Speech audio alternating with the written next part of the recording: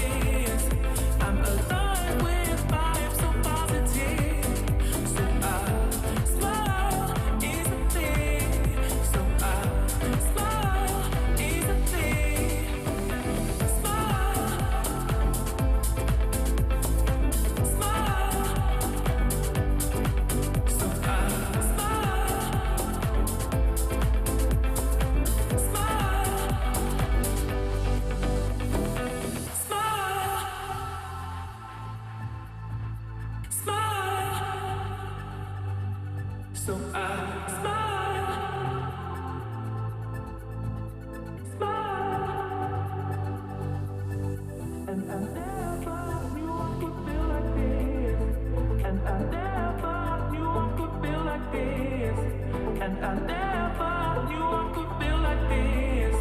I'm alive with vibes so positive. And I never knew I could feel like this.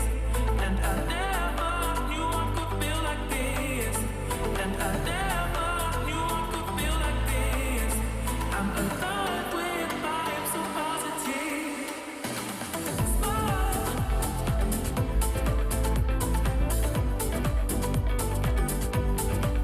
So I smile.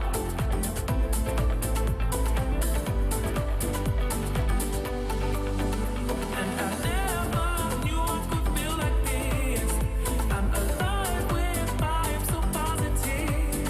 So I smile easily. So I smile easily. Smile. Smile. So I smile. Smile.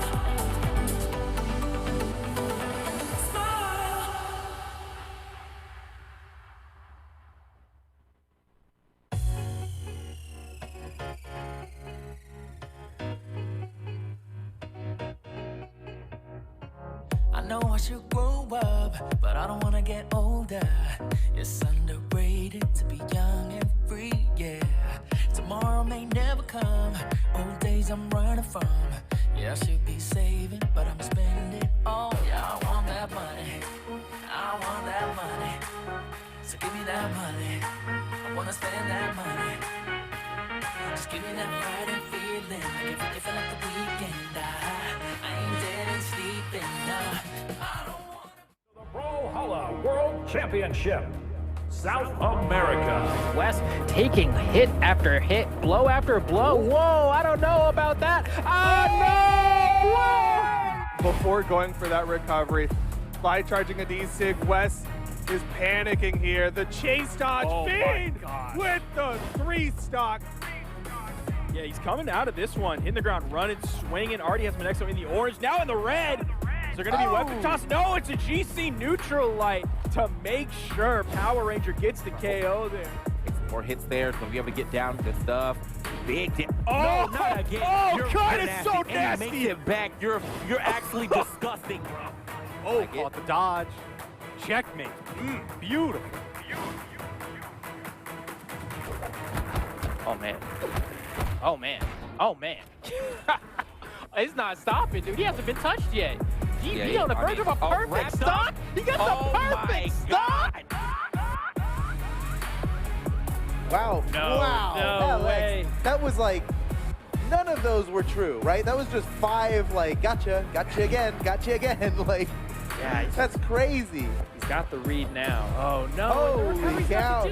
KO off the side. No dodge. Oh, Big opportunity. That's it. He hits the back. chase dodge. He can't do it, though. That was a. There's no was a landing. bit, bro. Yep. Oh, okay, here. Okay, now he going a little stupid with it right now. That's what I'm talking about. Steve needs to take a tiki stock off on the side of the stage. He wants any hope. Weapon was throw's that gonna cheeky? land. Wait, Oh, into no, the- no, oh my no! God! Posterized for the finish, Balthazar. Yeah, he's using the back to school skin here. He's working on some extra credit. You know those hall monitors, man. They're always after the extra credit. Oh my goodness. Is this it for Kaina? The recovery? He can't make it back. Hughes steals the first game. Yeah, I see what you're saying though. He's definitely not committing to his reads. Like he's getting the first hit and then like he dashes away and like after that he did get the dodge. Oh, Nice. Goodbye. Icicle to the dome right there. DB didn't choose to go for either one. Oh, Emperor on the edge. Ground pound and... Hey, yo, what is he doing? He's crazy for that one. And goes for the taunt. Can't get much more off of this in a double neutral light. Oh, and then can't land. He straight up can't land. Oh my gosh, dude. Flores said nope.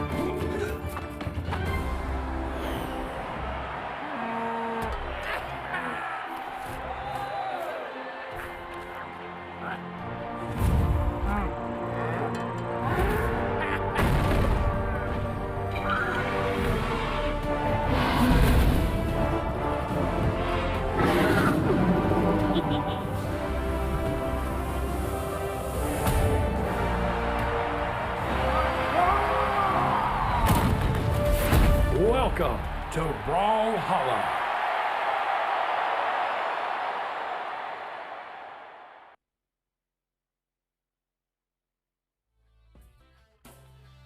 It is time for the Brawlhalla World Championship. South America's top 16 is starting in just a little bit. I'm Duke, and join with me is TWK for the pre-show. Hey, how's it going?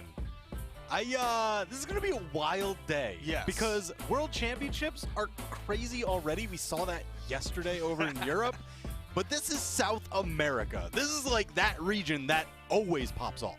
It's one of those regions that's just genuinely fun to watch. They've got so many crazy players who will go for the most absurd plays. And sometimes, you know, some people be like, you know what, that wasn't exactly efficient, that wasn't exactly safe, but you know what, it was fun to watch. It was definitely a highlight maker at the very least. Yeah, that's why, you know what, I'm going to say, we'll get to predictions later, but I'm giving you a little bit of a spoiler. Mine aren't as crazy as yesterday. I'm expecting a little more consistency out of this region, just because the grind up to the World Championship has been, you know, a couple of the top dogs really fighting it out over those podiums. Yeah, there's definitely been some killers in the region, and I think it's only apt that with our pre-shows, we bring in one other face to talk about some of these players. Let's get Sparky on the line. Not able to be here in person, but he will be here for the video call. Sparky, how you feeling?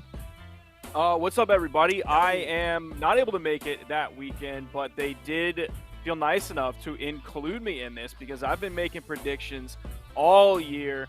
Mostly successful, actually, when you look at it in the long run without looking too closely.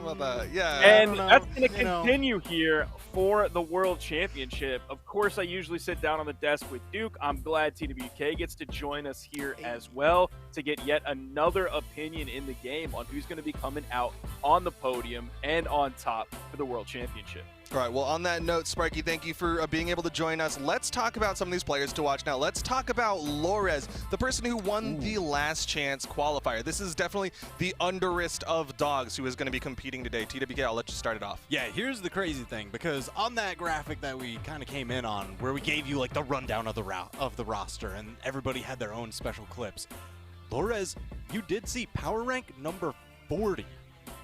So that's kind of wild in that the first 15 power ranks, they were right in this bracket, ready to go. That 16th slot went to the last chance qualifier winner, who won it from all the way down at power rank 40. So massive, massive gain, skipped over a ton of people to make it to this point. All right, Sparky, what else do you have on? You're exactly right.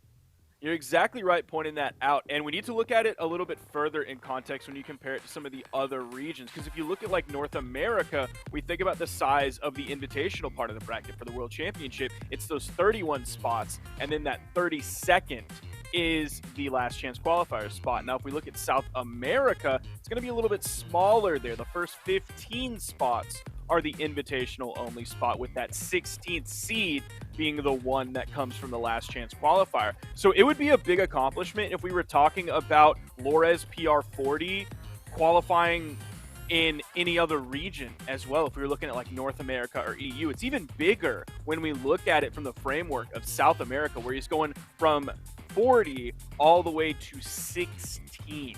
That is a massive accomplishment, and I'm gonna be real with everybody. It's tough for the last chance qualifier players in the World Championship. They regularly go 0-2, but like, you still got to respect that, because winners round 1, he has to fight Power Ranger, dude.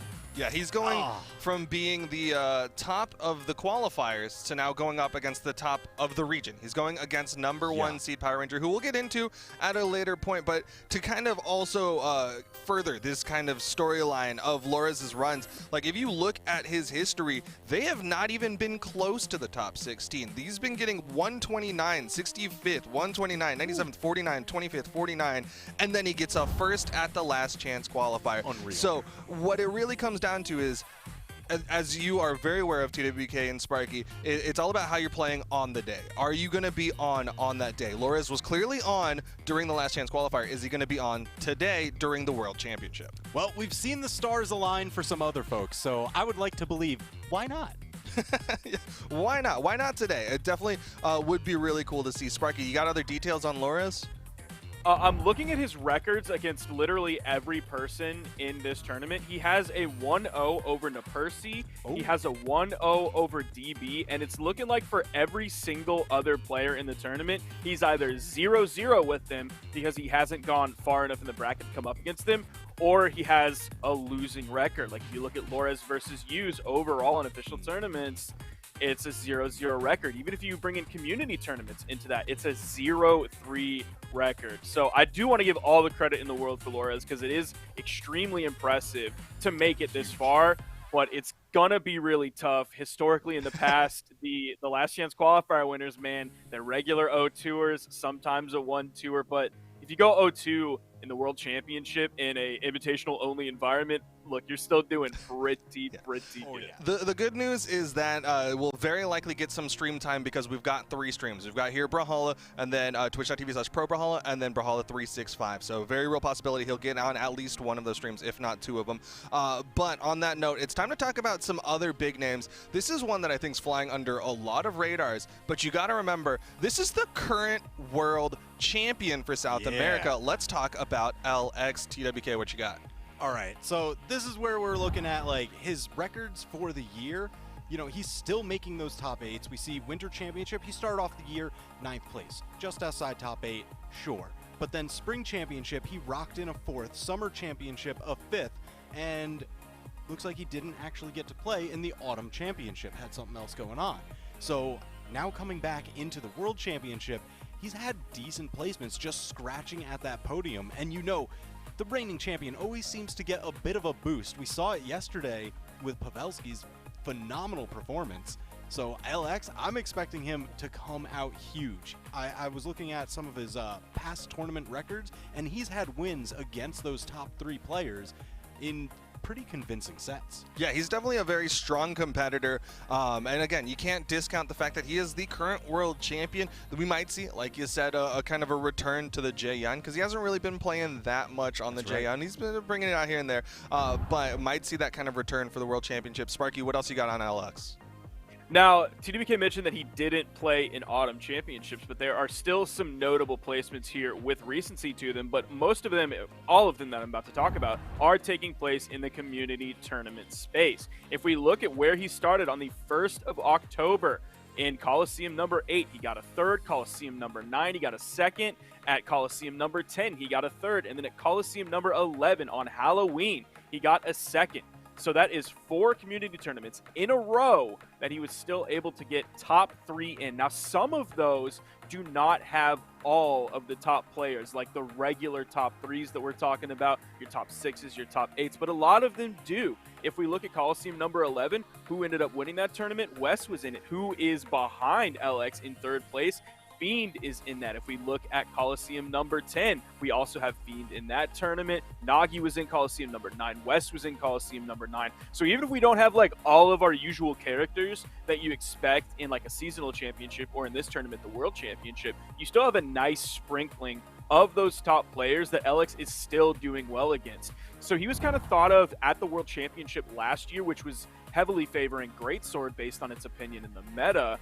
He was one of the main Greatsword players, DB being one of the other main Greatsword players that didn't kind of pick it up just for the World Championship or just because of where it was in the meta. And yet now we're still seeing LX placing extremely well once we're getting close to the World Championship when the meta is shockingly different from the way it was a year ago. Okay. Any final words, TWK, about LX before we move on to the I next think one? that about sums it up, and Okay. I'm glad to see even those community tournaments, he's taken wins over those big names, so today could look pretty good for him. Yeah, it's worth mentioning, again, with the community tournaments, we talk about it in our pre-shows a lot. South America, more than many regions, they actually put their weight into those community tournaments. They definitely are trying their darndest. All right, let's talk about, up next, Power Ranger. He's coming in as the top seed, but the reason he's coming in so early on our list now is because he's actually PR number 3. He's on the lower end for the PR in the region, but he's been doing well lately. Yeah, I'm a huge Power Ranger fan. Okay. Ever since he first stepped Red onto Ranger? South America, you know, you got to go with Green Ranger. Okay. Even when he was evil, right? You know, he's got the heel turn at the beginning, but like, come on, man. Yes, So it's all about the return. Cool. So cool. So Power Ranger, like, I love watching his play in singles. I love watching it in doubles. I mean, he's just hot off of the 2v2 World Championship win with his teammate, who we'll talk about a little bit later. But man, Power Ranger, he is that dude. I mean, just look at these clips. Absolute devastation.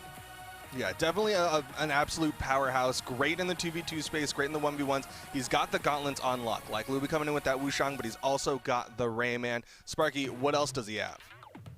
I want to look specifically for Power Ranger at the Autumn Championship. If we look at that bracket, there is kind of an interesting thing that specifically happened regarding Power Ranger in the Autumn Championship. If we look at his bracket, he was taken out in the winner's side of the bracket on the top side, sent down into the loser's bracket. Who was going to be his first match there? Kinda Ackerman, a player I've spoken so highly of for a long time now. Unfortunately, Power Ranger did have to leave the tournament for whatever reason. There was a last-minute thing that they had to do and leave the tournament, therefore disqualifying themselves from it. So we didn't get to see that Power Ranger Kinda Ackerman set. That's a really interesting one because Kinda Ackerman is sort of a newcomer, quote-unquote newcomer, to the game of someone that we're seeing deep in the bracket. So I'm looking forward to seeing specifically that set today to see what Power Ranger really has against a player like Kinda Ackerman. That's kind of one of my biggest question marks for Power Ranger versus Kinda, because we do have a little bit of history between them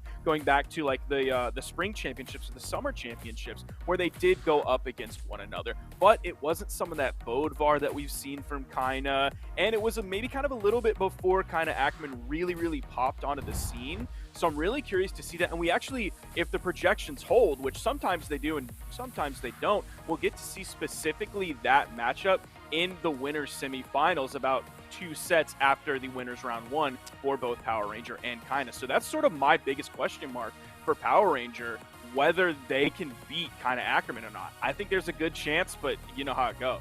I think one thing that does help build some confidence for Power Ranger is the fact that they have gotten a gold medal. We saw it on the scoreboard, and we might as well point out the fact that it was this year in the Summer Championship. Power Ranger went home with that gold medal. So definitely no stranger to the pressure, no stranger to the podium, no stranger to being in those positions. TWK, any final words before we go to the next one? No, that about sums it up, because I just love seeing him get that medal and then some consistent 5th place finishers in the official tournaments, and of course the community tournaments. I mean, he's always a powerhouse anytime that he shows up for them. Yeah. Okay, on that note, it's time to talk about someone Sparky just mentioned. We're going to talk about Kinda Ackerman. This is a person who's kind of on the come up. When it comes to like these top 3s, top 4s, Kinda Ackerman's the one who's just shy of it, but has a real possibility to get into the top 3. TWK, how you feeling about Kinda Ackerman? Yeah, real big fan. This is another one that like I am betting huge on just from that meteoric rise over the year. Like those stocks have been rising. Started off Winter Championship with a 25th place finish, but then listen to this. Spring Championship, 7th place. That's making top 8. Summer Championship, 2nd place. Autumn Championship, 4th place. So always now hanging up in that top upper echelon where you just have a couple people that you need to beat to take a championship. Yeah, they've definitely gotten very close to getting that gold medal. Haven't quite completed it, but still a strong competitor. Sparky, what else you got on him? I'm a big fan of Kinda. Huge fan of Kinda. I'm going to be talking about Kinda. I have been talking about Kinda. I'm going to keep talking about Kinda for a while. I think Kinda really is the next up top player in South America, and of course this is yet another chance for Kinda to prove that coming out here today. I am a little bit curious about the character picks that we're going to see from Kinda, because we've seen in 1v1s, we've seen a lot of Koji in the past. We've also seen some of the Bodvar. A lot of the Bodvar that we've seen from Kinda has been on the 2v2 space alongside several different 2v2 partners, and one of the most recent being Hyper, that double Bodvar is so scary. I'd like to see that Bodvar maybe make his way more into Kaina's 1v1s, because most often it is that Koji. Looking at like 23 different games, or 21 different games where Kaina's reported that Koji. A little bit of Onyx as well, which is interesting because there's not a lot of Onyx players right now. Like if you put a gun to my head and told me to pick 5 different Onyx players that are regularly placing well in tournament, I couldn't do it. I'd pick like Ninja, Sandstorm sometimes, Boomy sometimes, and then I really couldn't think of anybody else. So that Onyx pick being an interesting one. I don't know if that's going to be a major choice for Kaina going into today. Right behind that for 9 games compared to the Onyx 10 games that Kaina has locked in. I want to see that Bodvar number rise a little bit more. I've seen a lot of Bodvar lately, a lot of different players from a lot of different regions playing Bodvar extremely well. Yeah, I do like the Onyx pick. It's kind of one of those ones that's, it's kind of out of nowhere, right? Like you have the Koji with the sword and bow, you have the Bodvar with the sword and hammer, and then Onyx shares nothing with either of those weapons. We saw Ninja do pretty well with the Onyx, but it is kind of fringe meta, right? It's still good, definitely can be a strong pick. The cannon, of course, if you get those dodge reads, can pop off, but it's still not quite one of those things that you're going to pick and people are like, yeah, that was a great pick. No, you can't go wrong. Yeah, I'm a big fan of folks having some sort of pocket pick that is just wildly different from the rest of theirs. Because when things are going and you've got like that tight set and you're in a game 5 situation, you know, sometimes bringing out the unexpected is enough of a drastic change that they won't be able to adapt to as much. You kind of catch them by surprise and you clutch out the set. So I love that. Yeah. All right, let's talk about now. This is a big one. There's definitely a lot of fan favoritism towards this person. He's coming in not as the top PR, which is kind of an absurdity in the fact that, like, for a long time, he was the top PR. Let's talk about Fiend. Sparky, kick it off for us. Now, when I initially made my predictions that we will get into later, I was looking at some of the stats, and I wasn't really focusing on Fiend a lot. And I think I'm kind of sleeping on Fiend because he's basically been top 3 in every single official Brawlhalla event that he has entered going back to 2017. He has only been not top 3 in 4 official events that he has entered since 2017, and 3 of those 4 times that he did not make it into the top 3, he was 4th place. The only other time was a 25th place finish at BCX, the World Championship that was a LAN event back in 2017. He has been such a staple of the South American scene for such a long time. Of all of the greats for Brawlhalla, he has to be considered one of them because he's just always been there. It's like if you took a picture of the best South American players every year, year after year, it'd be like, oh, hey, there's Fiend. Oh, hey, there's Fiend. Oh, look at all these new... Oh, hey, there's Fiend. Hey, look, there's this new guy. Remember him when he came up? Oh, look, there's also Fiend. Oh, it's still Fiend again. He's just the one constant in all of the chaos that can be South America. And I think that that's incredible. If we talk about Sandstorm's longevity in the scene, we talk about Boomy's longevity in the scene and maintaining relevance after all of the changes that have come to Brawlhalla, you also have to bring Fiend into that. Even though he doesn't necessarily have the world champion title that comes out at LAN like Sandstorm does, you still got to consider Fiend like one of the all-time greats of Brawlhalla. Yeah, I mean, look at that. 12 gold medals, 5 silver, 4 bronze. And I gotta tell you, I think he's coming into this tournament one of the hungriest players on the field. Because look at that, so many gold medals, so many first place finishes, but not in official tournaments this year.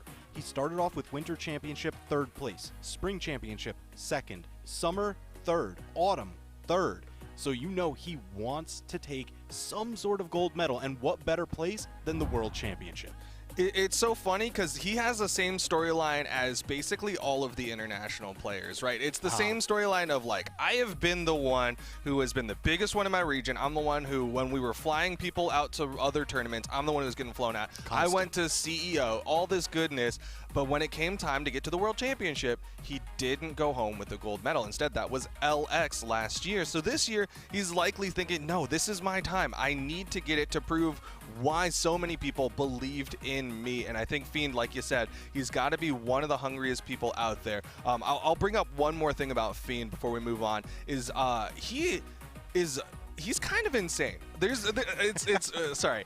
Understatement? Yes. Yeah. Well, Fiend is one of those people who, like, sometimes he'll, like, lose really early, and it's really hard to be like, oh, man, Fiend, another one, and then he makes that lower bracket run. He got top 3 losing in, like, before top 32. Yep. I remember distinctly we were getting ready to do a pre-show, and Fiend was already out, and I was like, oh, time to pivot. Let me get off this train, and then he got top 3, and I was like, you know what? I can't not have faith in Fiend. He always gets a top 3, except for twice, which is crazy.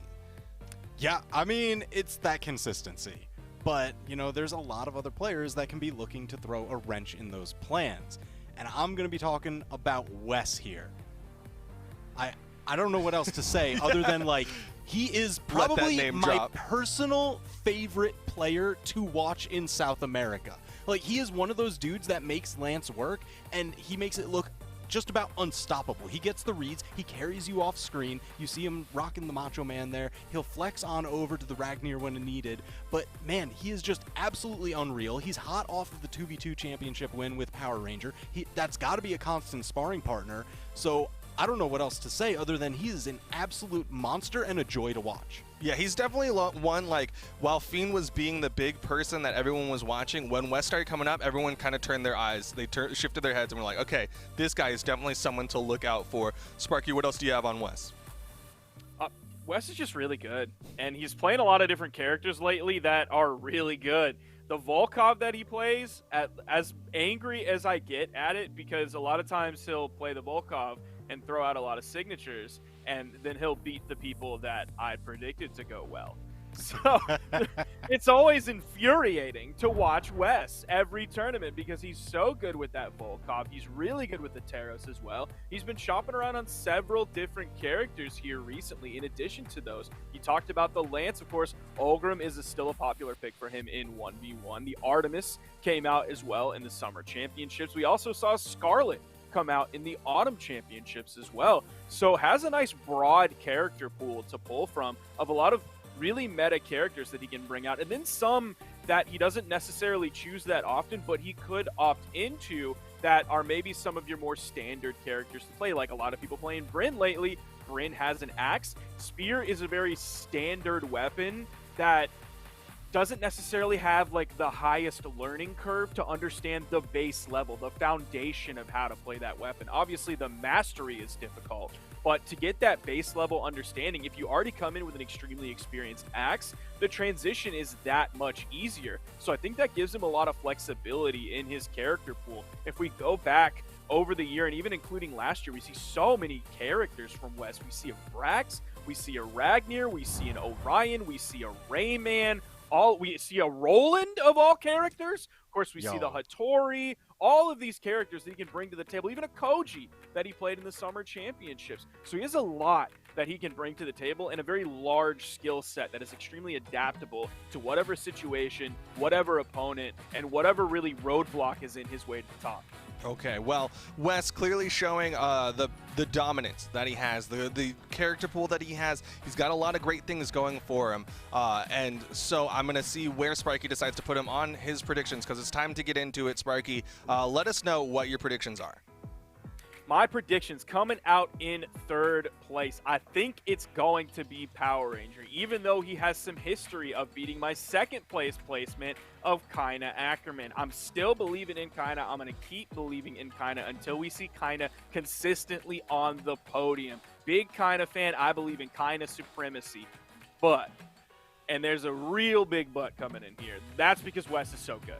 Wes is such an incredible 1v1 player. I think Wes is coming in here with the gold medal, will defeat basically everybody that he goes up against. Just talked about his broad skill set that he brings to the table. People who can play a lot of characters are really valuable. People who can play one character really well are also extremely valuable. I think Wes can fit both of those molds whenever he needs to. Okay, TWK, I'm going to let you take this one. All right, this is where I love the meteoric rise. So I'm also placing Kaina Ackerman in my top 3, but that's going to be a third place slot. And I'm going to tell you why. Because second place, that's where I'm putting another one of my personal favorites, Power Ranger. He has been such a phenomenal player and a joy to watch that I've got to put him there. But That first place is going to go to his teammate. I'm giving it to Wes. He's been so dominant this year. I mean, we would be remiss if we didn't mention that Winter Championship, Spring Championship, he won both of those. Summer Championship, 4th place. Autumn Championship, 2nd place. So that's 3 of the 4 major tournaments he's been in Grand Finals. So I've got to give it to Wes, and that's where my heart and my head lie. Okay, very fair. All right, I kind of agree with some of the things that y'all are saying. I think Power Ranger has a very real possibility of getting into that top 3. I mean, the fact that he's gotten a gold medal this year bodes well. I'm putting him in as that 3rd place spot.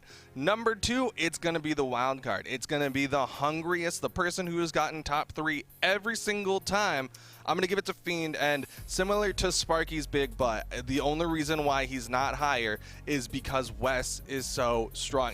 I mean, literally everyone I have talked to has put Wes in their top 3. It's been a little bit contentious on who the other 2 are going to be, but Wes is always there at that number 1 spot. I think a lot of people have the faith in the Wes. I think all those predictions sound really good. I can't really argue with too many of them. Like, it's hard to not put Fiend in my top 3. Real hard. I don't know why our top 3 can't be like 9 players. I think that's just any of these 9 could make top 3. Yeah, you should be able to expand that top 3 to a lot of different players, and I think you would not be crazy to put a bunch of different people in top 3. But if you agree with us or you don't, either one is okay. We want to see it on social media. Specifically, I'm looking at Twitter. Hashtag BH Esports. Put your predictions, put your comments on anything going on in the tournament that you like, maybe that you don't like, that you want to see. Is Power Ranger not playing as well as you wanted? Is Lores playing way better than everybody expected? We want to see it on Twitter. We want to see it in Twitch chat. We want to see it in YouTube chat. We want to see it all over in any way you engage with Brawlhalla. If you're on Twitter, though, make sure to hashtag BH Esports. You might see it here on the screen. Yeah, we'll show it down in that bottom bar. Of course, we also have plenty of streams, twitch.tv/Brawlhalla, twitch.tv/ProBrawlhalla, twitch.tv/Brawlhalla365, because there's so much action that's going to be happening. Ooh. But let's talk about how that action's going to work out. TWK, break down the format for me. All right, so this is going to be a double elimination tournament. That means we start off in the winner's bracket. If you play your set there and you end up going on down, you've still got another chance to make it through. Now those sets, they are going to be best of 5, so you've got to win 3 games to take the set and move on. So this is going to be a marathon run of a tournament. You get that consistency, you get to play on through. Now, going on through, that's where we've got, I don't know, I'm just looking through that winner's run. If you make it all the way through, you don't lose any matches, you effectively have that second life in Grand Finals. Yeah. That's the advantage you're looking for, and you also have to play just about half the number of games. So stay on the top side as long as you can. That lower bracket run, it gets real stressful. Yeah, it's going to be tough for all 16 of these South American competitors, but they are going to be competing for that big prize pool here. Again, it's the World Championship, so you know there's going to be some big money on the line. $7,500 goes to the winner for South America, $25,000 total for the South American region. Of that, $250,000 total World Championship grand prizing. Yeah, that is some big money being thrown around, boys and girls out there. So you know they're hungry for the glory. They're hungry for the potential boost to PR that will exist through the next season going forward. So there's a lot on the line. Of course, there's always the clout on the line as well. If you come on top, you'll probably get mentioned in one of the articles on Brawlhalla.com, and we've seen several players turn that into a blue check mark. I'm still waiting on mine, so we'll see if that ever happens, because I'm certainly hungry for it. But yeah, man, this weekend is definitely a big one for every single region playing. We're still in the midst of the Brawlhalla World Championship. We saw the 2v2s finish up. We're finishing up most of the 1v1s today. I know today is going to be an extra special day. And then tell us what kind of the schedule is for if anyone is still hungry for Brawlhalla 1v1 after this weekend. All right, this is where we're looking at the matches coming up today. We're going to start off with that seed number 1 going up against Lores, Power Rank 3 going up against Lores, the last chance qualifier. That's what I'm really curious about, because that's the big hanging question mark. Lores, such a dark horse making it through that last chance qualifier. what's going to happen here? Sparky said it, a lot of the lifetime matches, there's no data on. So it hasn't really gone up against a ton of these players. And then we're going to roll into Wes versus Monexo. Man, that's going to be a fun match. I'm really excited for that one.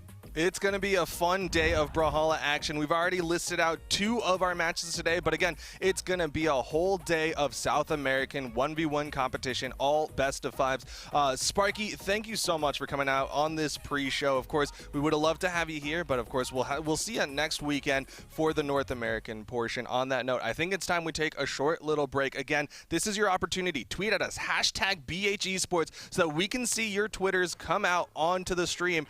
But it's time for that break, and when we come back, we'll be bringing you the top 16 of the South American Brawlhalla World Championship. You don't want to miss it.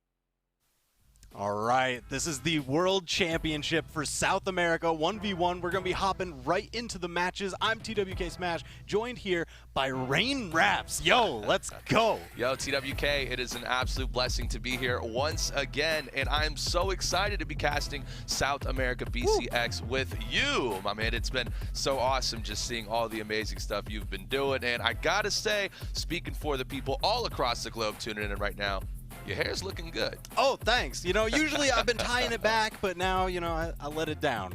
Everybody in the green room was like, you know what, yeah, let it float today. So we're going to go with that. Oh, yeah, man. Yeah, absolutely. And I'm feeling the flow. I hope Power Rangers feeling the flow because we're going to be going into that first match. We just talked about it with Duke. We gave our predictions. But Power Ranger versus Lores. Now, tell me a little bit about this one. How are you feeling? Oh, man. Okay, so again, it comes down to how hungry is the hungry dog in this situation, right? You know, we all know Power Ranger being obviously one of the powerhouses in this entire tournament today, but then you have Lores, right? The winner of LCQ. So that's, I mean, that's pretty good. And Huge. C number 40. So is there a lot of potential, you know, for an upset? Yes, anything can happen. This is BCX, and Lores earned this entire way, you know, to then get into this point right now. So I'm definitely going to, you know, if I'm Lores right now, I'm going to come out with all sorts of craziness, the most unorthodox gameplay, something you can never predict, and just try to catch, you know, my opponent off guard being Power Ranger. But, you know, ultimately it is going to be a tall task, but it is BCX. But TWK, I got to ask you. Yeah. I mean, how do you feel about Power Ranger coming to this one? I mean, all right, come on. Power Ranger, I had him in my second place predictions, so I've got huge hopes for him. Yeah. But there is that dark horse factor. Like, Power Ranger, he's an absolute monster. Power rank number 3 for the year, and he just seems to always know what you're thinking. Those gauntlets, he's going to read your dodge, and then that's your stock. Yep. But that dark horse factor, Lores, there's just not enough data. He hasn't fought against too many of the players in the top. He's got wins over like a couple of them that Sparky read out. Yeah. A couple of them he's lost to, but most of it, it's all goose eggs. It's 0-0 record. Yeah. Yeah, so, you know, ultimately only time will tell in this matchup. You know, obviously you just saw with Power Ranger there. I mean, look at the earnings. You know, obviously this is a place that Power Ranger has been very consistently for a very long time. Where you have Lores, right? You just see, you know, top 32 placements, won, no earnings yet. But that is what makes Lores be in such a power position here, because none of these players really know what to expect out of Lores here. So, you know, that is going to be definitely the positive aspect that you can look at it. So if you are at home and you are a Lores fan, this is your moment. This is your time to shine. This is the big stage, South America, BCX here. And, you know, what a way to start off than with these two phenomenal players heading into this matchup. TWK, I am oozing with excitement for this matchup here early on. Oh, yeah. And I got to say, there is a potential that we get the double crossover battle here. Oh, man. You're looking for the Poe for Power Ranger right there. You see him already locking in. And then that Michonne for Lores. Yeah, you know, I mean, it's cool, right? And that's one of the awesome things about Brawlhalla, right? There are so many different crossovers within the game, and then when you're like, oh, wait, what? Kung Fu Panda is going against Michonne from The Walking Dead? Wait, which game Oh, and he's going to do work, too. Believe it. Yep. Man, so that is the thing. Like, I'm looking at Lores. You were saying you want to see them come out swinging, just wild stuff. It's going to be kitchen sink gameplay, right? Try and surprise Power Ranger, knock him on his heels. Is that kind of where you feel like the set, if it goes 3-0, that's where Lores has the real shot? Extended set, are we giving it to Power Ranger? I mean, gosh, dude. I mean, it's so hard to go against Power Ranger here, right? You know, I'm gassing up Lores. I believe in the hungry You've got it. If you want to gas up Lores at home, tweet hashtag BHEsports. Get the cheering going on for the last chance qualifier winner, because we got the map bands going for game number 1 to kick off this tournament. Yep, and man, this is where we're about to find out now. Hopefully we do get that double crossover, but who knows? It's BCX. They might be pulling something completely out of their pocket here. Oh. And it does look like the Legends are locked in. All right, spoilers. We're looking at this right now. We're going to be loading into that first match. 3, 2, 1 brawl getting ready to go.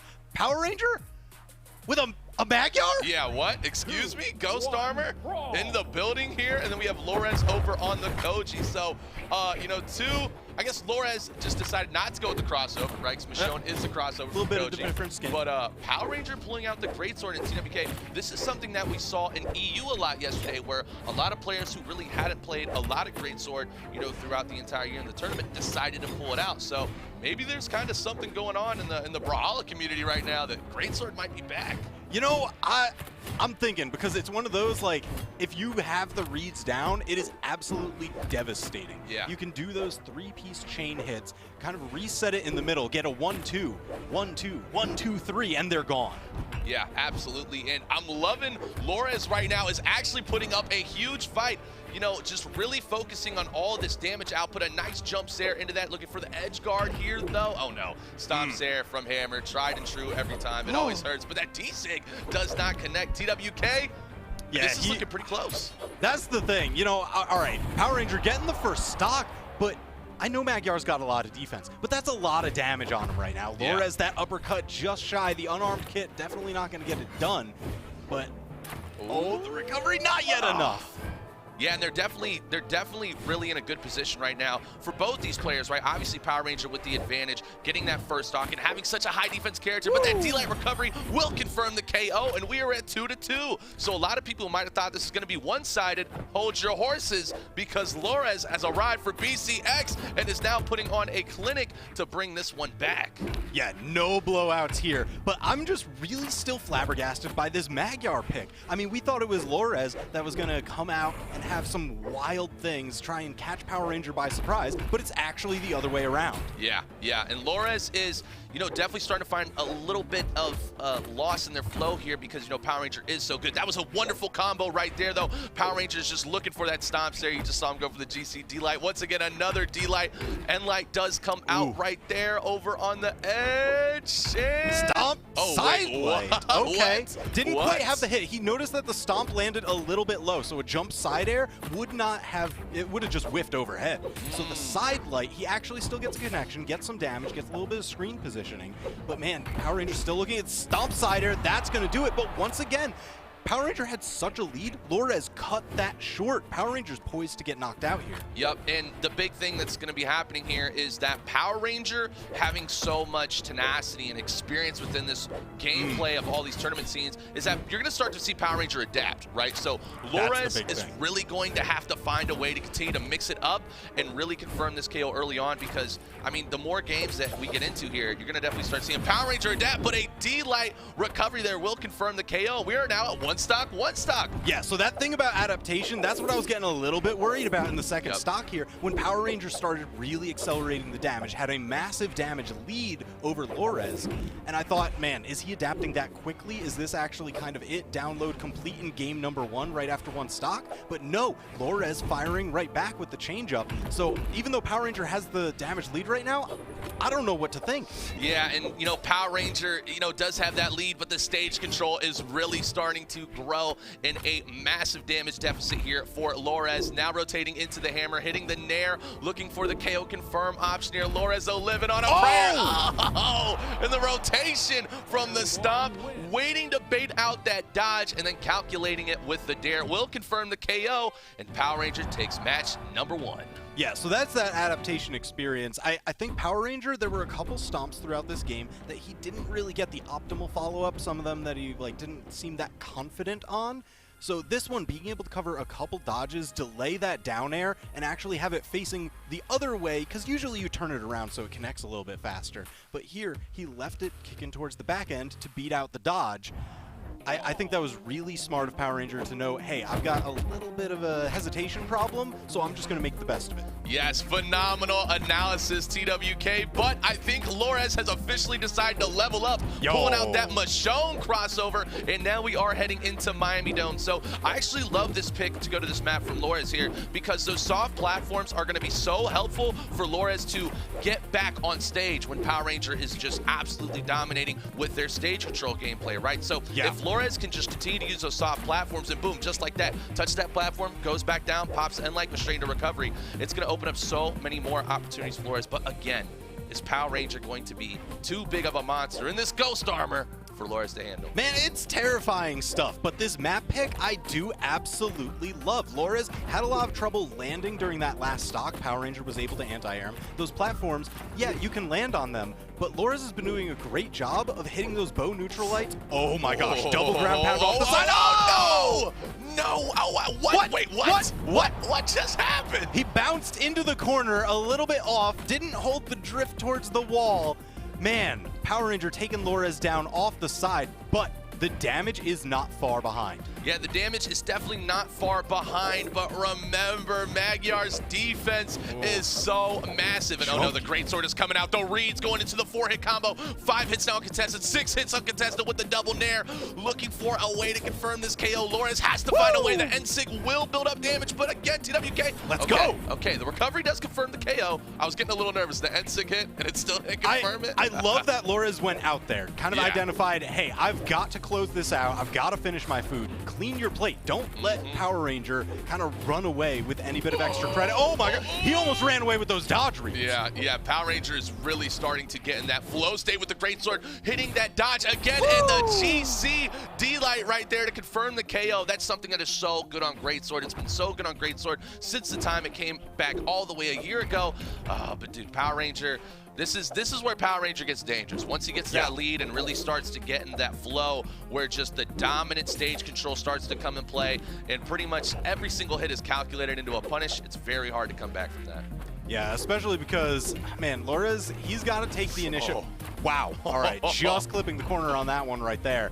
But man, again, we find ourselves in that situation where Lores is forced to recover high. Power Ranger gets a couple anti-air hits. And if they trade blow for blow, Magyar's defense ensures that Power Ranger gets the better of those trades. Yep. And oh, that is all she wrote. You've seen it so many times in life. Stomps there, comes out from the Magyar on Power Ranger to now send it to 2-0. Remember, it is a best of 5, so the first one to win 3 matches will be moving on in this matchup. And okay. Oh, man. You got the LCQ People's Champion Lores. You're down 0-2, but there's still time. There's still time. There's still another match. There is still another match. Just looking at that clip right there, though, with Power Ranger on this Magyar, that gravity cancel down light on the greatsword, absolutely phenomenal. Covers both sides. You get that whirlwind spin because that's the thing. Normally the greatsword, that light kit, you have those 3-piece chains. It starts with the opener, goes into the bridge, and then the closer, that finisher.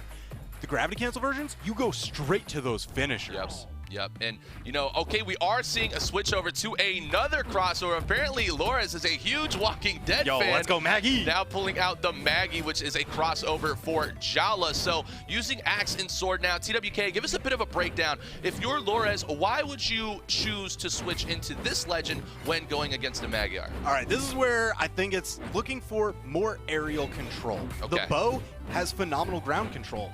Last match, the downlight covers a lot, you get to anti-air from the ground, but that's not where Lores was struggling. Lores was struggling to land from the ground. Here, the axe down air, the falling side air, the ground pound, all great options to come down on your opponent with. And I think that's the switch up Lores is looking for. Unfortunately, Power Ranger disarmed him pretty quick. Yeah, very, very quick there. But, oh, the stomp share does come out from Power Ranger on that soft platform. And Lores is now down to 2 stocks. But Lores still is not out of this match. Lores, you are the LCQ champion in South America. The people want to see you succeed. But Power Ranger is one heck of an obstacle that, you know, we're going to have to see Lores try to find a way to get through. And with Maggie, I just don't know if it's going to be the right pick. Oh, geez, especially with dodges like that. Power Ranger just knows. All right, here's where the axe, just gets through the turnaround ground pound. Are you kidding me? Oh, nice. All right, we got another shot. Okay. Lores still hanging in there because this is set point for Power Ranger. He's up 2-0. He only needs to win this 1 game. If Lores wants to take it, he's got to win 3 games in a row. So playing from the back position, not only in games, but in damage right now, this is getting dicey. Yeah, it's definitely getting dicey. A very tall task indeed. And again, Power Ranger with the now full stock advantage on this match point here. Power Rangers 1 stock away from moving on with our not only first match of the BCX for South America, but our potential 3-0 in our first match as well. So Lores, you know, it's not impossible though, TWK. Anything's possible. Lores just has to find a way to not take damage here and really lock in within these opportunities to completely find a way to capitalize and not take any more damage than this KO. Yeah, that's where Lores is definitely going to be looking for a lot of, oh no, the dodge reads. Power Ranger, he just knows. He's so smart. All right, this is where we've got the offstage chance. Power Ranger spending his dodge perfectly to get through that ground pound. It's so massive. That's the kind of thing that Lores needs to bring this out. Goes for the gravity cancel, but now he's in danger, and that's it. Power Ranger with the 3-0 victory. Yeah, and that was Power Ranger classic gameplay right there. And you just saw the comfort, the control, the confidence. Looking back at these replays, you saw Lores have so much control there, but Power Ranger comes back with the ground pound. Oh, but Lores does get the side air stock. Nice highlight right there. But then Lores with this great sword, just able to confirm each and every KO. And yeah, and that defense just turned out to be just too much for Lores to handle in that matchup. So there you have it. Lores will be going down to the losers bracket, not out of the tournament yet. It is double elimination, but Power Ranger, I mean, look at that, TWK. Over 232 damage advantage for Power Ranger. Right, so here's what we're looking at. Average damage per engagement for Lores, 27. That's what you see in kind of like a protracted average match, you know, if you're going neck and neck back and forth. But man, 44, absolutely massive for Power Ranger. And if you just look at the overall damage difference, he was winning neutral so many more times and turning that into a ton of damage, just catapulting him into the next round of this tournament. Yeah, absolutely. And a big thing that I'm really thinking about now is my predictions, because Power Ranger. I'm curious about your predictions. Really? Yeah. All right, because on the pre-show we gave our predictions. I'm curious to see where's your head at. All right, so you know, as Duke said, you know, everyone that they talked to did have Wesley as #1. So yes, Wesley is my #1 for the predictions. #2, I went with Fiend. Solid. Yep. Can't argue with that. Yeah, exactly, right. A very hungry player who has, you know, been in that top 3 so many times and just really on the cusp. But then I went a little wild. Wild. Oh, I like wild picks. Yeah, Let me hear it. I went a little wild. I'm all about the underdogs, and you know, I decided not to go with seed 16 for Lores because you know that's a big. That's a little too wild for you. Okay. Instead, I decided to go with Dexter, and Dexter is a player. Dexter's a player who has had a lot of potential, but I just kind of feel like Dexter's been right on that cusp around, you know, that 12, 17, 15 kind of placements where. Maybe. And I feel like that's what that 3rd spot's meant for. Is for the maybe factor. Okay. Well, so if your favorite is Dexter, that's the one you like to watch. We're in for a treat because I actually get my favorite player to watch in this next match. I talked about him on the pre-show. Wes. I'm looking at Wes. We got Wes versus Monexo on deck. That's going to be coming up. Man, what can I say other than, like, his Ulgrim, his Macho Man, absolutely ridiculous. He's got a deep legend pool that he can pick from. He always mixes it up. But, man, what an electrifying player to watch. Like, he always gets the craziest clips. Oh, yeah. I mean, and the thing that I love the most about Wesley is that for so long within this community, throughout the entire 2021 season, so many people have doubted Lance and just have been like, you know, Lance really isn't in the best competitive, you know, position right now. But if you've seen Wesley with that Ulgrim, Wesley be saying it's a different story. Different story and writing a new chapter each and every single time. So, I mean, Wesley is going to absolutely do what, you know, Wesley does every time, and that is just pull out some of the craziest clips that we could ever imagine. But Monexo, TWK, Monexo might have the juice. You know what? That's the question, because I'm actually going to pull up past results for the year for Monexo. I'm looking at some really solid start. 4th place winter championship, 5th place spring championship, summer championship, 33rd. Not that great. Outside top 32. Not where you want to be. But you know what? He's here in this BCX finals, so he obviously brought that back up. Top 8 finish, 7th place for the autumn championship. That's so big. He's back on the rise. But is it enough to take out Wes? I'm not going to make any crazy claims here, but... Yeah, absolutely. And I mean, you know, that's the beauty of Brawlhalla and BCX, right? Anything can happen. So given Sunday. I do believe that Monexo will get at least a game. All right, I'm going to say no 3-0. No 3-0. No 3-0. Monexo will definitely get a game, maybe 2 games. I'm definitely not going to say Monexo, you know, could get the upset here, because I don't want to go against my own predictions, you know. I did terrible yesterday, so I got to make sure of that. But looking at these stats here, wow, just look at Wes there, TWK. What an absolute monster. Power Rank 1, 4 gold medals, 6 silvers, 3 bronze, all the top 8s, tons of top 32. Look at that. The difference between his top 8s and top 32s being that low means, like, every time that I made top 32, he was also going into top 8. Yeah. Like, that's the consistency. Yeah, and that is an absolutely phenomenal point there, TWK, as you look at that, too. Yeah, lifetime, and is that, you know, once Wes arrived on the scene, Wes stayed on the scene. But a little bit of a different story here for Monexo. Kind of what you talked about, that consistency. You know, PR number 9 in this tournament, some tournament winnings, but we see Monexo at only 13 top 32 placements, but yet out of all those 13, only 4 times hitting the top 8. So, but here's the thing, of those 4 top 8s, 3 of those were this year. Ooh. So it's on the rise. Yeah. Like, Monexo has been having an absolute breakout year, and I don't know, if you're a big Monexo fan, like, tweet out hashtag BHEsports if you believe in him, and this would be absolutely crazy. Taking a win over Wes would definitely continue that upward trend.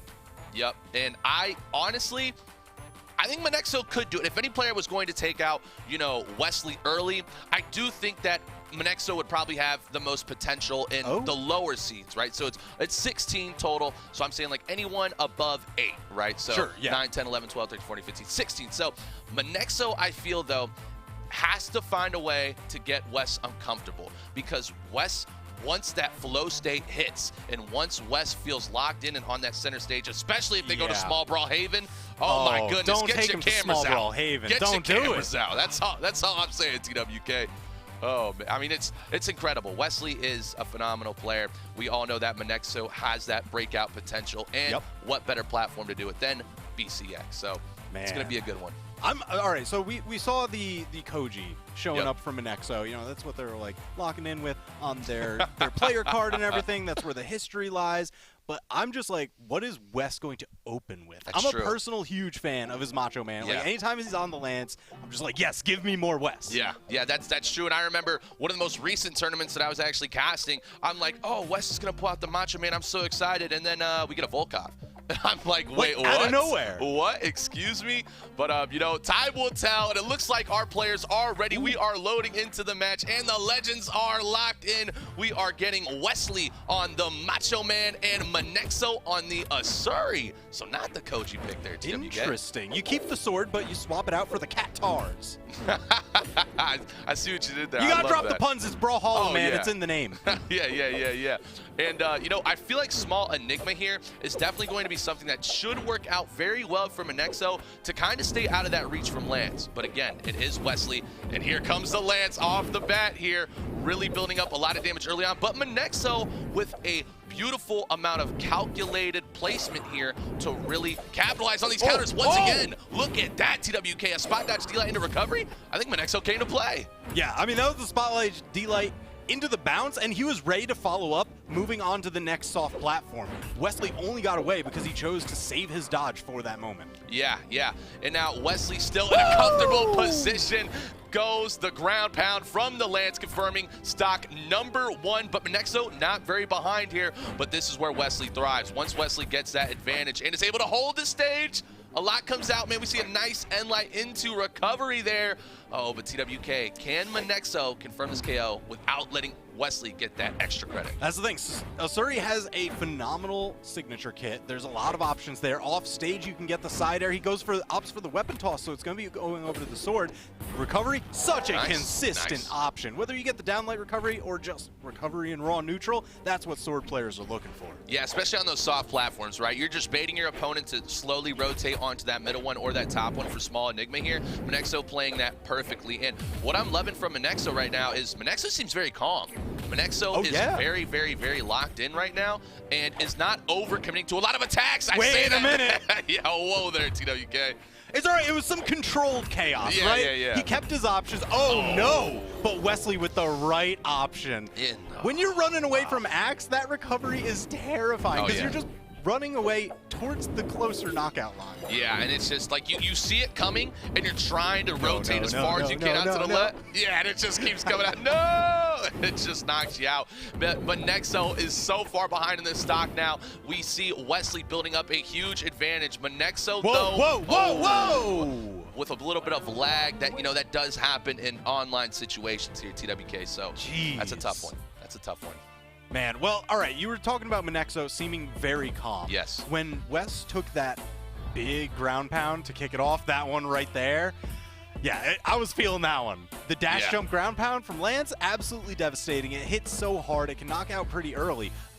But Monexo didn't flinch. He didn't fluster. He was like, all right, I just need to calm down, close out the stock before too much damage was done. Yep. So I think he's got the wherewithal to kind of turn this around going into game number 2. He's not going to let this kind of hang over him. He's going to shake it off pretty quick. Yeah, because, you know, regardless of everything that happened in that match, if you ignore that last stock, Monexo played very well. Yeah. Just like we're talking about. And what I love from Monexo is that there was a consistent damage output from both weapons. Yes. Monexo wasn't just trying to rely on the sword or the katars, but was switching up the gameplay to try to force Wes off of the lance. But Wes decided to say, hey, you know what, I can get a lot of damage out with the axe alone. All right, we were talking like last set, like, 27, 30 average damage per engagement. That's pretty good for, like, you know, on average what you're looking for. Monexo, 38. You're like, wow, that's absolutely crazy. He's doing it pretty high. Wes, 53. If he hits you, get ready for more. Yeah, I mean, 53, I mean, that's basically taking you all the way to orange almost within that aspect, right? That's tough, especially when, you know, you're a Suri who is a very powerful legend, but, you know, defense isn't your greatest friend in that situation. Okay, here we go. Small Mammoth Wesley pulling out the lance right here and just building up damage. Oh, no, TWK. Wesley looks like that flow state has been engaged. Yeah, that's the thing, because whenever the lance kind of starts taking you for a ride early on, they can actually end the stock. It's going to carry you and them towards that edge, and if they get the right dodge read, say goodbye. Yeah, and Wesley just really looking for the KO confirm option right now. Monexo has barely even touched the stage, rotating under off the edge to then confirm the KO with a perfectly placed recovery right there. Wesley goes up 3-2 in match number 2. Average damage per engagement is death. Yeah, That's it. That's it right now. It might be in the 70s. And he's continuing. Wait. Yo. Oh, that was huge. That was huge. I know somewhere in the world, Foda just saw that and is feeling absolutely incredible about that Asuri Ensing off the stage. Nothing is better than an Asuri dunk. It doesn't matter how far you are behind. When that happens, that actually takes a huge mental toll against your opponent. It's one of those special things, you know, you just hit it, you get that adrenaline rush, you get the dopamine hit, and you're just like, oh yeah, let's do that again. Yeah.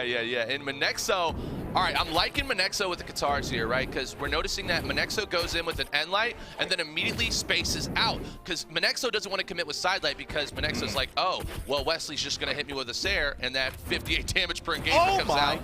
Oh, but TWK. How does he do it? He does it every time. He's going to do the axe recovery. He's going to hit you with the perfect top spot to send you straight up, which is wild because in that circular swing, it'll send you radially away. You know, if he hits you with the front, you're going to go away towards the front. If he hits you with the bottom, you're going to the bottom, which can be useful.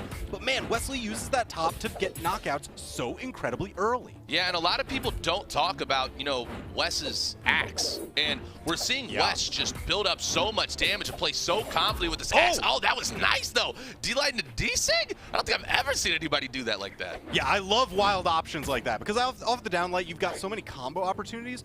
Wait a minute, on the edge. Getting dangerous. Side air, Monexo, options dwindling. Oh, the catch, but he dodges through. Why go that way? Oh, the GC at sync. No, the match was already over. And you know what? I love it. Wesley says, hey, you want to dunk me? Let me show you how Olgrim can dunk you. And Olgrim with Wesley now goes up 2-0. And I know I said I think Monexo might get a game, but how you feeling about that now? I think I'm just gonna stick to casting. I think my predictions might not be the most calculated here. Jeez, Wes, so good with up the top axe recoveries, but here's that switch up. When you get the bottom, you can turn it into the spike, and the coverage from the gravity cancel. Wesley's a monster. And can we just talk about how Wesley fed into that combo was a taunt falling off the edge until the perfect placement then turned into a GC Ensing. And it was like oh geez, it is what it is. So, all right, here we go. Wes switching up the color. I believe that's V2, by the way. That is fantastic. I like it. Monexo staying on the Asuri. All right, TWK, if you're a Monexo here, I mean, what do you got to do? Man, you gotta stop getting hit by that lance. Like, Wesley is just so good with it. I mean, he's getting hit after hit after hit. He's working on that 0 to death. I think the big thing that I want to see from Monexo's switch up in gameplay is his follow-ups off of the guitar neutral. Yeah. He was, just a tough. stuffed recovery, and that's 30 seconds in. Wesley still incredibly healthy, barely touched, with a full stock lead. Yeah, Wes has hit that full prime now. Like, we saw Wes at like level 1, and then stock 2 came out kind of in that last match, and we saw Wes at level 3. This is Wes at level 5 now. Wes is making no mistakes, confidently going in now with the axe, not even using lance, and just hitting such beautiful reach each and every single time. And we could tell that Monexo is definitely not comfortable within this matchup. And, you know, we saw a lot go on in that game 1, but I mean, Wesley seemed to have found the kryptonite here early on for Monexo. So Monexo right there, when he dodged that axe recovery, he actually had a phenomenal follow-up. He got to the back end of the axe recovery, spot dodged into a gravity cancel sword downlight, but was just a hair low. If he can oh no. I was gonna say if he can get consistent with it, but Wesley's so consistent with his GCN SIGs. I mean, we saw it at the last stock of last match, and there it is for this second stock of this match. Yeah, and you know, it's something that seems so easy until you try to do it yourself. And you're like, how is Wes hitting this? Oh no, off the edge, there goes a read. Oh, Wes goes all in. He wants the 3 stock. Wes is saying, hey, I'm gonna win this tournament, and I'm gonna show you exactly why. Wes is not holding back at all against Monexo, and we might potentially not only get a 3-0 here, but we might get a 3 stock, TWK. Oh man, the damage. All right, great wake up with the guitar neutral air, but man, Monexo, he needs to get some sort of knockout confirm. Danger! All right, enough, and Wesley, his dodge coming back just in time to shrug that one off. Like, all right, you got me. You got me. 3 stock deny. Yep, and I love it. Monexo throwing out the nice throne taunt right there, too, saying, hey, look. Oh, he charged it. He charged it to bait out the dodge, and Monexo has nothing left. No. Just sitting on the throne. Macho Man, he's so smug. Look at all those teeth. Yeah, and, you know, Macho Man fits in very nicely on that throne. Oh, yeah. And I love looking back at these replays here, just Wes's confidence right now. Just not afraid to go for anything. I mean, literally, TWK, how many of those N6 did we see connect? All of them. Yeah, right? All of them. Like, there's the knockout, and we're going to see, coming up on this last one, there's the knockout. He bet it all on that GCD light, though. If that worked out, that would have been the 3 stock. Wesley really wanted it. Yeah. Wes wanted it bad. I mean, and just look at the damage difference right there. You have a 240 damage advantage for Wes. He doubled the damage done. He doubled the average damage per engagement. What? Yeah, and doubled actually all signatures hit as well in that 4 count. So, you know, Wesley basically just made Monexo play a 2v1 in that matchup. That's not fair. This is a singles tournament. Come on. That's what I'm saying. I don't know how to stop Wes. I really don't. I have no idea. But, you know, Wes, so good. Wes is going to be moving on in this matchup.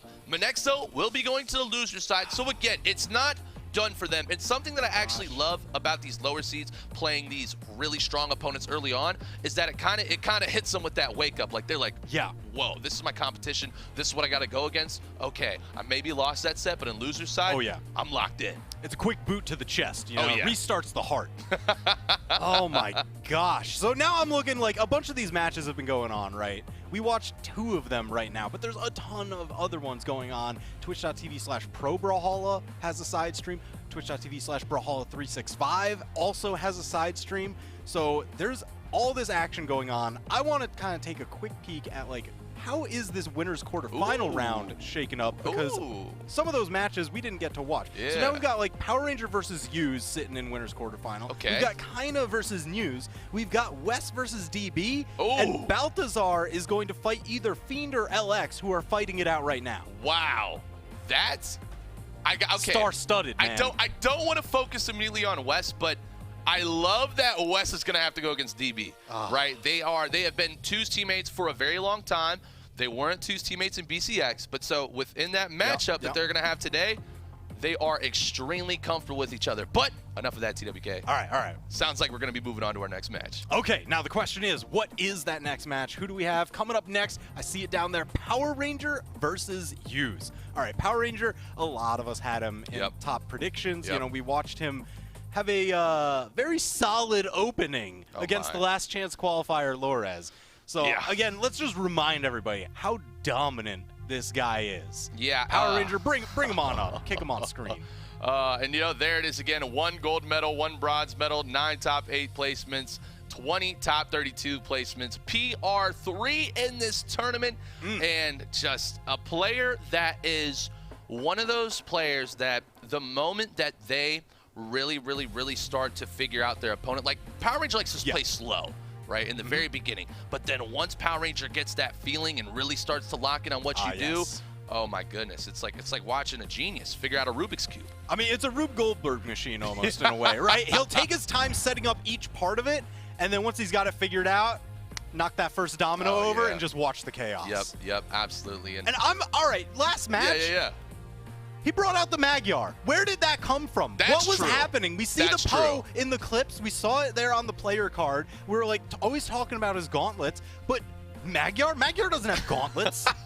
Yeah, great sword and hammer. So that's a very good point. You know, will we see Power Ranger commit to Magyar throughout this, right? But the real question is, if Power Ranger does commit to Magyar, what are we going to expect from Yuz? Ooh, man, I see the vector there, and you know what? I do love seeing the lance. We just saw it to great effect from Wes, but he's not the only one. Yuz with that vector has been doing some serious work. He's been doing phenomenally well this year, breakout performance. That's why you see his lifetime earnings and stats pretty low, because they've all been showing up this year. 6 top 32 placements, so you know he's hungry to really get up there in that upper echelon.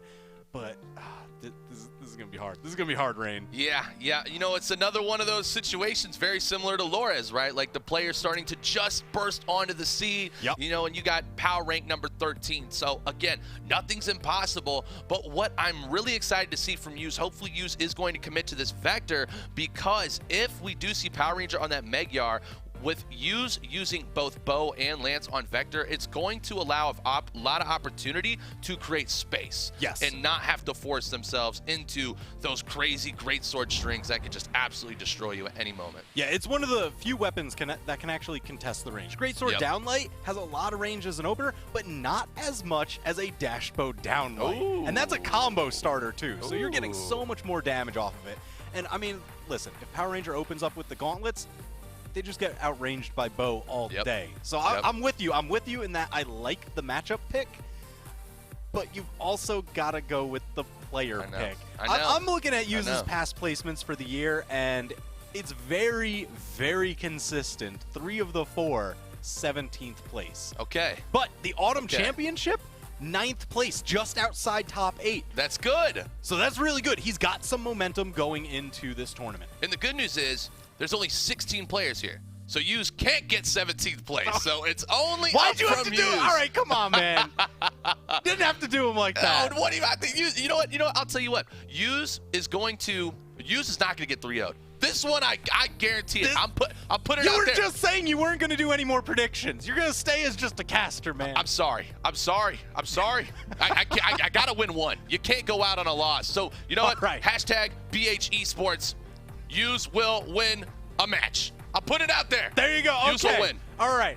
I'm getting a little bit ahead of myself because, you know, we've got the gameplay screen over here. I'm seeing the Magyar lock in from Power Ranger, and I'm just like, oh no. He's got the momentum off of that. I expect it for like game 1, game 2. If Yuz wins that game, though, maybe all bets are off. Maybe that's where we'll see the legend swap. That's true. And it looks like we are getting one of Sparky's favorite legends, hands down. The Taros, a.k.a. the Gruagach, is coming out as a crossover here. He's got the Gok. Oh, man. So you are seeing the Taros crossover that is going to be coming out from Yuz. So here we go. Magyar on Power Ranger, Yuz on the Taros here. It is a best of 5.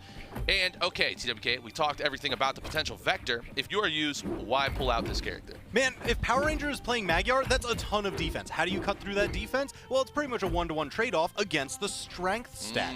So Yuz with massive strength, pretty much nullifies all of that extra defense that Power Ranger has, especially since we're going to small Brawlhaven. He's not going to struggle to get KOs. Yeah, and so I like that Use is already using the axe here, looking for nice placement positioning here, but notice Use really trying to stay calculated, really make the most opportunities. Power Ranger! Oh! Power Ranger's getting dicey. I'm liking it. Going all in off the bat, but Use says, no.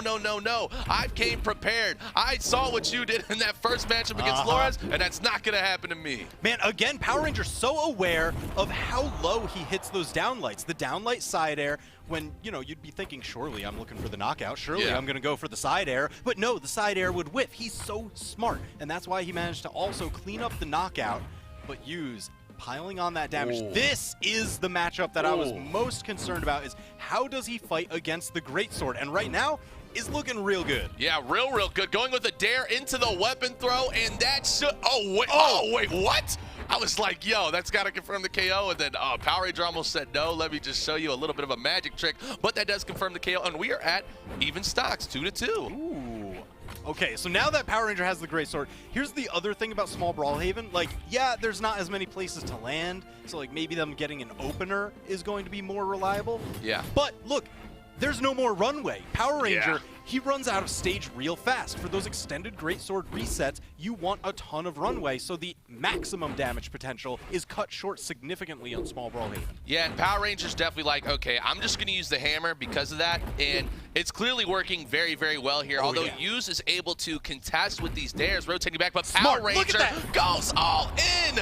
D-light into the side light, into the ground pound. Talk about calculated. Power Ranger now with almost a full stock lead here at TWK. I'm impressed. I'm very impressed. Yeah, he's looking pretty comfortable. Oh, that's... All right. That's where the Magyar defense actually came in, saved his life there. Any other legend would have been outclassed by the strength versus defense ratio. So, the dream! The Gawk dream! That's what every Taros player wants. The gravity cancel neutral signature. Power Ranger was aware of it on stock number 1, but Use busting it out after kind of hiding it in the closet for a little while. That's devastating. Yeah, and just like that, Use is back in this matchup. And you know what? I love what you talked about Use using the Gotch here is because of the damage aspect. And we got to remember, you know, Magyar has 8 defense. And just having that much defense is just so hard to combat. But apparently Use is starting to get that flow going. Yeah, you gotta hit that flow state. And right now the axe has got so much aerial control, so Use doesn't have to hang around on the ground in range of those downlights that are so threatening from Power Ranger. That's where a lot of those guaranteed combos come from. Oh, but the back end on the signature, he can't bet at all. Power Ranger betting on a ground pound. Okay. Oh, man. Yeah, arm yourself up. Oh, yeah, Use went all in there a little bit, getting a little bit, I think a little hyper on that, holding that ground pound right there, but still in a nice position here, although Power Ranger with that hammer is trying to keep this weapon so far out of Use's hands. Use is able to rotate with that side light. Now, look at that, you see him hanging around the corner, is like, he wants to do it again. He wants to do it again. Yeah, I don't blame him. I don't blame him at all. I mean, if it worked once, hey, try it again. And if you think about Use has actually been pretty consistent on hitting those SIGs. But that Nair almost knocks him out. And you're looking at this health here for Power Ranger. But again, you know, it's still going to take a couple more light attacks alone just to get Power Ranger in a damage knockout position. Now, here's where, you know, Power Ranger is maybe respecting Use a little bit too much. Each of those gravity cancels does put Use's air dodge, or just dodge in general, on cooldown for like those first 3 seconds. He does it in neutral? He does it on main stage? No! Oh, what's it? Use tries to go down, rotates to the bottom there, and Power Ranger gets stage control once again, and the Greatsword. No! Full chain. I thought I was going to get a prediction right. I did right there. There's still a lot of hope. There's still time. The set is still young. Oh, but it was there. It was so close. It was so right close. It uses little Gotch paws, hooves. It was right there. Well, you know, he dropped it. He's got no thumbs. Oh, that's true. That's true. Now, you know what? That makes sense. I understand why I was confirmed. But looking at these replays here, Power Ranger just had that consistent gameplay and just attributes that were popping off and phenomenal. And it looks like both these players are ready because we're going back in to game number 2. Okay, so TWK. Yeah. What do you want to see? We're at Small Mams again, right? Or Small Brawlhaven. What do you want to see from Use here that you really didn't see much of within match 1? Man, just more aerial aggression, I guess I'll say. Yeah. A lot of times he would kind of come in on the ground, towards the ground. He spent his dodge getting in, and he'd end up getting caught by stomps. That's where you get hammer combos. He ended up getting caught by landing side lights from the greatsword. That's where you get the chain openers. So it was just a lot of average damage per engagement that he was giving into power. Hold on, wait a minute. I am sitting here mouth agape because Hughes just fully flipped around. The last match doesn't even matter. Doesn't even matter. Gets a massive early KO, massive lead against Power Ranger. I'm ready for this. Yeah, Hughes has figured it out, and it's apparently the X. And using dares to just rotate from left to right of the stage, and then finally utilizing that decent, nice sideline nair to build up damage. And we see Hughes with a full stock lead, and this Power Ranger that looked unstoppable with this Magyar selection currently is having a couple chinks in the armor here, TWK. Oh yeah, and even beyond that, I mean, it's getting dented at this point because just enough. Okay, all right, all right. Somebody wasn't going to make it back from there. It kind of flipped around who it was going to be, because it's like, surely this axe recovery will spike. Oh no, now he's going to get the hammer recovery. Who's it going to be? And then Hughes coming out clutch, now working on a 3-stock. This is unreal. Yeah, I mean, and Hughes has just powered up. I mean, we are seeing so much more confidence in just the ability to, you know, take a loss that came down to the wire. So many players mentally would have been like, oh, I was so close. I can't believe it went down like that. No, but Hughes says, no, I got that close because I know what it takes to win. And Hughes is now only 1 stock away from being 1-1. Yeah, and I love that he managed to get a ton of extra credit, especially against Magyar here, before losing his first stock. He only has like another half a stock to cut through because he got Power Ranger into the yellow, almost the orange. Wait a minute, if Power Ranger chases him off the top like that, you see the aggression coming out now. Power Ranger, he knows he's behind and he's fighting like it. Yeah, Power Ranger is definitely, oh my goodness, Power Ranger's taking so many risks right now. Hughes rotating up, does use a recovery. Power Ranger does hit the GC head sig. Excuse me. Now everyone at home, pay attention here. Power Ranger again is on Magyar. Just because Power Ranger is at that red health now, Power Ranger still has a lot of room to work with if Power Ranger can get this stock. GC sig? Yeah. But Power Ranger, wow.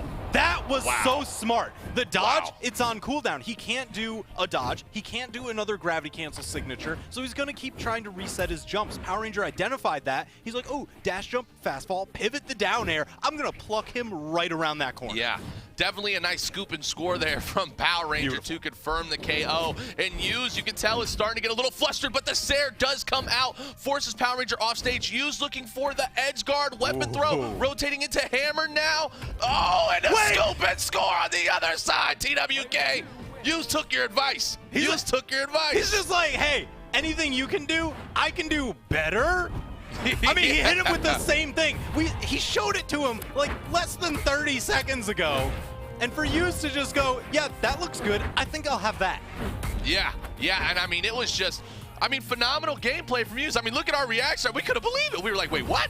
That just happened? Excuse me? Unreal. I mean, they're hopping immediately in. The next game. They already started it. Let's go. Let's go. Oh my gosh. First weapon grab went the way of Power Ranger, but the first damage went to Hughes. Yeah, they're hungry. They're hungry. I'm loving this. Both players are absolutely ready to go at it. You have Power Ranger that won the first match, then Hughes just won the second match in a dominating fashion. And here we are neck and neck going straight into the battle. Hughes on that axe, but Power Ranger on that hammer. And this is where we saw Hughes thrive, was only when Power Ranger was on the hammer. So once Power Ranger pulled out that greatsword, things really started to mix things up on Hughes. Yeah, there was a lot more aerial control. You know, the greatsword, the neutral air, the recovery, they're a bit easier to swing out than like hammer, neutral air, side air. Those things, they cover a lot of space. They're very threatening, but if you miss them, Power Ranger was getting tagged after every single missed hammer area. Oh yeah, and a nice stomp stair does come out finally. It does hit the nice and beautiful signature, confirming the KO with the weapon throw. And honestly, we've been seeing a lot of dunks today. Oh yeah. From all sorts of different characters, TWK, and I absolutely love it. Yo, it's the slam dunk contest. You know, you set out the little trampoline and you're just like, can you do like a 360 flip into the rim? Yeah, absolutely. Yeah, the Harlem Brawl Trotters, right? I like it. I'm loving it. Put it on a jersey. Here we go, though. Stock number 2 for Hughes, looking to have a nice position to come back here but Power Ranger has been able to build up so much extra credit whenever Power Ranger gets ahead. Yes. And again, this greatsword is just unstoppable right now, TWK. That gravity cancel down light covering so much space. And yeah. Now it's Power Ranger that's working on the 3 stock. This is a seesaw of a match. I take game number 1, you take game 2 very convincingly. I'm going to take game 3 very convincingly. But can he actually close it out? Yeah, and Power Rangers, you can tell Power Ranger has a little bit of a chip on that armor right now, because Power Ranger is definitely playing so aggressive, like just giving Yuz no room to move, to breathe, to even think about what the next move is going to be. And just when you think you're going to do something, I mean, look at this Power Ranger just shoving the hammer with the back-to-back side lights. Now goes for that scoop he's showing it to him. He's like, you're going to gravity cancel. I'm going to grab it. I'm going to grab you just like this. Yeah, stops there. Okay, Let's go. No 3 stock. Let's no go. 3 stock. That's huge. Mentally, that's huge. All right, so you already said that Yuz was going to take a game. Your prediction came true very early on in the set. Do you have any further predictions? The prediction I'm going to build up off of this is that if Power Ranger loses another match. Oh no, I'm talking about this stock right now. Oh, right now? Okay, Yuz takes his stock. I'll say it. Takes the I'll stock? double down. Yuz takes his stock. Yuz locks He's actually in. going for it. Yuz is just going to go crazy. You can tell, because Yuz is going against his hammer. And this is where Yuz has actually played so well. Yuz just has to find a way to make it back to the stage. Oh no. Oh no. 1 scoop. I don't know if he can survive another. no. That's a ton of damage. No ice cream, Yuz. Don't get scooped. We don't want the double scoop, Yuz.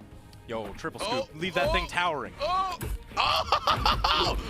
no! Yeah, the cleanup. Power Ranger now on set point. That's up 2-1. Oh man, and just you hate to see it, but dude, I mean Power Ranger, like it's just when you're that good.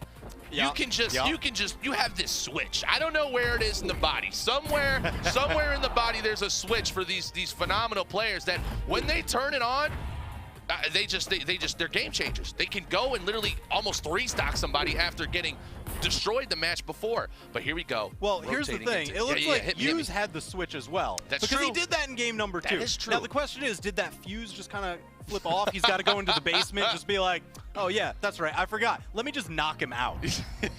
Yeah, the red wire goes here, blue wire goes here.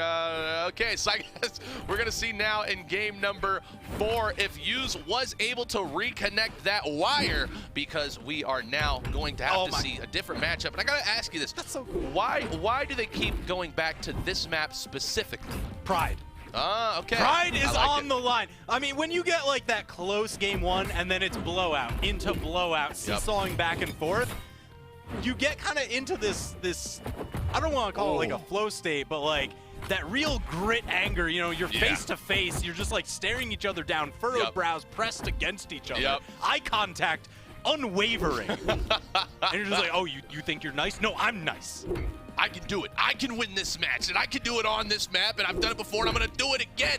And no, what I'm loving right here is Yuz is not going down without a fight, is able to get stock number 1. And TWK, Yuz was so far behind on that stock, but Yuz was able to rotate in the hammer, and it actually worked very, very well for Yuz, which, if I remember correctly, that's actually what we saw Yuz pop off with in that game where Yuz ran away with it.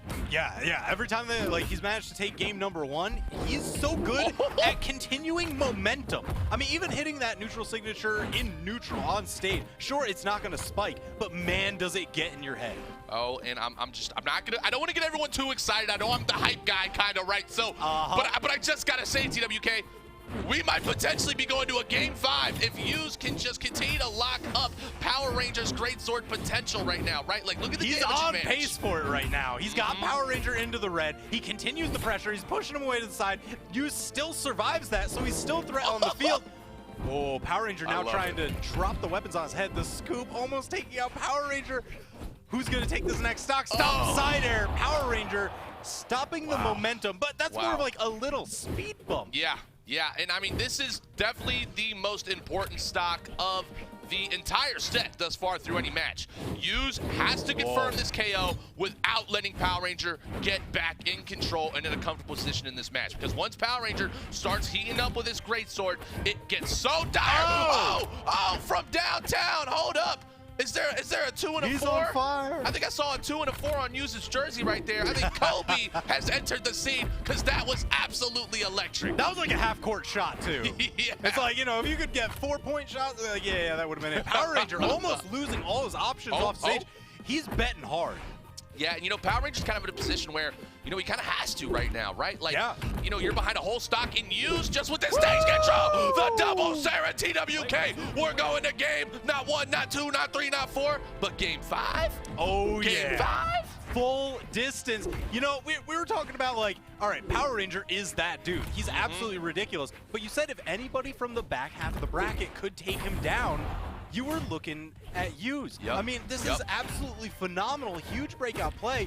That half-court shot right there, sealing the deal. Average damage per engagement higher on Hughes' side significantly. Accuracy significantly higher on Hughes' side. That was a massive game. Yeah, and you know what? What I love is that the fans, all of you, you're getting no time to really look at replays or stats because of how much these players want to win. They are locking in and rolling in the beginning. And here we go. Game number 5, the potential upset. Power Ranger, one of the greatest players in the history of South America in Brawlhalla, could lose in winner's side in the very first round to Hughes. Jeez. Oh, just chasing him down. Stop. Scoop. Neutral air. Get the damage any way you can. Power Ranger, he's got to bring this back. The double side air sets him up for the ground pound. Absolutely beautiful. Oh, man. And I mean, that's just the veterancy, right? Like the ability to have such a solid spacing and then to just rotate into that ground pound with such beautiful calculated movement. Oh, Power Ranger is really showing us why Power Ranger is PR number 3 in this matchup. But Hughes, we've kind of seen this happen a couple times before. Hughes is very good at coming back in these situations. Yeah, I mean, his acceleration is ridiculous. And I'm not talking about speed. I'm talking about knockouts. He will get those hits, chase you all the way across the stage, kind of juggling you, like playing hacky sack all the way across the field. Oh, nice there, though. Okay, Hughes has to confirm this KO right here. It's not negotiable, and then nice GC into the sideline. What? That's awesome. What a great option to use right there. You ever seen a Ghost Armor sweat? I feel like that's got to be oil, right? Like Tin Man style. He's just like, I'm leaking. I don't know what to do. I'm falling apart. Yeah, and right now, I mean, Power Ranger was in so much control for the beginning of this matchup, but Hughes might be making that oil leak become a reality right now because Hughes is pulling out so much confidence, and Power Ranger is guessing so many times here at TWK, but these guesses aren't working. Yeah, I get nervous every time that he goes for those ground pounds after spending both of his jumps. Because like you're a stuffed recovery away from just being gone. I mean, even a weapon throw to the face, right? I mean, that's just, and that's one of the worst ways to go when you go off that edge. But the D-Light Dare is not enough to confirm that KO, but now used in a dangerous spot. Goes for the side sig, but Power Ranger is so good. No, you're not gonna hit me with that. I knew it was coming. It hits this air, and okay, here we go. We are now on the match stock here for Hughes. Hughes could do this, and if Hughes do this, it will literally shake the entire bracket and blow minds. Predictions will be just absolutely shattered. Oh, for sure. Oh, going for that gravity cancel neutral heavy, but man, chasing him down off stage. That recovery was so close. It's getting spicy, man. Too spicy for my taste. We gotta put some sour cream on that one. There's the knockout. There is the knockout, and we are at one stock. Game number 5, top 12. Power Ranger PR3, Hughes PR13. It's coming down to this right here, right now. And of course, it does end like this, right? Power Rangers on that great sword, which Hughes has struggled against throughout every single match. WK. Whoa. Power Ranger almost got the dodge read on that one. He hasn't really gotten any significant dodge reads on those greatsword chains, but man, if he brought it out here on that final stock, but right now all he needs is the stomp side air. You see him looking for it, hunting on the ground. Oh man, it's just like a lion looking for its prey. Power Ranger misses it, does hit the dare, and the nair. One more hit will do it for Power Ranger. Oh man, and the comeback kid story is done, but not over. That's right. This is a double elimination tournament. So Hughes, even though he lost that set, that's still winner's side of the bracket. He's still got another chance, but he has so many more games to play through. But I will say he's got to feel actually pretty good about that set. I mean, he was massively the underdog. If you were looking at the numbers, you would have been like, yeah, Power Ranger takes that. Let's go on to the next. But man, bringing it all the way last stock game 5, unbelievable. Yeah, phenomenal performance from Hughes there. And I'm very excited to see what Hughes' run turns out for the rest of the day on that loser side. Oh, but Power Ranger, you know, that 105 damage advantage within that matchup does take home the dub. And I mean, the difference, look at the difference in light attacks. You have 71 for Power Ranger there and only 56 from Hughes. I mean, that's ultimately ultimately, I think that's what, that's what came down to it at the end. That's the difference. Their accuracy was the same. It's just the actual number of shots. Power Ranger was swinging so much more. Yep. You gotta take a couple swings if you're gonna hit the home run. You miss eventually. 100% of the shots you don't take. Exactly, right? exactly. By Magyar Gretzky, correct? That's right. Yeah, okay, that's what I thought too. Yeah, phenomenal quote. We love that as well. Great matchup at TWK. I think we got some more super hot fire coming in. Oh, all right. So that's the question. What do we have coming up next? I see that last match, 3-2 Power Ranger. You so incredibly close. Oh yeah. Are we in for more store of that? I'm actually going to fill in our bracket of like what's actually going on the rest of our streams, because we also have Pro Brawlhalla. We've got Brawlhalla 365. There's just a ton of matches going on today throughout this World Championship for South America. We've still got Kaina versus News. We've got West versus DB and Fiend versus Balthazar. And here's the thing. These are all qualifying matches for winner's side top 8. You can see Power Ranger already secured his spot, winner's semifinal. Now it's just going to be the question of who is his opponent and who else makes that winner's side top 8. Yeah, and I honestly, who I'm keeping my eye on tremendously right now is going to be Kaina. Right, that was in so many people's predictions, everyone's prediction but my prediction. But Kaina has just been so good throughout so many tournaments throughout the entire season in South America. So I'm going to be expecting very, very big things from Kaina. And if Kaina is able to be, News there, we just saw Power Ranger kind of struggle against the 13th seed. Nothing against Hughes, but Kaina's the 4th seed. And that's definitely going to be a much tougher matchup than what to be expected in that last one. That is for sure. And especially because, like, I had Kaina in my top 3 picks. Sparky had Kaina in top 3 picks. So, like, Kaina has a cheering section going on here. If you're in somebody else's cheering section, go ahead, tweet it out to #BHEsports. Let us know who your favorites are. You might see it pop up on the bottom bar of the stream. Yes. But, man, these are not easy matches coming in. Each one of these is going to be crazy. So we're actually going to go over to Kaina versus News.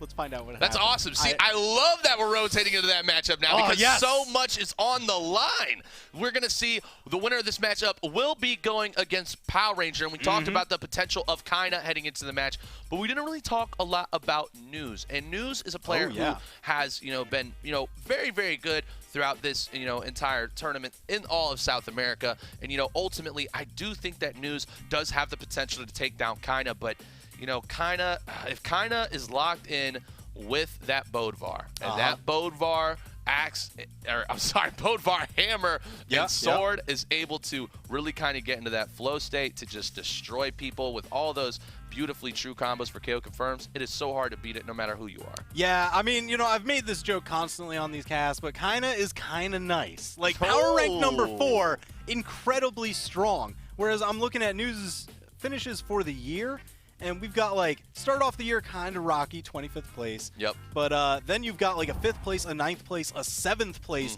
So 2 in the top 8 there. 3 of those top 8 placements for the lifetime. 2 of them, well, this is actually kind of what we're looking at. But, News, I think this is another one who's kind of been on the rise, on the grind, just getting better and better because competitors get better by competing. All these tournaments that they've been playing in, you see the rise in the placements. And how is that going to shake out here in the World Championship? I don't know. Any given Sunday, man. Yeah. And, like you talked about on News, we just saw Kaina Ackerman there, but News using that, core most known for it. And, a big thing that I like about Core, we really don't see a lot of representation for this legend in a whole lot of tournaments as much anymore. But something that's so cool about Core that I'm very excited about is if News does go with this Core, we could see another awesome dunk.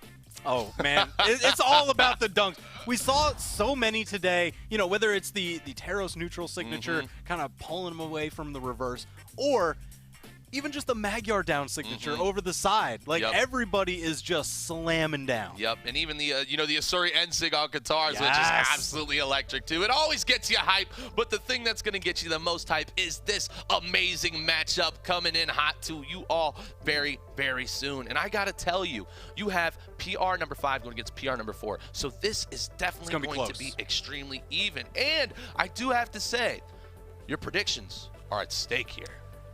My predictions were really at stake last set. I was getting kind of nervous, but, you know, we managed to clutch it out. Good job, Power yep. Ranger. Thank you very much for that. We thank you for your service and, you know, trying to make sure that our stats don't fall too low here throughout the World Championship for sure. predictions.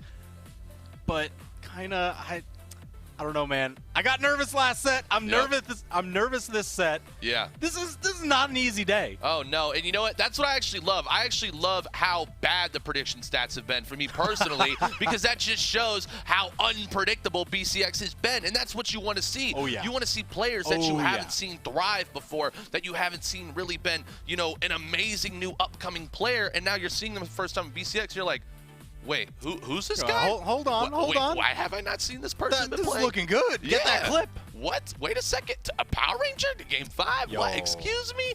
Oh, but I'm super excited. We are so happy to have all of you joining us today, but it looks like we're going to be joining into our next match coming in hot right now. Kinda Ackerman is locked and loaded, as is News, so we are getting ready for our best of 5 matchup between the two right now. And I'm looking at these map bans. Left open, Small Mammoth Fortress, Apocalypse, and Miami Dome. We're going to Apocalypse. Ooh. This region seems to absolutely love this map. It's one of the more stable ones. It has that soft platform that just kind of hangs out at that one jump height. Yeah. It goes around between, you know, it doesn't hang out down the sides like Mammoth will occasionally. It's just always up there for that little bit extra that you need. And then moderate size stage, moderate size walls. Just lets you really focus on the player matchup. Yeah, and interesting choice here from News, going with the Rayman instead of the core most known for. But, you know, you're still getting gauntlets, and, you know, Axe has been a very consistent pick that we've seen from pretty much, you know, every single, you know, nation so far in all of BCX. So I do like the pick here. Obviously, the signature kit for Rayman is very unique and can be extremely punishing. So I think News is definitely looking for a way to kind of shake things up early on against Kinda, because Kinda is a very consistent, very strong player.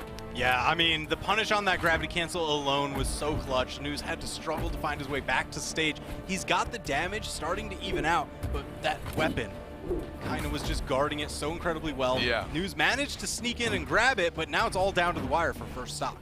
Yeah, and News now using this axe here. We are seeing Kinda, getting a little bit of a bad position going for that Sair, and unfortunately is not able to make it back, and Kinda falls in the first stock after having a huge advantage with the sword. So News loving this axe gameplay off the rip, going into the weapon throw, and then the end light, Kinda responding with an end light of their own, but maybe News can get a little more extra credit. Oh, he didn't get the touch, and he knows it.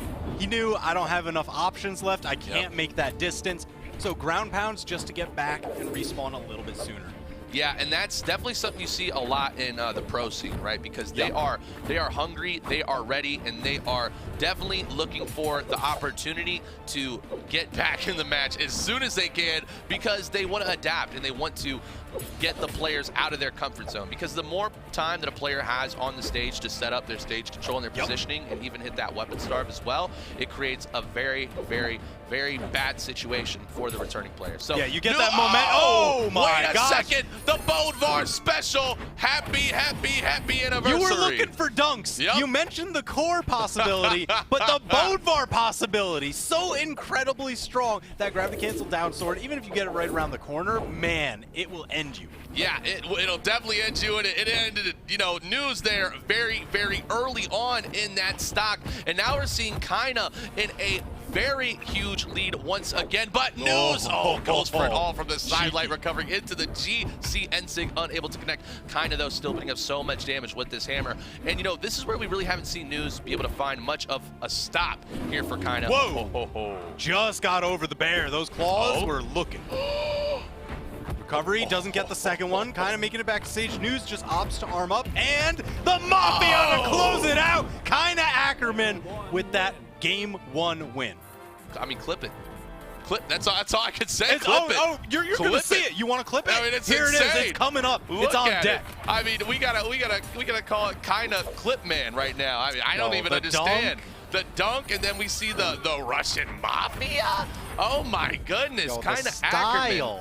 I mean, Kinda Ackerman's looking electric right now, and it's not that News played bad that game. It's just that Kinda Ackerman, we talked about it, hit that switch. That switch turned on, and it was like, oh my goodness. Okay, now we understand why you're in everyone's predictions. Yeah, and looking pretty stylish, you know, in gameplay and in skin. Rocking the Gala anniversary skin. and playing like it too. Oh, yeah. It's like, yo, what's the fanciest, flashiest thing I can do right now? Yeah, and News making a bit of a color swap here. I like it. You know what? Sometimes you do just have to kind of mix up your flow with the color switch. You know, it's a mental reset for a little bit there, and it works a lot for players in different situations. Now we're seeing News play a lot more confident back on Apocalypse again. Quick reminder, it is a best of 5, so kind of is up 1-0. So no matter what happens in the result of this match, we will be going into a game 3, but News is waking up, TWK. Yeah, followed the lums and found the hit. I mean, kind of was there just ready to get smacked away. These quick weapon swaps. I do like the quick weapon swaps because News, it seemed like last game he kind of got caught out on certain things and kind of learned those matchups. Was able to be like, all right, here's the answer. It's a hammer side air into the edge guard, into the recovery, and I'm just going to close it out that way. So News switching it up. I mean, this stock, if he can pull it off, could be the answer. Yeah, it's definitely just, I love that option right there. Going for the aggressive take for this stock. News understanding that Kinda has been so good at building up this extra credit at the beginning of each and every life, but News is just struggling to find the answer to confirm this KO. Kinda is one slippery snake just getting out of every option.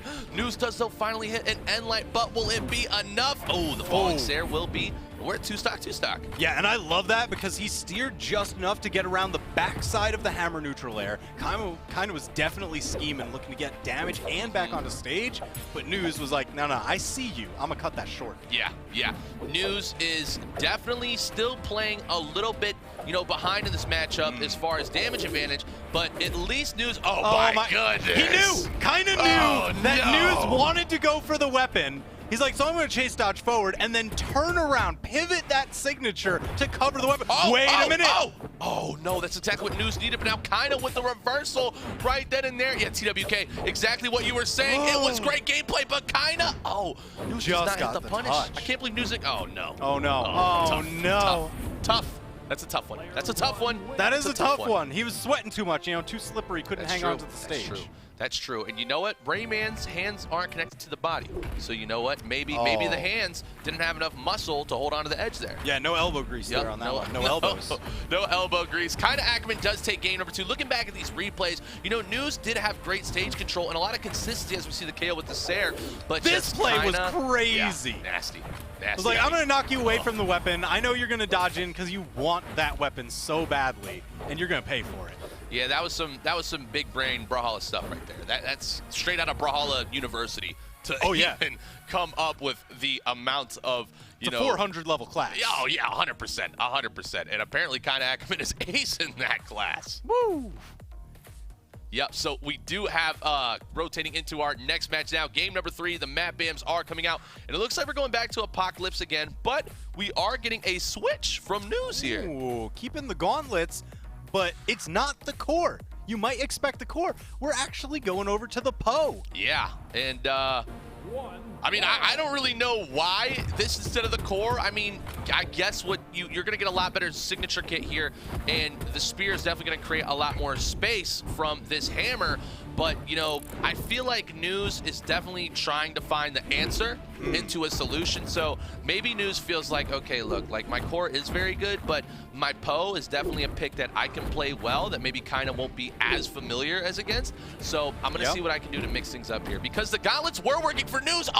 Goes for the predict. Yes! Beautiful. That was huge. I was so scared the recovery was going to come out. I was so scared the recovery was going to come out there. Stock 1 goes to News. Man, and that was clean, too. Not only avoided the recovery, but kind of used the options to steer around to get the ground pound on, like, the second attempt. Oh, yeah. There was, like, one window that he could have tossed it. Most people were probably expecting it. Like, why didn't you ground pound there? But no, he was setting up that second window. Yep, and we are seeing Kinda Ackerman definitely play a little bit more flustered than what we saw, but okay, this is going to tell us everything about the switch right now. If News is going to get 3-0 in this matchup, or will News be winning this one? How well is the spear gameplay going to be? And Kinda hanging question. Perfect positioning. hits the nice D-Light Sair for the true KO confirm. And, you know, News is going to be back in the gauntlets now. Okay. This is, I mean, hey, this is where we got most of the work done. Yep. This is even in past matches. And oh my gosh, the silent gravity cancel neutral signature on Poe, that's a unique option. Yeah, and, you know, I always love when the Mantis comes out. You hear the little he does it again, and he caught the tail end of it! Most people are expecting the gravity cancel side light or the recovery right after the first side light. So you're like, yeah, I'm going to get in range of punish it. But the range for the punish is right where that neutral signature ends its hits. Oh, yeah, absolutely. And News is, this is a totally new player. I mean, News is playing so much more confident, very in control. Oh, no, kinda starting to hit that D-Sig, hits the Sair. No, not the clean stock. No, it's so clean. He polished those shoes. We're even now. We're even now. Dead even, neck and neck. But you know what? This is looking a lot better than it was in previous games for News. But Kina's up 2-0 right now. Oh, and Kina is really starting to find the ways to make the most damage come out here, and you are just seeing the backdash rotating into changed it up, but Kina with the answer this time. Oh, I thought we were gonna get the punish right there. Full KO confirmed. Oh, it's getting wild here, TWK. The scoop, the damage. News needs a crazy offstage play. He doesn't have many chances left. Oh, just waiting for the opportunity. Uses side light. Oh, man, and that whole lead that News just had is just completely gone. And we're looking pretty close to a 3-0. Recovery does it. That's a 3-0 and a handshake. Kina Ackerman going to be moving on. News, the switch to the Poe, you know, it gave him better footing, but it was just too little too late. Yeah, and you know, we just saw, it was really the gauntlets for News. The gauntlets were a very good option, and as you see here in these clips, you know, News played very, very well in the beginning of this matchup. I mean, even getting the KO confirmed, still having the advantage, and then even in this last one, still having the stock advantage. But then once it rotated down to the last game, Kina found out News' weakness, and that was forcing News onto the spear. So Kina Ackerman does take the dub in a 3-0. Oh, look at the damage advantage. Oh my gosh. Yeah, massive difference on all of these numbers here. Just because you're seeing, like, yeah, I landed more signatures. I landed more light attacks. I even took more light attack chances. The damage done higher. Average damage per engagement. I'm just built different. It's all on the up and up. Yeah, and built different, clearly, for everyone who had Kina in their predictions, is looking extremely strong. But again, for everybody with TWK is so happy you know, right me now. And Sparky, we're So fist bump long range since he's remote right now. But oh yeah, and so you know, News is the story's not over. Again, this is winner side, so News will still be in the tournament, heading over to the loser side. But now something interesting is taking place. We have Kina moving on from that matchup to go play Power Ranger. What are your thoughts on that? Man, that's where things get kind of wild, because some of us had Kina and Power Ranger in our predictions, but we had them in differing slots. So it's like unclear who's actually going to win out that matchup. We've had tournaments kind of go one way or the other this year. Kina has a bit more of the meteoric rise happening. Power Ranger's got a little bit more of the history behind him. It's too close to call, and I don't want to. You can't make me.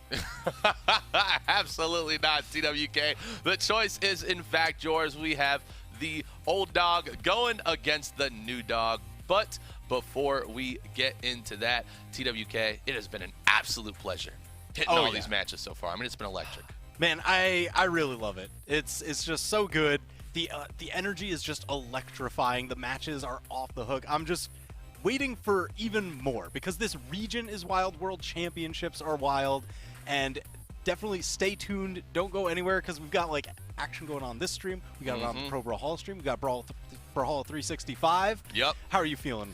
I am feeling fantastic, and you know, for everyone out there, we appreciate y'all. We love y'all so much. Let us know how you feel. Hashtag BH Esports on Twitter. Let us know your favorites so far from this tournament. My name is Rain Raps. This is TWK, and we will be right back after this break.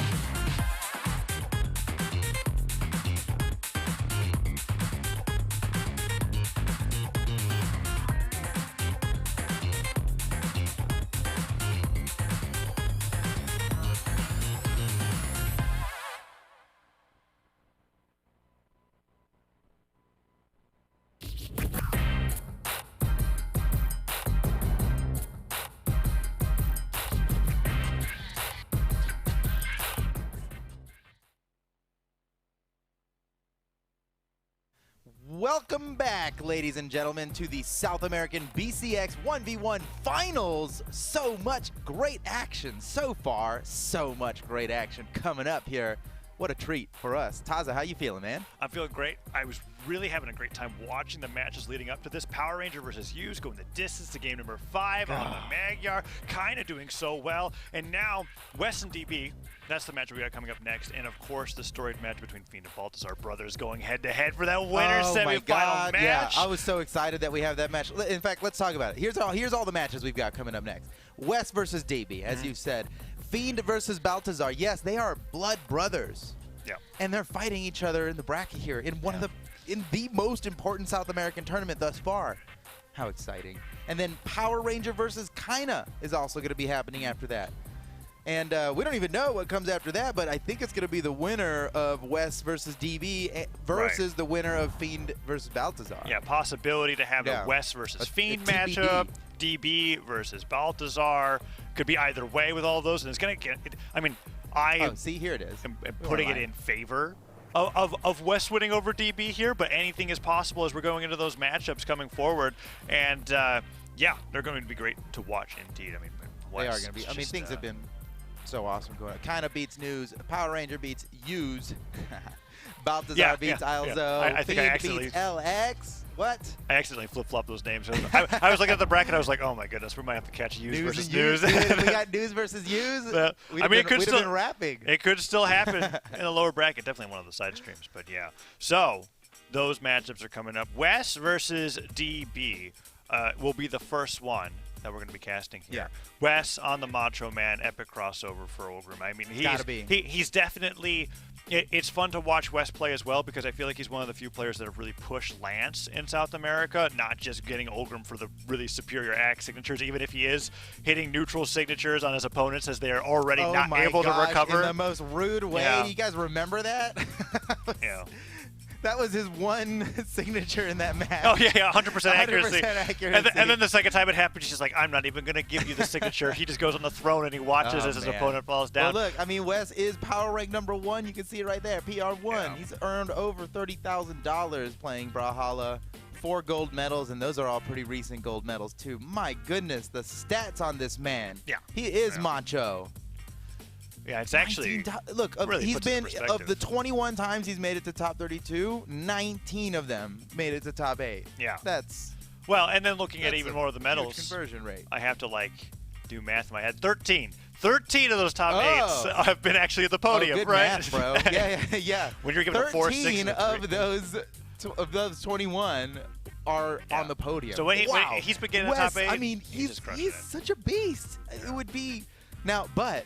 After what happened yesterday in the European BCX final, I think we know. No one is safe. Yeah, no one is safe. Anything could happen. So you can't assume anything here.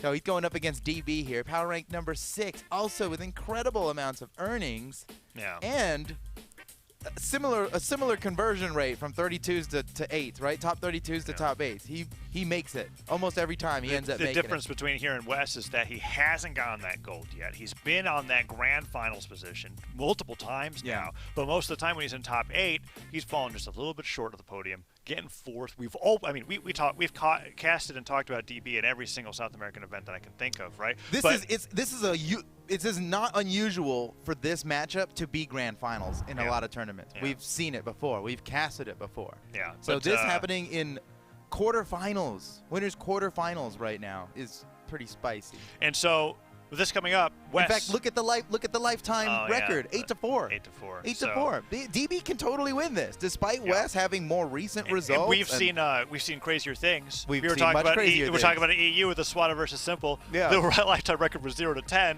going into that. I mean, any betting person would look at that and go like, huh, well. I mean, the more games that you get over somebody in a streak, the more likely that you think they're going to be able to keep being it. But the first two wins, that's why I was able to get over Simple was in that event. And DB has already proven that he can beat Wes multiple times. That 4-8 scoreline. Still very much in favor of Wes. PR1 for a reason, but what a crazy upset that would be for DB because DB has yet to get the gold. And getting it at BCX, I mean, God, we've seen it, right? SWATA getting the gold at BCX, why not, right? So this will be very fun to watch. Wes versus DB will be coming up, then Fiend versus Baltazar right after that. Yeah. All right, players are banning stages now, and we're going to be getting into it shortly here. Taza, let me just ask you, totally biased opinion here. Who do you think's I going to already win? said West, and I'm going to say West again. Yeah. Okay. Without it, so like honestly, I think this is DB's time, and I believe it. I'm not just being contrary for like content. Okay, I believe DB can win this. The rare not contrarian answer. Hey, yeah, that's good. Right. I can see why. But let's get into this. I think that West, it's not as fun of an underdog story for West because in Swada's case in EU, Swada was definitely just on this meteoric rise. Swada was a serious underdog. Yeah. West is like already on the top, and I still feel like he's rising. So it's like right. We'll see how this plays out here. It's not a crazy thing to think that DB is going to win this. Yeah. He's a beast. Ooh, already with a 6-star, he caught him at the down signature. That West recovering back to the stage is DB's opportunity for an edge guard, but West sneaks around. DB still holding on to that orb, but now West has got the rocket left. What? Oh my! Oh, West is. Yeah, that was acrobatic. Yeah, for a Lance. Talking about West's Lance a little bit earlier on before this matchup started out, it's always so impressive to me how great he makes the Lance look on the Macho Man because he was getting beat up on the axe. And it's really unique too, right? There's a few high tier players using the Lance, and none of them look like this. You know, it's a unique. I think DB caught him here. Whoa, nice. Yeah. Okay. Not quite as flashy as doing the gravity cancel downlight with the scythe, but that downlight, getting that input, getting the strong knockback of it instead of bringing him back onto the stage, oftentimes can lead to a knockout with that much damage. And now West jumping around for a weapon. Yeah, DB was guarding the weapon, and then he stole the weapon right before West could grab it. And whoa, get away from that weapon. DB stealing another one. He is starving West out and getting so much damage during this time. There's another weapon up there. Is he going to go for an edge guard, or is he going to try to protect the weapon? Oh, West snatches the weapon. He's got the Lance now. He could just 0 to death with this. DB's got to be worried about it. Yeah. He's been there before. That's not a good start. Oh, he doesn't down air him though. DB had used a lot of jumps before getting hit by that neutral light, but the sideline cider will hit. West's Lance gets some damage onto it. The ground pound catches him before he even gets to the stage. I was wondering if West was going to dodge in, and now I'm wondering if it would have even mattered because when the dodge touches the wall, you lose those iframes. Ground pound hits anyways. You West lose them goes immediately down as soon as you touch the wall. And unlike the first stock, West wasn't able to make the comeback happen with the Lance that time around. So let's see what he's able to do here. This game has been like... This is a huge lead for DB. And the lead has come almost entirely off of how great weapon starving has been for DB, I think, too. That's right. That second stock, I mean, he took DB from yellow to red before he was able to grab a weapon. And DB, look at this, even unarmed. Look at this. He's faking him out. He's like, do you think I don't even need to go get that weapon? What? He keeps faking him out. He's faking me out. I'm like, okay, he's chasing the weapon now. Now we go chase him down. He keeps turning around. He's playing off of what in the world? DB is popping off so hard. He used the forbidden signature now, though. That's the when he forbidden signature. Down signature on Fate. What do you think? Yeah, Fate sight. That's crazy. But he didn't lose a stock. And he two stocks West. With the pivot neutral signature, he into a taunt immediately. DB's got to be feeling good about that one. That is significant, man. That's a big win.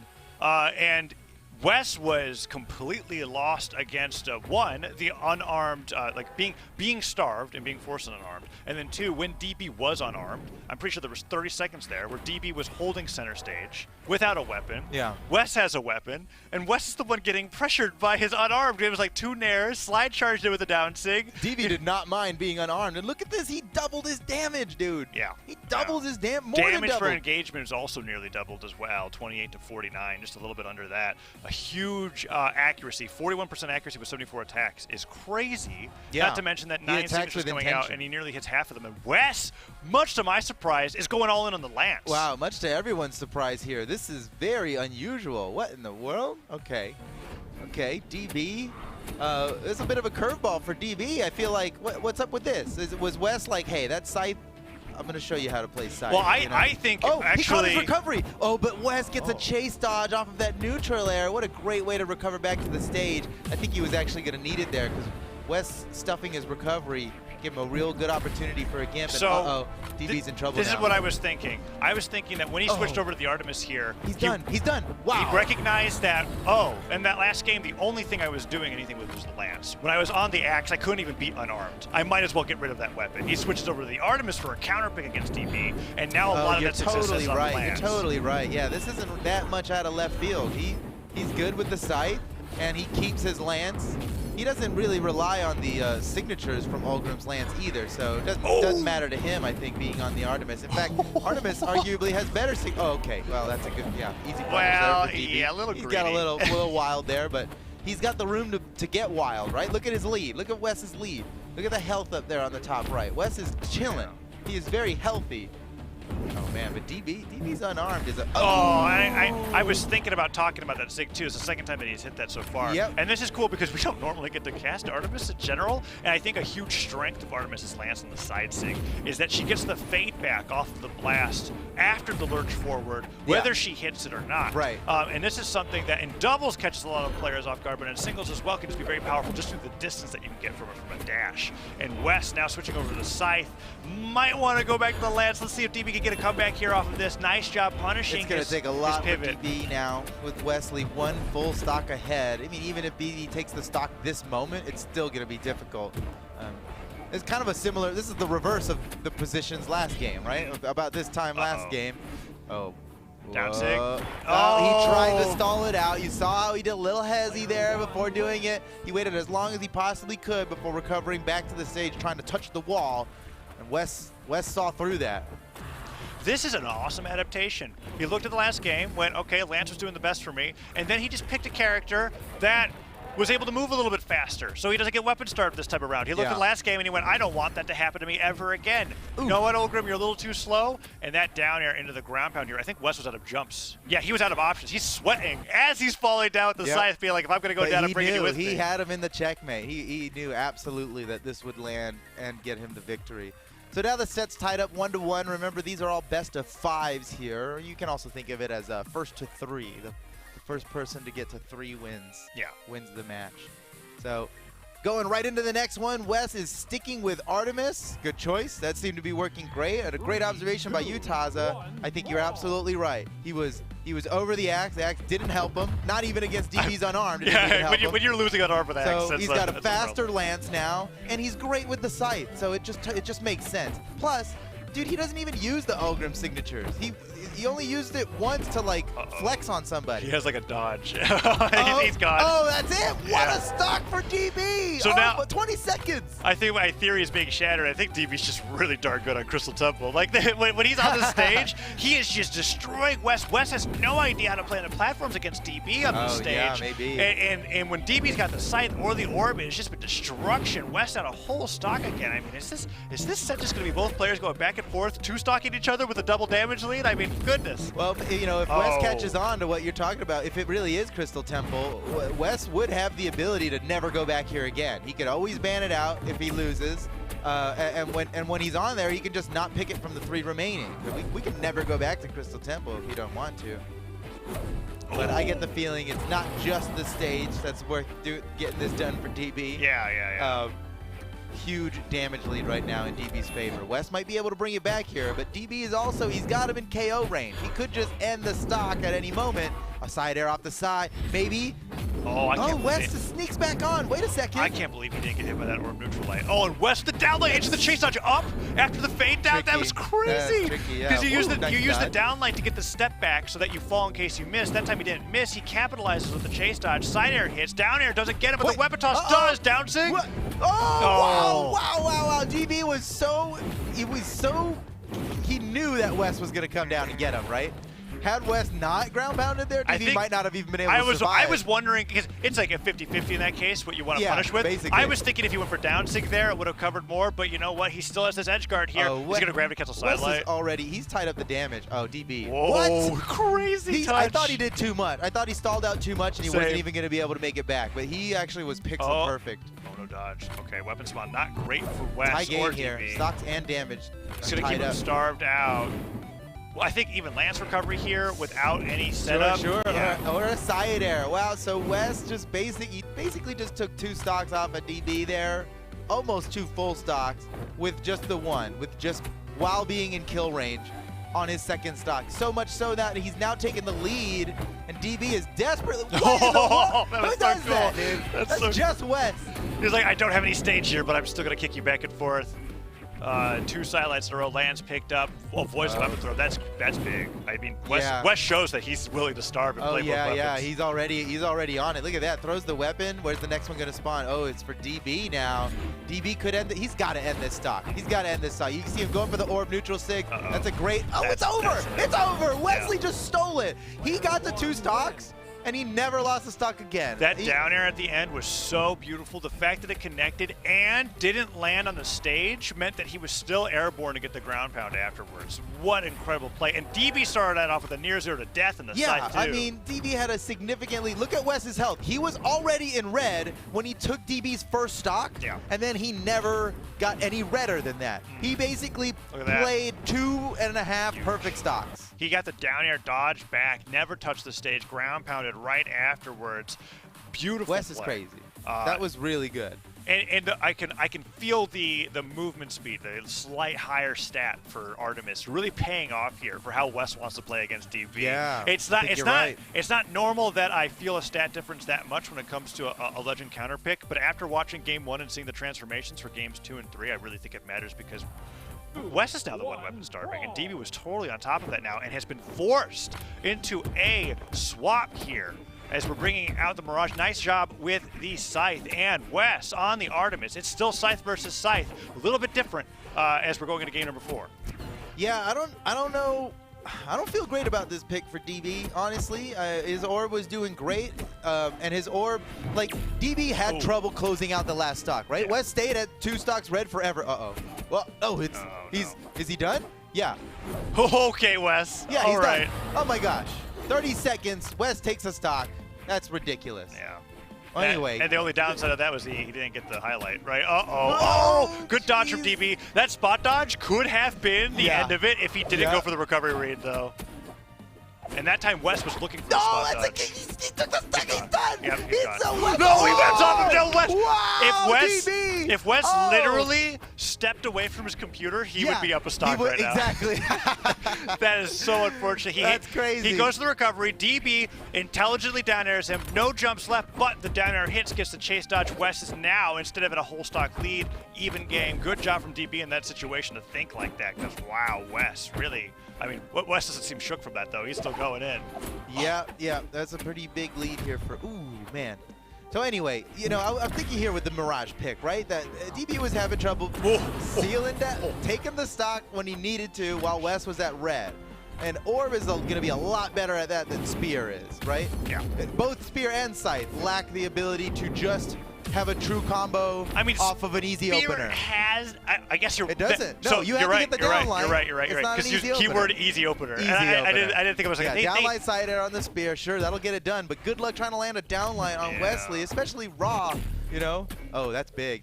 Wes doesn't have a dodge. DB could stop him right here. Ooh, but Wes covers himself with the weapon throw. DB answers back real quick with the spear. Oh, that was interesting. He was covering the entire wall of the neutral sig there, and Wes just went back to the stage, sided it in combo and recovery. Uh-oh, DB, you have nothing. Oh, that fastball was everything. That would have been so nasty. Oh, man, DB's in trouble here. Wes just one good hit away from taking out DB. And that's the second time now that DB has tried to punish the neutral signature from Wesley with an unarmed neutral signature. And it just, he doesn't, DB is like, it's showing that DB does not have a lot of experience against Artemis. Because he is improperly punishing signatures. And that's costing him stocks. That's 2 different stocks now that he would have ended that he never ended up ending, right? Yeah. Both in the last game and in this game. Wesley wins once again with 2 stocks remaining. It is now up in the set 2-1. No, it was actually so fast. That's a 3-1 vote. That's it's over? Oh, no. Unless I'm remembering it correctly. You are totally right. You are totally right. It was definitely like he switched Artemis, and game 2 happened so fast that we were just like not even thinking about it. It happened so fast. Yeah. Oh, my goodness. Wesley wins. Yeah. Wesley wins. I thought there was going to be another one. What a cool counter pick for Wes to bring specifically against DB. It completely was. I wouldn't be surprised if he just goes right back to Macho Man to the next matchup, right? Unless there's a problem. Now, you might be right, yeah. But I'm not complaining if he stays on the Artemis. I mean, that looks fantastic. I think it's a great, just like you said, man, I think it's a really great pick for him. I mean, he's getting so much mileage off these signatures. He basically never uses signatures as Macho Man. Yeah. And he doesn't need it. He wins. He's rank 1. Without. I mean, obviously he uses signatures, but not so much, right? Yeah. And with Artemis, he is getting mileage off these cool signatures, man. He's killing it. Yeah. So and he's just seems like a good pick for him. He's moving much more freely. The bulk of his damage is actually on the scythe instead of the axe, which was what he was struggling with in game number 1. So yeah, we'll see what happens when he goes forward here. We do know that when it comes to South America, right? The top 8 players, we have the top 16 here for BCX, but the top 8 play each other so much in ladder that there's this weird, intricate like counter pick meta between them and what they play and their play styles and all that. So it's you've got to give Wes credit for like identifying what was wrong, correcting it, and he was right. Oh, like, in a game too. And it absolutely worked. Yeah, it took him 1 game to course correct, and he executed perfectly on it. There was that moment on Crystal Temple where like, oh, this is going to go back and forth, and then DB just never took a stock again. It was just downhill. Yeah, so because DB took that first stock quick. And great job for Wes. Moves that lifetime score to 9-4 over 8-4. That's there right. on his way to that Wes 10. pushing Fiend and ahead. Baltazar is going to be the matchup that we got coming up next. Let's talk about Fiend and Baltazar. We said it before, we'll say it again. These guys are brothers. That's a big deal, man. Blood brothers too, right? This is like serious. Like, I don't know. I don't know if they live together these days. Maybe they do. They might be like near enough to each other to be like, hey. it's like you need a doubles partner for the next week's tournament or something. They're just like talking out the windows or whatever. But no, Fiend and Baltazar going up head to head, and I believe Fiend's got the lifetime record advantage. We'll be finding that out in just a little bit. I think so too. But I would say that Baltazar is certainly capable. Well, and the reason why we bring up this comment about them being brothers is that because they likely practice with each other all the time. Sure, yeah. There's that thing that you know about somebody, especially when look at you've Fiend's grown stats, up. by the way. Just 12 gold medals, man. Wow. You know, he's been around for a long time. Fiend is a big deal. Let me tell you why. Because every year that we've had world championships offline, you know, back when we were doing offline things, right? Fiend was the representative for his region, for South America, at the World Championship several times, and he performed well. You know, like he fights with the best of them, and that was back in the day too. I think these days South America's their meta has evolved to a point where, I mean, we haven't seen. It's been 2 years we haven't seen a South American pro fight a North American pro or a European pro on even ground yet. I get the feeling it's a lot closer than we think, because we're still with 2019 brain on that. You know how it was. The point is that's why Fiend has 12 gold medals. That's why he's so important. That's why 23 of the times that he gets to the top 8, 21 of them are top 3, right? That is. We were talking about Wes's ratio there. Yeah. That is pretty crazy. Huge. That's huge. And then you got Baltazar, power rank 12, hasn't been on the podium yet. That's surprising. I thought he has been on the podium before, but I guess not. Baltazar's been on the podium in doubles. That's why. Plenty. That's why.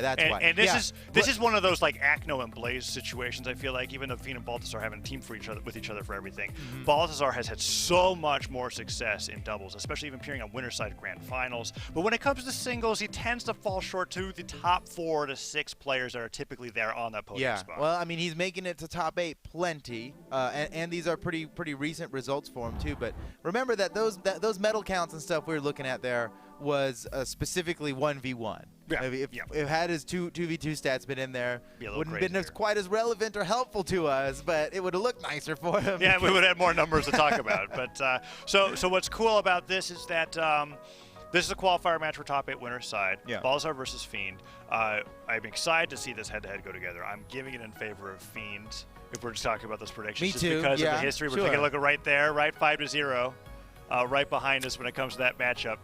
It's going to be a tough one for Baltazar. I mean, if Baltazar wins this, it's not only is it an upset, but it is quite an achievement for him. Yes, yeah. And it gets him that much closer to getting on the podium the first time. Because if you win this, winner side top 8, the lowest you get is 5th, and that's, well, I guess it's actually still 2 games away from getting top 3. Man, lower bracket's tough.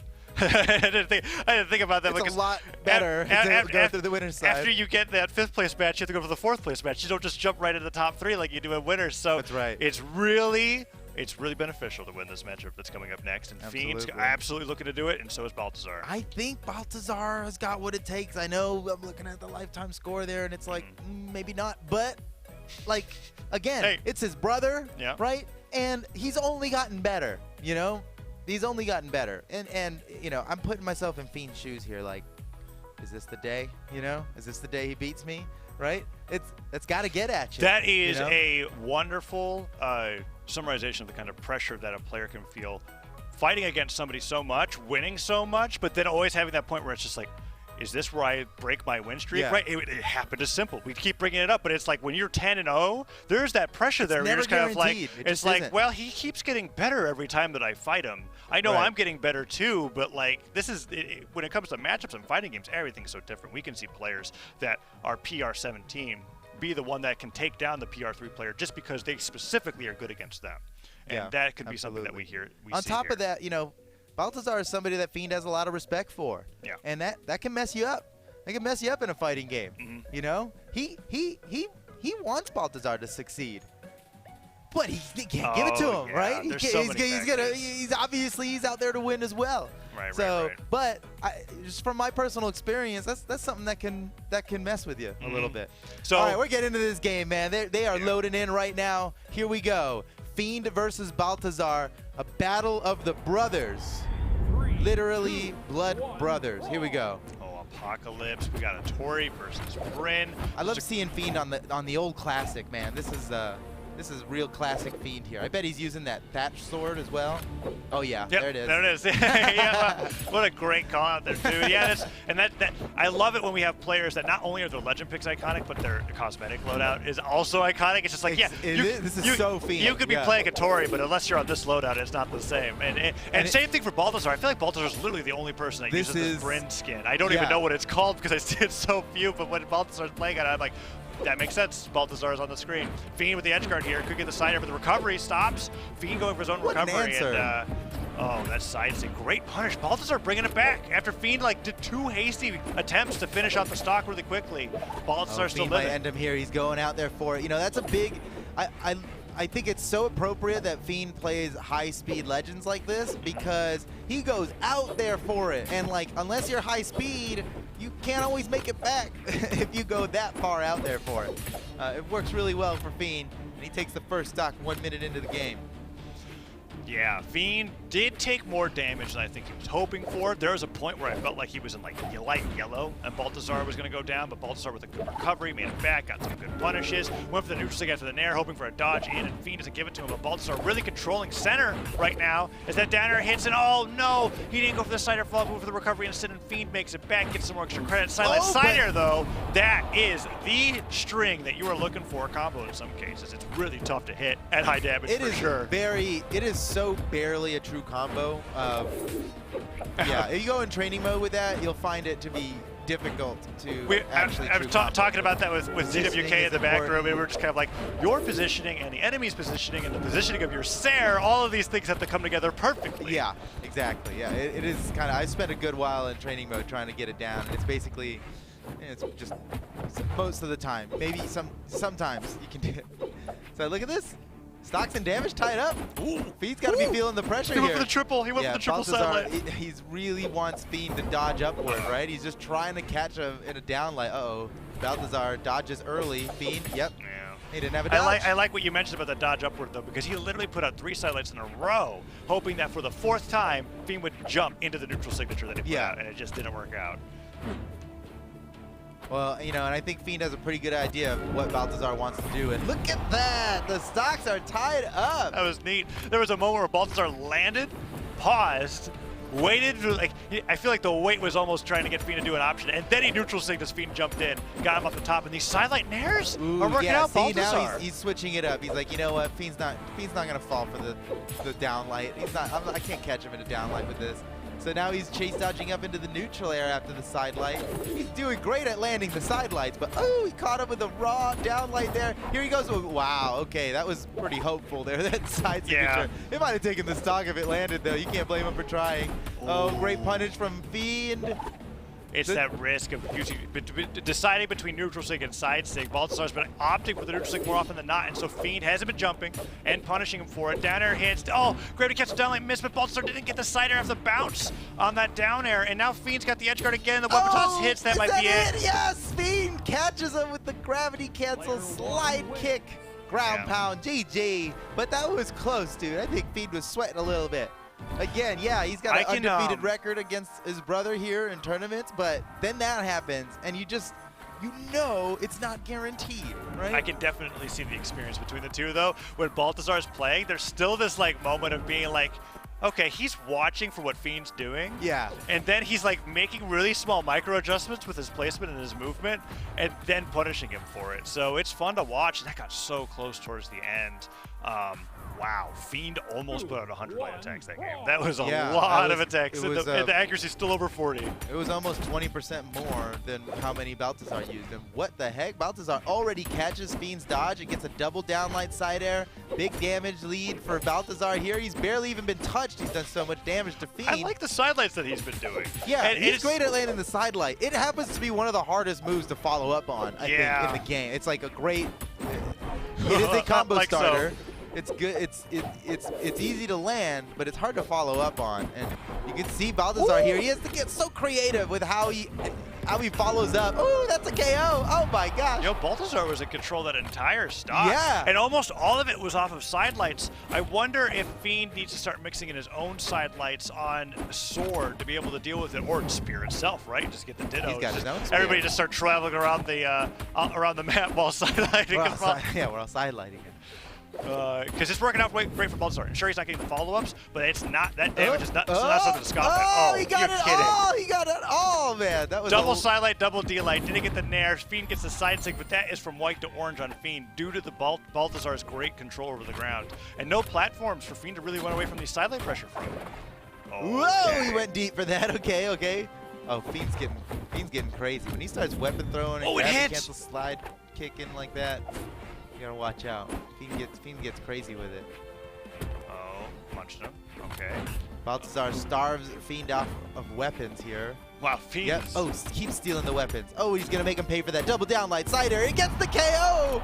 Small Brawlhalla, man. It is a very small. One of the few things you can do with Spear side light is get the downlight follow-up. And Baltazar, we're seeing him so much go for the side light. He pauses, he looks at the direction that Fiend's either dodging or jumping away, side lights the other direction, hoping to catch him with a second hit. And if Fiend dodges, that's when the double D light comes afterwards, gets the side air, takes the stock. Fiend, however, even things up. Baltazar still, I feel like, in the lead with the momentum, but that could change real quickly here as Fiend's got the edge guard with the sword. Damage is like totally tied up. Once again, anything can happen here. I mean, but, you know, Fiend's going to clutch it, right? He's going to clutch it, right? Unless... Oh, Baltazar kind of dipped out a little low that here. was a bit All scary. right, Fiend does the same thing. They're both being a little risky here. Oh, but he's low on jumps. He didn't have any recovery options left. That was perfect by Fiend. Baltazar trying to use the weapon throw to start it up, but Fiend Fiend converted so much more damage off of that. The side light pressure from Baltazar is almost completely gone now that he's at a point where he feels he can get punished by it. Oh, okay. Never mind. He's back. Uh-oh. Baltazar without a weapon. He's in trouble. This is bad news. Dodge. Oh, he's got the axe now. Off the stage. Fiend can end it right here. Looking for the axe recovery so he can punish it with the pogo, certainly. Oh, but Baltazar's not giving it to him. I think he knew. I think Baltazar knew if he just recovered over the corner like that. Could be a win for Baltazar. Oh, the recovery on the axe. He was hoping to catch Fiend off guard, and Fiend was just like, what are you doing? Hits it with his own recovery. It's a risk. And it's a risk. It's a wide hitbox. That was a Brawlhalla special that Spear recovery knocked out at all. That's true. That felt like I was like, that is such an early knockout. We'll see how damaged Baltazar actually was there. But man, he was in control the entire game, and Fiend takes at the very end on his way back to the stage. Well played, and now he's up 2-0. Oh, man. Well, exactly the same 77. light attack count. Look at these guys. They are brothers. That accuracy, they must be. The accuracy increased, that 3% extra accuracy, that's why Fiend won. It was like, I hit 2 more moves. And we're just running it back. Same legend, same map. Let's go again. Oh. Baltazar opening up the axe this time. I've been loving Baltazar's early game with the spear. No, he booked the side air. Fiend could just end it right here. He was one pogo away. He was pixels away from ending Baltazar's stock. That would have been nasty. One of those unfortunate timings where your spear actually feels like the blasters, and there's that little dead zone in the pogo, and Fiend just dipped a little too far down. Yeah. Balthazar got right through underneath the point Whoa. of the spear. Oh my God. Okay, Fiend. Side recovery on arm. He is tenacious. Balthazar, it was funny because Balthazar was trying so hard to recover, he actually like gave him the extra distance necessary for Fiend to get the knockout there right at the very end of that X recovery. Oh, nice. Balthazar saying I've got those moves too. Oh. What? It hit! Woo! Side stick ground pound. Let's go, Balthazar. Oh, he's on the way. That's gonna get the KO. It. The double, and he gets it nicely done. Okay. Yeah. Okay, Balthazar brings it back just like that. We're a minute into the game. 2 stocks have already been lost. And Balthazar, what a great job catching back up because Fiend had a significant lead. What is Fiend doing? How did Fiend get so many of those hits? Oh, wait, hey, a second ago Balthazar was at white. Now, they're just going back and forth with the stocks. Fiend was able to hit like 5 sword nairs in a row, and now Balthazar is so damaged that a notorious side stick could be a problem here. Pogoed once, pogoed again. No weapon throw pickup. Can you get the egg drop? Dude, Fiend, he's got such a lock on how Balthazar recovers back to the stage. It's crazy. Oh, hits him on the recovery. He's again. I thought Fiend was gone for a second. I didn't know if Balthazar has recovery or not, but that D-Light recovery could do it. Wow, Fiend. He's just chasing him off of the side of the map. Relentless aggression from Fiend, and that is what we know him for. Look how tricky he's getting with these weapon talks. Okay. Okay. Balthazar fighting back quick. He might be able to pull it off again. It's going to be tough. Eventually, both these players are going to like jump out of the second unarmed recovery, right? They've been hitting each other with that so much. Oh, with the downsing hits. Catches them off guard. Oh, Pogo could be it. Oh, man. Fiend actually, that weapon throw totally covered him and allowed him to recover to the stage. Now, Balthazar could have weapon thrown beyond. Like, weapons don't clash with weapons, you know? He could have just thrown the weapon down there to end it. But, wait, that's it. Yep. That's it. Fiend wins 3-0, clean sweep. The stats didn't lie. Yep. We can 6-0 now in the lifetime record. There were some moments. Look at that. That was such a crazy stock. Is this the downlight? Yep, double downlight and a recovery off the top, getting him there. And it was such a cool moment because the first stock I looked at and I was like, that's it, Balthazar's crushed, right? And then the second stock happens and goes, wait, what, are they just going to keep going back and forth like this? But no, Fiend does take it out at the end with that D-Light neutral signature. That one signature that didn't hit was a down sig that he used to reposition onto the stage. So all the ones that Fiend was looking for the knockouts with, he caught, and he wins that best of 5 over Balthazar, knocking him down the lower bracket and continuing that win streak from 5 to 6. Well played by Fiend, and he goes up to fight against Wes in the winners semi-finals. Oh my goodness. Yep, that's a top 8 match right there. So already, right? We've already got 4 people who have made it to top 8. That's Power Ranger, Kaina, Wes, and Fiend. Congratulations to Fiend now. He's already in top 8, but the battle is not nearly over as his next opponent is the #1 power ranked player in the region, Wes. But, you know, even though Wes is power ranked #1, he's not #1 seed in this tournament. Do you want to know who is the #1 seed in this tournament? It's Power Ranger, dude. Yeah. Power Ranger's the #1 seed in this tournament. That's the person we're going to be watching next, going up against Kaina, who's kind of nice. Yeah. That's the last time I'll make that joke. So interesting thing about the matchup that's coming up, Yeah. something that I observed in EU, was that there was a little bit of a trend of counter-picking Bodvar players with a greatsword. That was something that started happening, I noticed. It was this interesting moment where I noticed that, at least when it came to SWAT and Simple, fighting against Pavelski and Akno, they're in a little bit of trouble getting into the greatsword. And Power Ranger has been really bringing in the Magyar throughout this event, and kind of as a Bodvar player. And I want to see how it's going to play out here because when it comes to the greatsword, it's a very bizarre weapon to play against compared to a lot of others where dodging in is actually a good idea. Not to mention that a lot of players think about using the bow, having the downlight, outranging the incredible range that the sword has. So I want to see how this matchup plays out. Is Power Ranger going to be going in there game 1 with the Magyar? Is Kaina going to be starting off with Bodvar in game #1? And how is it going to shape up as we watch those matches? It's going to be very interesting. Yeah, you know, when I saw that pick from Power Ranger early on in the bracket, he was playing against Lores, right? The last chance qualifier winner. Power Ranger being seed 1 in the tournament, I just thought he was underestimating Lores and decided, I'm going to play Magyar because I can, you know? Like, just to flex a little bit. Like, right. I'll play whatever. The LCQ winner's got nothing on me, right? And that's what I thought the Magyar pick was for. But I got a feeling I mean, it's not, right? Because he's stuck with it against Hughes. He used it against Hughes as well. Is he just going to go as far as he can with Magyar and then switch? Or has he been practicing Magyar since Autumn's? I'm not sure.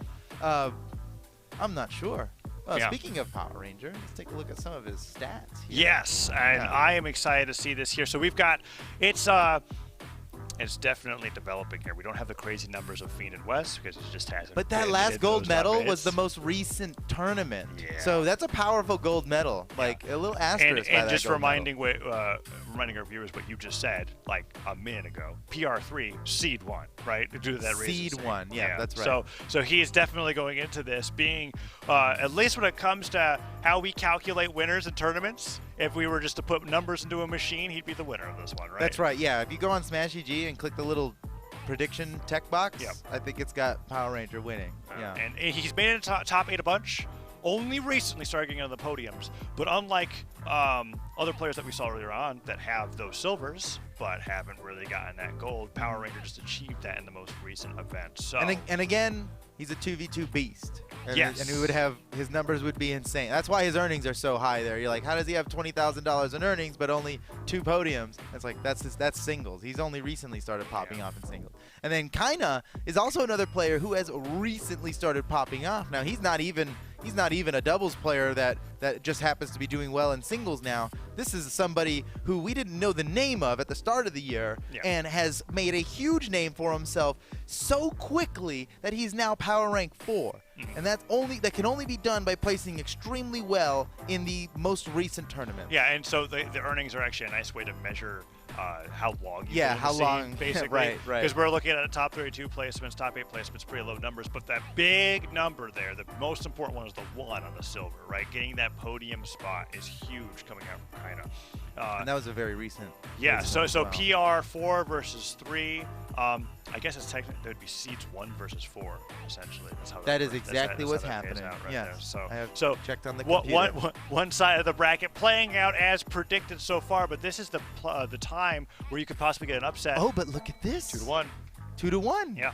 Kaina has defeated Power Ranger in an official major tournament before. Yeah. That must have been very recent. If we look at it as a best of 3 of best of 5s, sure, Power Ranger wins. But if we bumped up the best of 5, right? This could be the tie thing, 2-2. And they could even, depending on how the tournament shakes up, if there's a rematch in Grands, because the winner of this is going to go into winners finals and potentially go. That's such a big deal too. What's on the line in this game is huge. It's a guaranteed podium. If you win this game right now, you are on the podium. Yeah.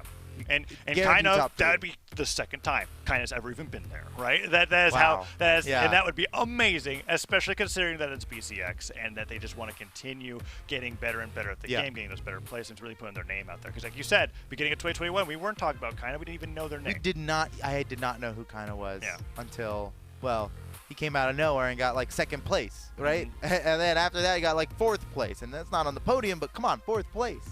Yeah. So we've got Magyar versus Bodvar. Oh, game number 1. So he is sticking with the Magyar. It's been 100% totally Magyar what you were talking about. for Power Ranger. And the Bodvar is out for Kaina in game number 1 as we're going to Mammoth Fortress. We've got Hammer versus Hammer and the Great Sword versus Sword. So it's actually funny how the weapon matchup is just like so similar when you just look at the words. It's just like, but I have a greater sword. Just let me Kaina's Hammer is Kaina's got some drip going on right now. That looks cool. Yeah. It kind of looks cool. He looks kind of cool. Okay, I mean, it's an anniversary skin. Yeah. I'm sure Rizzy put. Yeah. Get yourself one. Now's the time. Weapons been sitting on the left side of the stage. Neither of them have even bothered to play with it. It has just been Hammer versus Greatsword. There's the first they major, don't seem interested in switching their weapons out. Major win in neutral there. Power Ranger trying to get that dash pivot follow-up. Gets it with the recovery instead. Nair through the weapon toss. Such a great move. And, he tried to do the combo down into Nair. Second time it misses. He wants it so badly. It can be true at, like, just the right... Whoa. Whoa. Pretty wild. Pretty that wild. was unexpected and brings up the down surprising. pivots it. Yeah. And, done. And Magyar's got that property with that signature where he fades back before the slash comes down, and it actually just hits in a massive area. The downside of it being that it is slow and punishable if you miss it, but if you get it in the right place, sure, just bringing out gravity cancel in the center of the stage, catch kind of completely off guard, switches over to the hammer now and starts boxing away with the sidelines.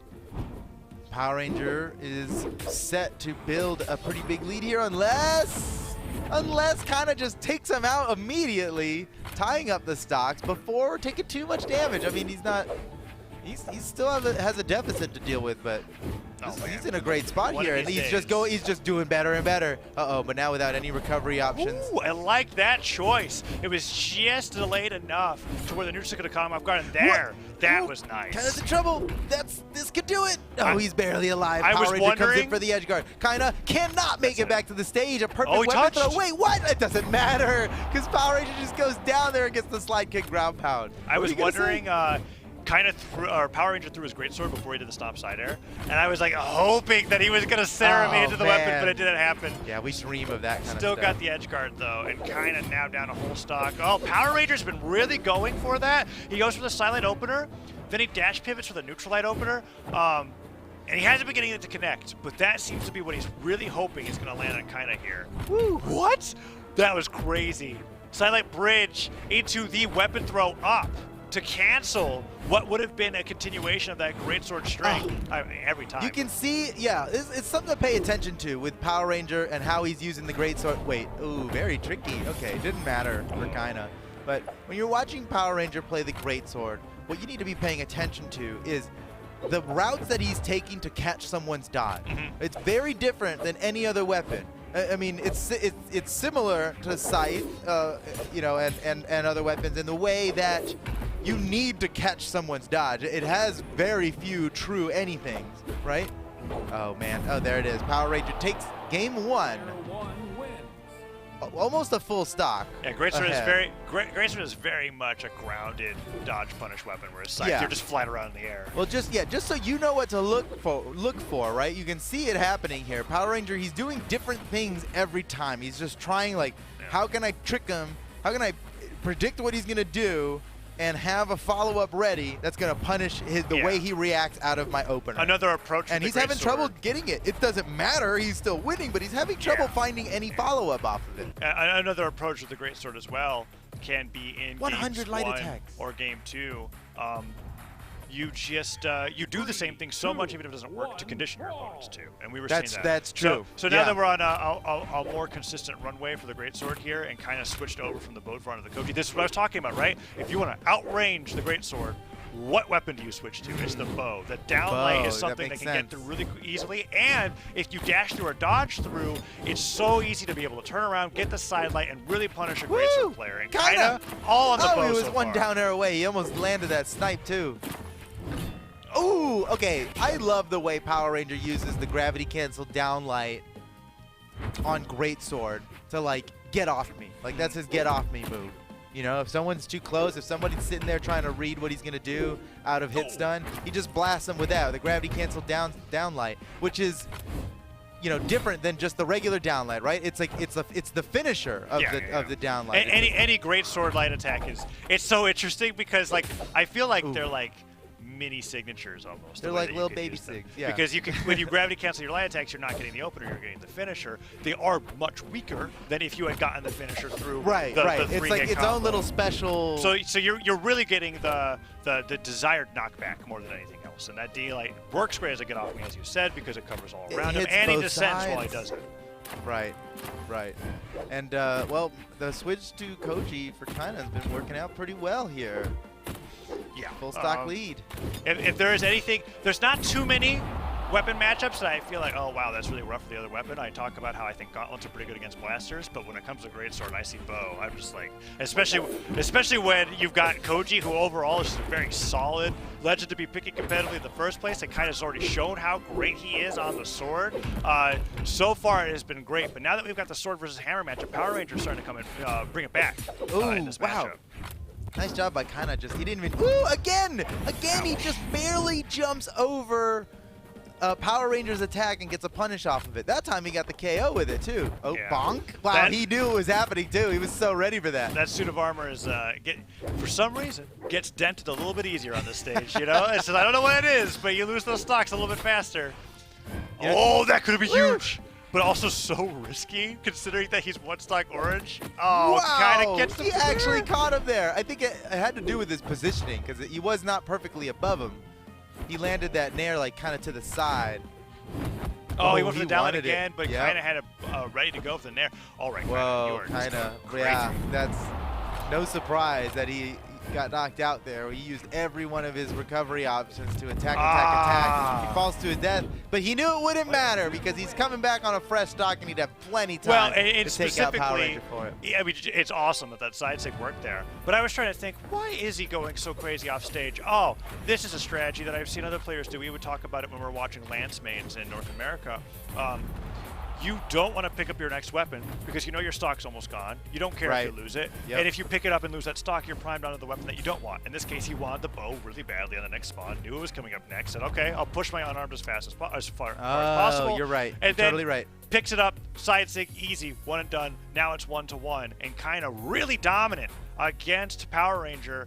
But Power Ranger is sticking to his guns. He's staying with the Magyar, going up against the Koji in game number 3 now that it's 1-to-1. Yeah, interesting. I thought, you know, with his back against the wall, I assumed Power Ranger would switch off with the Magyar, but he's confident in this. Yeah. And, you know, back to your point about the bow countering greatsword in a way. You know, I am of the opinion that there are no real counters to anything. I mean, really, you know, everything's designed. There's no counter is not designed, right? Like everything should be able to beat everything, and everything can beat everything. But, you know, I just feel like it always comes down to the players. But I have to admit, this is the most tangible example of a counter. The downlight, like your greatsword. Everything you brought up is true. You want to start any of these openers, and the bow is just like there, half a mile away, being like poke, and then and it gets you with the downlight. Yeah. Oh, but Power Ranger saying, you know what? Doesn't matter. That was an amazing conversion. He finally got the dodge punish that he wanted, and finally didn't do a dash pivot neutral light opener after the side light. Like, he got in there, was able to take him all across the stage, side light finisher him off the left, and kind of now with the sword fighting against the great sword, trying to get that neutral light as Power Ranger's just playing a very vertical game. Oh! No, he drifts right into it, but it's still not enough. The defense actually paying off that time. And he did not mean to ground pound the floor there. It was just pixels away from getting the KO onto Power Ranger, but he seals the deal anyway. And he's priming a sword. No, okay. So he stays over to the bow. Side air hits. Ooh, woo! Oh, he got the dodge too! Okay, this is just dominance over Power Rangers unarmed state there. Kind of now fighting against the greatsword. One neutral light doesn't go for the neutral signature. Power Ranger is doing, well, he's actually stuck in the air. That's Dude, like you gotta respect how Kaina is like dancing around Power Ranger right now. Like this is, Power Ranger is the 2v2 champion, right? Remember how last week he won the 2v2 World Championship? This is the same guy. And Kaina's walking up to him like, I don't care who you are, I don't care how respected, how much accolades you have, I can defeat you. And look at this. He is still pushing this. I can't imagine punching Magyar. I just like watched him do that unarmed string. I'm like, ow. Got all that defense. That's gotta hurt. Oh, stomps there. Yeah. Evens up real quick. Small stage like this, that'll just KO. Well, here we go, down to the final stock. Bow picked up. This is where Kaina's been crazy good. But Power Ranger with the D-Light finisher off of that, catching him ground, and great job. Oh, Power Ranger can just steal the stock just like this. Kaina's trying to get him into a juggle position, but Power Ranger staying above, gets the gravity cancel down light. Oh, he read that so hard. Oh my gosh, Kaina, is he about to finish him here? Oh, he can still make it back. Yeah, he's going around the other side, kind of stealing all the weapons. Interrupted with this weapon throw. Whoa, holy cow. But this is still anybody's game. Now Power Ranger with a weapon. Oh, and he's got brutal signatures to finish him off. My heart lurched when I saw that down stick. Yeah. I was like, oh, it's not enough. It's not enough. But we're getting so close. Taza, someone's going to go down here any second. Who's it going to be? Oh, Power Ranger gets a stomp side. He can still make it back. He can still make it back. Here comes Power Ranger with an edge guard. No, he retreats to get his weapon. That was almost enough to KO. I can't believe. One more nair. No one can survive anything else. This is someone's about to get knocked out. That's it. That's it. That's it. Even a neutral air from practically the ground is enough to get a KO when there's that much damage. How much damage got put out this game? When we see the stats, there's gonna be some high numbers. Both players like had to be over 500 each. 550. It was like probably around 590, 580. Wow. So kinda so great. Yeah, dealing recovery there. The bow down like at the very end, getting the recovery here. What happened? Oh, that's that side stick knockout on the left side of the stage. Sweet. Oh, look at that. You were exactly correct. Both over like 550. Weirdly close. Yeah. Yeah, they went to deep red every time, right? I mean, yeah, big time. I mean, it showed, considering that he's playing Magyar and a side stick killed him from the other side of the stage, right off the left, just taking him down. One knockout there, and Power Ranger forced onto the Macho Man. This is the legend that I was expecting to see if he didn't feel like the success of the Magyar was happening, and we're gonna see if Axe and Lance can deal with how Kaina's been playing here. Did Kaina switch back over to the Bodvar? No. Okay, this is Koji. It's you know Koji. I do. It's just the armor. I was like, wait a second. Hold on. Okay. So he switched over to Koji. So the Koji's still here. the Pro G. You got a little confused because he's in his pro armor. But with the bow, I don't know if he's wow, gonna. Okay, that worked great actually. He was just and Small Brawlhalla, an excellent choice here for Power Ranger as well. Oh man, if Power Rangers wins this, I wonder if we go back to a situation screwed that where one up. That's unfortunate. What? I'm wondering if we go back to a situation where there's no way. I don't think Power Ranger goes back to Magyar ever here.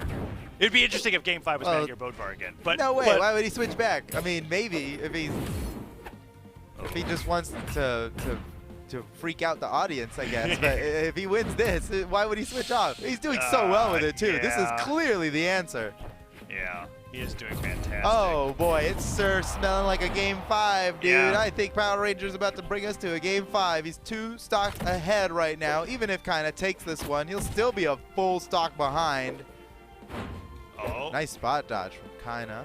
Yeah, Power Ranger. Okay. Oh, big I punish. mean, you could be greedy when you're 3 stocks to 1 there. Exactly. It's like if that gravity catch sidelight hits, that's a nair, and then maybe even a recovery afterwards, right? Like there's so much. Yeah. Yep. He had a lot to gain there, and it was probably about time for him to lose that stock anyway. So here we are now with Power Ranger 1 full stock ahead on Kaina.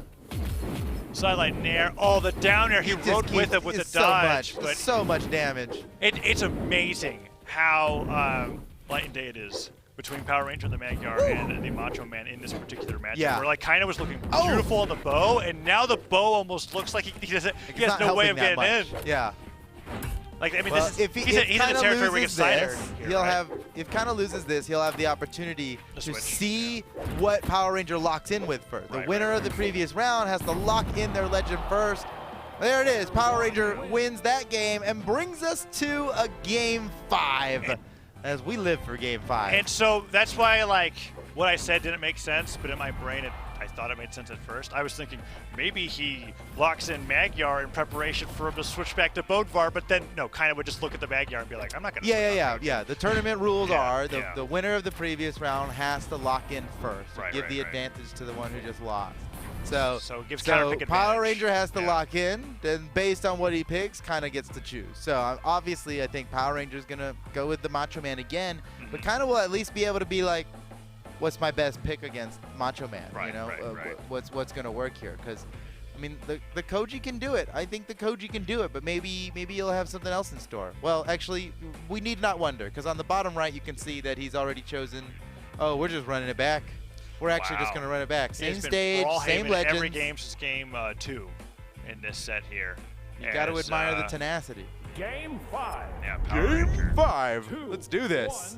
Okay. Ooh, man. So really early stocks last game with the Axe. But what were you about to say? That this is a very significant match, and winning this brings you into winner's final. Yeah. This is a big deal. Winner's final. That's... The people in winner's final are like the only people in the bracket who haven't lost a game, right? Like, oh no! 23 seconds. He already got knocked out. Oh my gosh, and he hasn't even taken any damage. That's a 0 to death. Yep.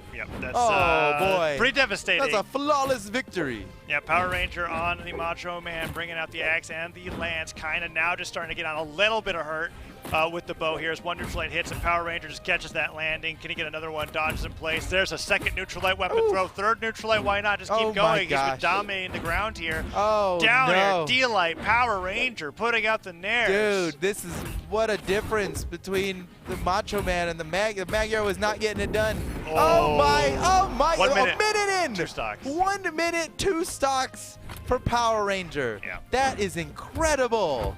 Oh, that looks cool and all, but I don't think it's. I feel like your it's frustrations. going to take a lot more than that. Yeah. He's got a bit of an arm. Oh, and he tricks his way back up onto the stage. Unbelievable. Oh, big finish. I love that. Power Ranger saw that. And he was like, okay, just waiting out the gravity cancel. He's going to fall pretty soon. And then it was 3 clean hits into deep yellow. Axe picked up, down air. 1. Can he get a second one? No. Recovery hits. And that's still not enough. There's something about Power Rangers Macho Man. Tankier than Magyar, I guess. It's crazy. Yeah, that's weird. Oh, jeez. With the chair. You know what? You don't even need Great Sword to get the gravity cancel D-Light. You can just do it with Ultra right in the down six, basically doing the same thing. To get off. Probably not as fast. I'm sure there's a difference in startup times there, but same general idea. Only one of them has a chair, so big deal. Oh man, this is just rough for kind of Ackerman. Oh yeah, he is crushing it. Oh my, he's doing so much, but Power Ranger's just 1 hit away. I don't know. I want to believe that kind of can get this done. Ooh. Oh, man, and he is sure making it look good. Can he get the edge guard here? Yes. Okay. Do you believe? Do you believe? Kind of has to play a flawless stock here to win this game. And if he does, it'll make history. Yeah. Power Ranger just one-sider. Yeah, he's looking for it. He's looking for it. Yeah, there it is. Power Ranger takes the win. And he moves on to winner's final now over kind of Ackerman. There's something about Macho Man's grin while he's fishing for a Sarah that just looks so terrifying to me. Like, Power just jumping around. He's like, I know I'm going to get you with this. And he gets some of the second one. He really was set on that side air, too. Oh, lots of dominance from Power Ranger with the neutral light all throughout that game number 5. And then kind of had such a beautiful second popped stock. off. Yeah, he popped off so hard.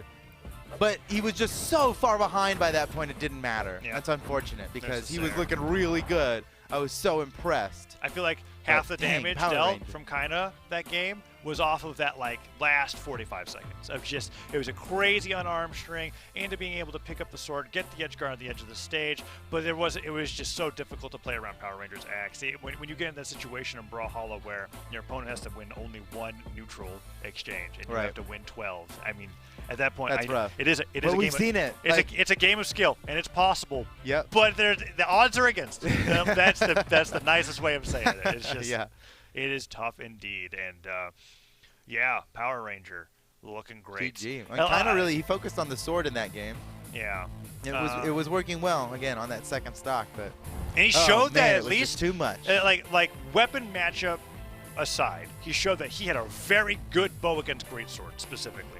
And he had that matchup. He punished Power Ranger for it for the entirety of that set. Power Ranger goes over the Macho Man, though, and kind of just could not keep up. That is truly his best legend for that. And bringing him in to winners finals, as you said, showing that you had not lost a set throughout the entire day. On the podium, once more, Power Ranger is there and kind of is knocked into the lower bracket. Yep, kind of knocked into the lower bracket. He is waiting for the winner of Brujo versus DB, which is happening right now, or no? No, it's happening later. Ooh, yeah, it is happening later. Yeah, you don't have to wait that long for that one. That's going to be happening right after this next one here. Yeah. And let's talk about this next one coming up here. I'm really excited about it, dude. Oh, yes. It's Wes versus Fiend, a legendary matchup. Yeah. Grand finals of many tournaments in the past. And there's evidence of that when we have their stats going up against each other, and we see, because they were the 2 players today, we looked at them and like, out of those top 18, top 25, top 8s that they got, almost over half of them were on podiums. Both Wes and Fiend fit that description, right? Yeah, Fiend with the 23 top 8s, 21 of them are top 3. I know Wes had a crazy number 2. And his was also, percentage-wise, it's Percentage-wise, he had 13 and they're high numbers as well. Yeah. This is such a historic matchup here, West versus Fiend. This is grand finals of so many different tournaments, but we're only in semis. Yeah. That's right. Yeah. The winner of this moves on to winners final. It's a really big guaranteed podium, guaranteed top 3. Really big toss-up that Power Ranger won that last seasonal, getting that first seed, right? This is a moment where Wes and Fiend would likely be meeting on opposite sides of the bracket in winners finals. That's right. Power Ranger really coming out on his own so hard in recent times is put them into this position where they're now fighting for that third place spot or guaranteed top 3 place spot. In semis. And I'm remembering a tournament somewhat recently. Whoa, look at the lifetime on these. We told you they fought a whole bunch of times before with the 16-7. Okay, and I know that 16 looks really good for Fiend, but that 7's a bit more recent. That's like Wes has won more recently against Fiend. Because we were talking about having 2019 brain, right? Like Fiend has been around for so long, and on the 23 head-to-heads that they have together. Back in 2019, Fiend was walking over Wes like GG, no problem. But things have changed a bit, and Wes is kind of, I mean, he's the king. He was the king of South America for a long time. He's still power rank #1. You see it up there. But this is a serious match here. Yeah, it doesn't get closer than power rank 1 to 2. This is, and I'm recalling a tournament. I can't remember which tournament it was. It was recent. It was in losers finals. Fiend versus Wes, match of a lifetime. I mean, down to game 5. So exciting here. And that was losers final, dude. We're in winners semis, and that's the caliber of match we're about to get coming up here. This is gonna be so spicy. I'm excited. If you couldn't tell, I'm pretty excited about this one. I'm a Fiend fan. You're putting it the. I mean, obviously you're I'm a Fiend fan. You called his cosmetic loadout on the first game that we watched. we didn't even see the sword. You're like, I know what this guy. I know this loadout. Because he's iconic in that way. And funnily enough, we've actually made that sword in foam at one of the World Championships. He was so excited to hold it and stuff, and so it's easy for me to be a Fiend fan. I've met him. He's a really nice dude. He's cool. I like him. I get the feeling that Wes is also very cool, but I haven't met him yet. So let's go Fiend, right? Let's go Fiend.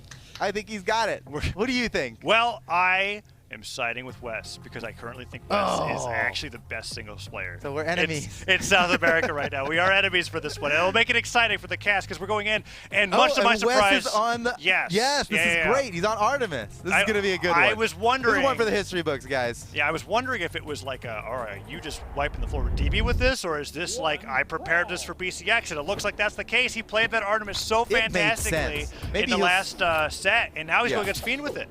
It made sense. I think it's such a natural thing for Wes, and even though you don't see Artemis much in the meta, I don't think there's much of a reason for it other than there's not a lot of people playing it.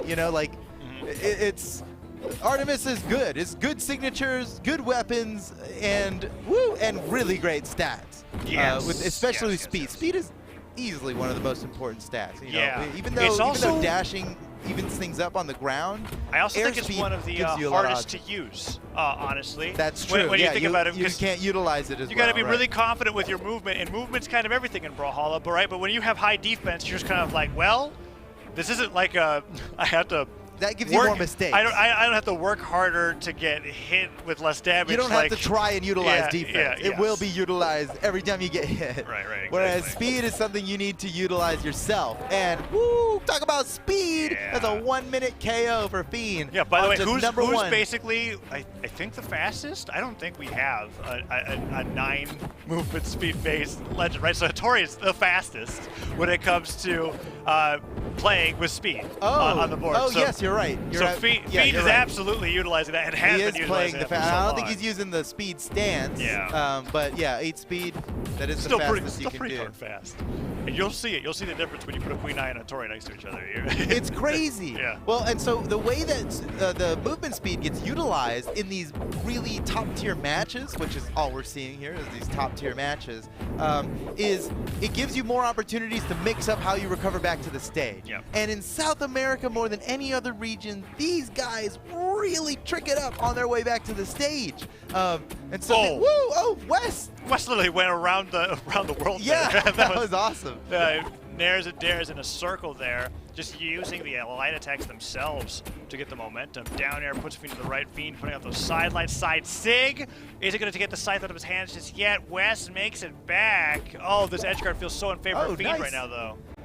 Fiend was he decided not to he decided not to go off the side there and was really waiting for West to like mess up, and then West never messed up. He never gave Fiend an opportunity. Fiend created an opportunity with a weapon throw, and actually that led to him getting a KO. Now Fiend has a lead here in stocks, but he's very close to getting knocked out, so it's up to Fiend now to build up a damage lead while he's got the stock advantage here. And that'll help a lot when he ends up losing this stock and has to face off in the final stock battle against West here. Every little bit of damage is important here.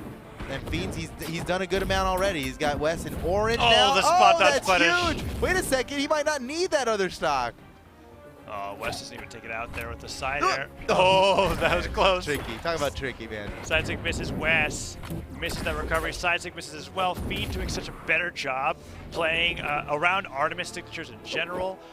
Really knowing the max range of that Sidesig, and then to dash in to punish it afterwards in that D-Light side air. I mean, that could be the 2-stock. Fiend is going crazy. He is popping. Oh my gosh, he was trying to get a raw ground pound on West. Okay, great option by West. Not every day that you see a Nair from the side knock out off the top. Yeah, just just kicks him out. It was was so high up in the air. Well, that was the best move for him to use. That really made sense. That was good. Whoa. Wild with the neutral light there. Yeah. I mean, he still goes in, even though he didn't have the dodge for 3 seconds because of that silly gravity cancel in the wrong direction. He still, like, did not let off the gas at all. I'm feeling, I don't know what it is. Okay, there it is. D-Light Cider gets it. I know what you were going to say. You were worried that West was about to bring it back on Fiend. I don't know what it was. I also felt it. Because I was like, oh, Fiend, you're kind of, I felt the choke. Like, right after. I was like, uh-oh, West is about to go on a tear. He's about to not get hit at all. He got the downlight side there, and I'm like, sure, you, me, and Fiend all sighed collectively. He was like, sighed a sigh of relief. Yeah. There was, because it started to look that way. That West was, wait, is West coming back? Oh, hey, psych. These aren't the stats. These aren't the real stats. But you know what is real? The bottom right. Is the bottom right legend pick. Yeah, ignore the stats. But look at the bottom. That's cool. We're getting. Dude, what other characters does Wes have loaded up for us here? He didn't. It was the Macho Man, and then I guess once he loses once on a character, it's dead to him forever. He picks a new one. That is a unique way of doing an Iron Man, for sure. It'll take a while. Tournament Iron Man. If somebody beats me, they're done. I mean, normally it's when you win with a legend that you switch off. Yeah. With. But you know what? Why not? This is cool. He brings out the Scarlet going into game number 2, and I wonder if this is another character / player counter pick. Coming out from West. Like, is that what West is doing as he's going through this bracket? He's like, okay, I felt good on the Artemis. It worked great against DB. Fiend obviously was great. That's what I'm thinking. Like, Fiend really handled those signatures so much better than DB did. Yeah. And you know what? DB has beaten Fiend plenty of times in bracket. That's not to say that one player is just better than the other, but Fiend was really handling himself against West's Artemis so much better. And I think West, again, he recognized it in the last match against DB, and I think he probably recognized it here against Fiend. That didn't work. I have a better option. Here we go. Yeah. And if West wins this, well, Fiend's got to watch out. And as highlighted before, and I want to highlight it again because this really solidifies it for me. This is starting to show that West is really a Lance main. It has been. Yeah. It's been Any Lance legend is Lance characters. X. He wants. He's like, how am I gonna do with the hammer? You know. Yeah, so it's cool seeing him mix up the Lance legend so much, going up against all of his opponents throughout the bracket here, and opening up strong with that first stock, and almost all of that damage was off the hammer. He's going hard for this one. Oh, and West, he's not even interested in the weapon. He wants to just recover Fiend. Even though Fiend's got so much health. Got the Nair nice. Oh, that was good. That was a great punishment. It's about as good as a punish as you can get. Very difficult to execute, but when it works, you get it. The only thing that's better is going for the unarmed ground pound if you want to damage, but there he definitely wanted the knockout. Neutralic takes him out there. The Neutralite punishes that. Oh, whoa. Oh, Nair, Sair. Oh, that second sider could have been that stock. That was so scary. Wes is popping off with the hammer, and Fiend is struggling to adjust. What? Oh, okay, great punish. Yeah. If the sliding property. What's he doing with his weapon throw? Okay. Wow, that was pretty good throw. It was good. It forced the dodge. Unfortunately, Fiend didn't get to follow up on it, but it forced the dodge and could have presented a really good opportunity for Fiend. But regardless, Fiend has kind of brought the damage back here. Looking like he might. Woo! Oh, no way! No, the bait with the neutral sig. And he couldn't. He tried to go in and sneak that weapon. Wes knew exactly what he was up to before he even got there. Perfectly turned around pivoted the neutral light the end sig miss to get the neutral light. Yeah, so nice. Yeah, he knew he used his fastest startup move. That's absolutely the fastest move on Lance, right? The neutral light. Fiend, wow, gets the KO. That was close. I wasn't sure if it was going to KO or not. That was an early knockout to me as well. Yeah. So they even things up pretty quickly here. When Wes has been going crazy with the hammer, he has been getting him from like white to orange really fast. But he's been trying too hard to knock Fiend off the top. And Small Enigma, it's not great Hall status, but it still has a higher ceiling than most because of those platforms. And Wes has not been getting those knockouts, but Lance now against the sword. Downer punishes the spot dodge. No dodge for Fiend. He's in trouble. Oh my goodness. No, he can still make it back, but only barely. No, now he's done. GG. Oh my goodness, Wes. All off of one spot. Yeah. I don't know if it was an air dodge or a spot dodge, because if it was a spot dodge on the ground, he would have had a dodge sooner. Let's take a maybe we'll get to see the final KO here, because players are banning stages pretty quick. But that last stock was. It was great. It was definitely wild, a dodge that last stock. That was a great punish so hard. too. Oh no, there's no way. We're not gonna get to see it. We're not gonna get to see it. You have to catch us on Monday. You have to catch it on Monday. Yeah, definitely. But all I know is that it definitely was a dodge punish of some sort that led to that. Well, he converted a pretty mundane situation, a small miss from Fiend into a whole stock, and it all started at like yellow. I mean, he just really hammered it in there. No pun intended. He wasn't even using the hammer, okay? It's not I'm not making a clever joke. That's true. All 3 knockouts were with Lance. Yeah. He built up the damage with the hammer, but he did get a lot of damage with the hammer. I suspected that he was kind of I think he's a little more willing to throw the hammer, not because he wants to get rid of it, but because I can convert off of a weapon throw, and if I lose it, well, then I get my Lance. Yeah. You know, I think he's fine with missing. I think he's less likely to throw his Lance because he would rather keep it as long as he can. Yeah, and that first stock was off the back of Wes having the hammer, and the edge guard from Fiend was off of a ground pound. Oh, that's so clever. He hit it with the pogo. Wes covered his head with the weapon throw up, so Fiend repositioned right outside the range where the weapon throw could hit, and he neutralized him on the way back up. Oh, that was so good by Wes. Fiend dipped low. That was his mix-up to get back to the stage. He's dipped low. Yeah. And Wes caught that, man. He had the hammer in his hand. You know when somebody dips too low and they're desperate for some verticality, that's where hammer wins. It gets underneath you with the hammer recovery. There's nothing Fiend could have done about that. But in the final ingredient, Demon Island's walls, right? Like that is the ultimate. It's like, there's only one point where you're gonna go, and the hammer recovery can just cover that whole. Like if your momentum's correct, you can cover the whole wall with the hammer recovery. Wes had a crazy down sig. He caught Fiend's wake up side sig after a side light. Oh, that time he tried to go for the punish again, and Fiend gets the punish on the signature. But weapon not throw. enough. He has no weapon for this either. Wes is going to be able to get back to the stage, and whoa, got to be careful on the Fiend side got out of there We're just talking about that nice signature punish from Fiend. Puts him ahead in the game now. I think if Fiend did any other move other than spear recovery, he would not have gotten the distance to get away from the hammer recovery. Yes, he had to get out of there so fast. Right. Oh, a nice gravity cancel wake up from Wes. That worked out great. And Fiend, even though he's got the stock lead, we're looking for some damage here because taking the stock first. What a dodge! I thought he was done for sure. That's it. We've seen that land so many times. But Fiend's dodges are on point right now. Oh, he did fast fall. He did the side air at the top to jump instead of after. Fiend is having trouble finding a combo off of the spear side light. It's not easy, and Wes is just too sneaky the way he's like randomizing how he gets out of hit stun from the side light every time. And Fiend cannot get it correct. I mean, oh, huge. You got the dodge punish off that too. It was all off of the dodge in punish. He hit the down light. Wes turned around the side air. Grab pound hits. Wes takes it down. It makes it look so easy. Fiend in the lead the entire game. Doesn't matter. Last stock situation, Wes just kind of like, hey, I'm on the hammer this time.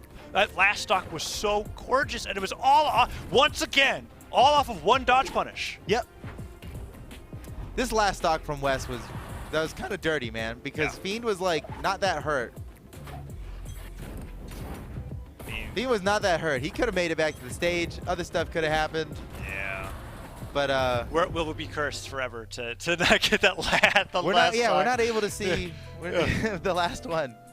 Well, unfortunately, that's okay. You're just gonna have to catch the Monday esports dev streams for the clip show recap. One player 3 stocks the other, so that we get to see all of those knockouts. There we go. That's what's gonna happen here. I doubt it's gonna happen though with how close it is between Fiend and West, because we are now in game number 4, and Fiend has been bringing it to the wire every single time. Then West has some crazy 0 to death that we haven't seen him do at all before. I mean, getting a dodge read off of Lance down light into a side air. That is crazy. He got it! He got it!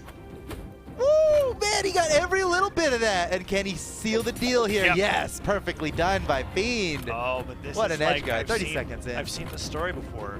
I know. You can't get too excited about a stock lead, you know? If it's a 2-stock lead, then we can start getting really excited because Wes has brought this back so quickly with the Lance. Let's see. Side air hits. Second side air goes to the recovery to reposition. That recovery doesn't hit, but the downer gets the recovery. Oh, nice dodge in. Nice dodge in.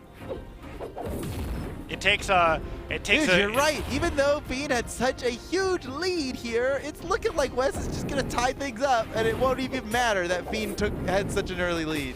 Oh, that's the side air weapon throw. No dodge from Fiend just yet. He dodges the stage, and Wes gets the recovery. No, that weapon throw saved Fiend, and now the extra credit starts. This is huge. Oh wow. I wonder if that saved it there. Whoa! Wait. Get hit by weapon throw in 2. That was really good by Wes. He knew exactly where Fiend was going to end up, and he had the perfect punish ready to go. Perfect spacing there from Wes. And Fiend now with the sword. Good punish. He got the side light and the neutral light off of that. Wes didn't get the punish on the ground out there. Fiend got out of there pretty free. One downer hit, side light in air. Oh, he really wanted that dodge. That guy against the side light was like, that could have led to so much.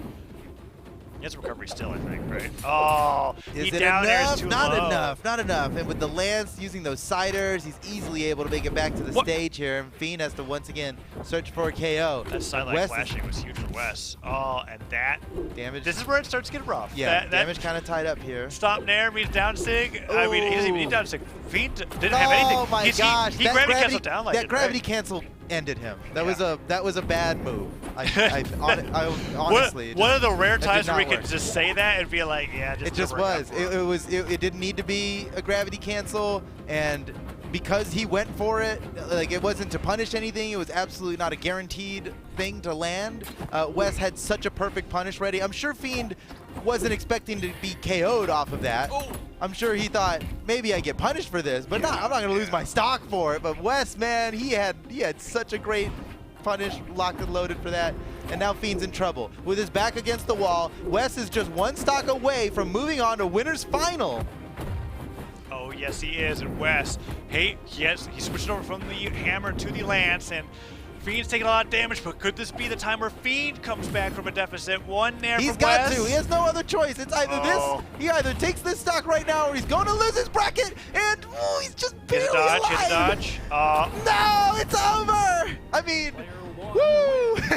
I mean, Wes, there's something about him. He's seen each one. It's like each individual player in South America. He's like, I got a Lance Legend for that. Yeah. It seems that way, right? He always has the answer, and it's Lance plus something new. I'm wondering who is it where Vector's the best choice? That's what I want to see. And I know we've seen Vector in the region before. According to you. Oh, wait, you're right. Yeah. Wait, Power Ranger starts with Magyar. Oh. Magyar versus Vector, winners finals? Dude, I mean, maybe. I will be impressed if you called that. I mean, you kind of called it. I didn't think based off of your that's based on analysis. Yeah, that's true. Okay, well, you know what? We'll see. We'll be watching, and we'll find out. The winners finals isn't quite next, but all I know is that Power Ranger versus West matchup is going to be really interesting because both players have shown that they have a number of legends they have prepared for today in BCX, and some of them are more matchup specific, and some of them are just more like, I guess I'm feeling like playing it specific either way.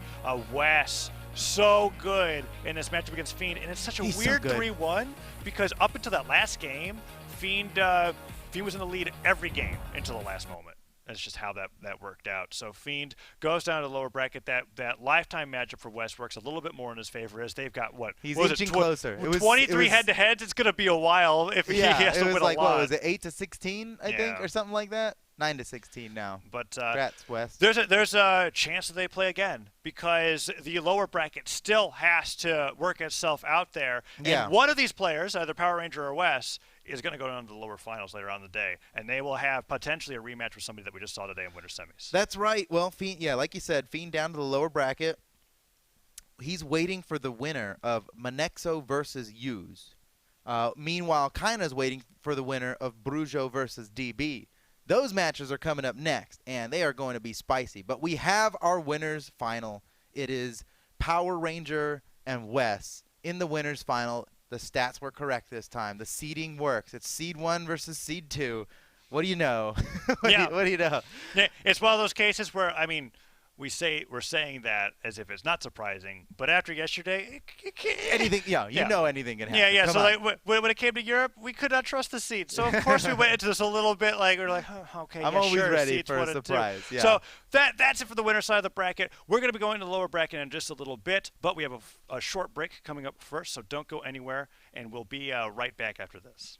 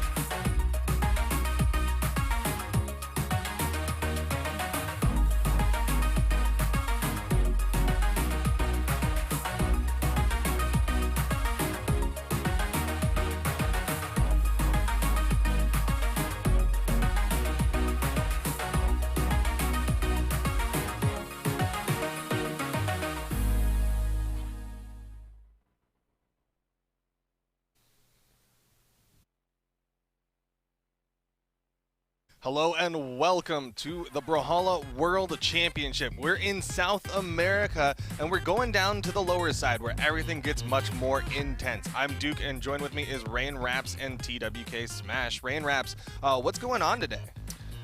A whole lot of predictions that are looking pretty good for the both of you.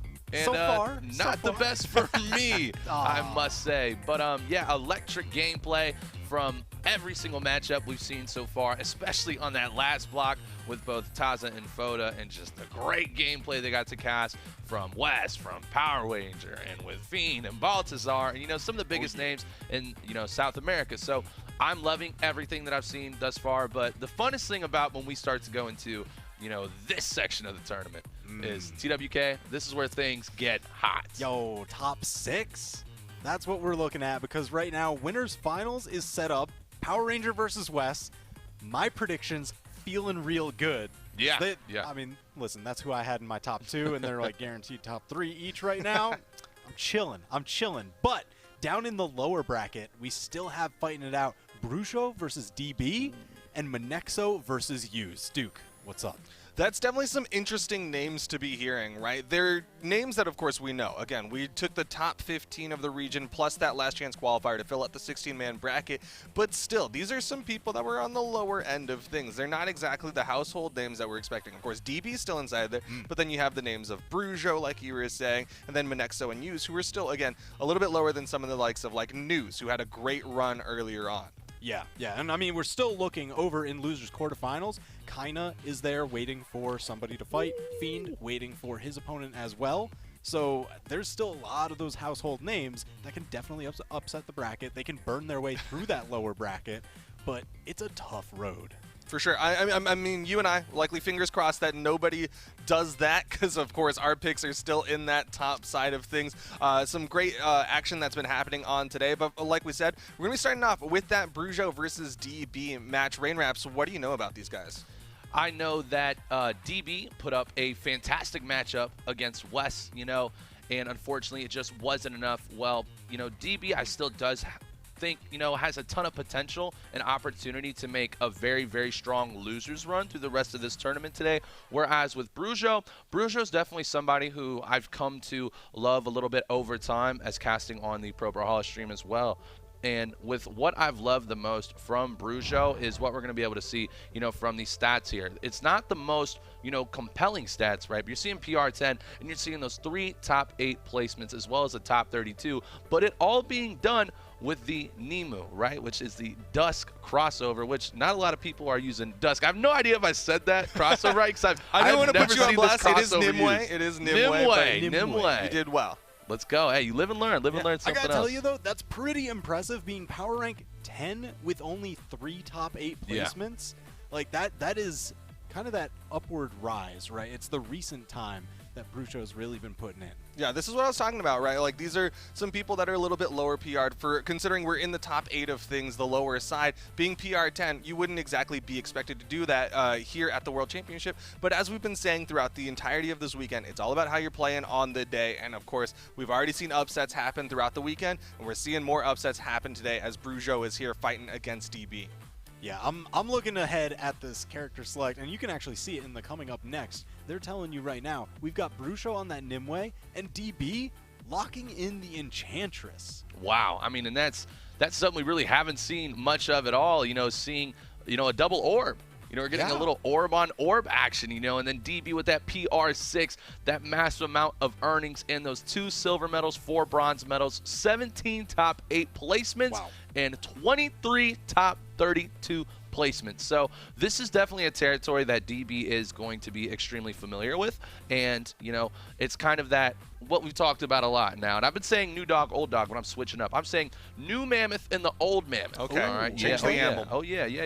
So you got DB being that old mammoth kind of in the squad here, really, you know, strutting their stuff down all the way and everywhere. But then you got the new mammoth with Brujo coming in to see if they can get the upset today. Yeah, it's going to be an interesting one at the very least. We haven't gotten to see too much orb-on-orb action, and if we do get to see an orb, it's generally been coming out from the Fates as of late. Of course, Scythe, just a great weapon, and then Orb, also a fantastic string weapon. Nimwe's an interesting one if that's what Brujo decides to go with, because of course coming in with that Spear and the Orb. Spear, a great consistent weapon, but you just don't see it. People don't really love the signature kit of Nimue as much. It can be a little niche, but when that end sig on the Spear hits, I'm going to pop off. Yeah, that's the thing. That one, it hits like straight up overhead. So, you know, usually people are looking a little bit forward. They're looking at their downlight anti-airs. And if you get over that, you feel really good. Nimue's got the ability to make you feel really bad about that. Oh, I went right overhead, and then they just pluck you and fling you out the side. Yeah, yeah. And one of the other SIGs that I absolutely love in that Nimue kit, too, is going to be the Orb D SIG. It can catch you slipping anytime, any moment, if you're not paying attention, especially on that edge. And it can literally, let's say you're hitting that recovery off that edge, it can immediately just stun you, and then you just fall to your doom. And we've seen it so many times. So very, very exciting stuff for this matchup. Since I've been terrible at predictions, I'm just going to let you two start with your predictions off the bat. Duke, who do you think's bringing this one I'm going to keep it real. I'm going to give you the raw numbers, right? DB coming in PR number 6, Brujo PR number 10. So all of the numbers say DB. DB, I love to talk about this every time I get to show DB on stream, is the fact that, like, DB's an old head. He's been playing for a really long time. He's been a long-time community member. He's been one of those people who is like a bridge for the South Americans to communicate with North America because he's multilingual. DB is such a great community member, and I love seeing him succeed. So I got to root for DB on this one. TWK, who you got? Man, you said the numbers were all there, and the number that I'm looking at right now is that strength stands going up to 8 strength for the Enchantress. Like, knockouts are going to happen early. I'm glad to see that, like, Small Brawlhaven is not available for the picks. Not entirely sure why DB chose to ban that one out, but Demon Island. Oh my gosh, wow. Demon Island against the Scythe.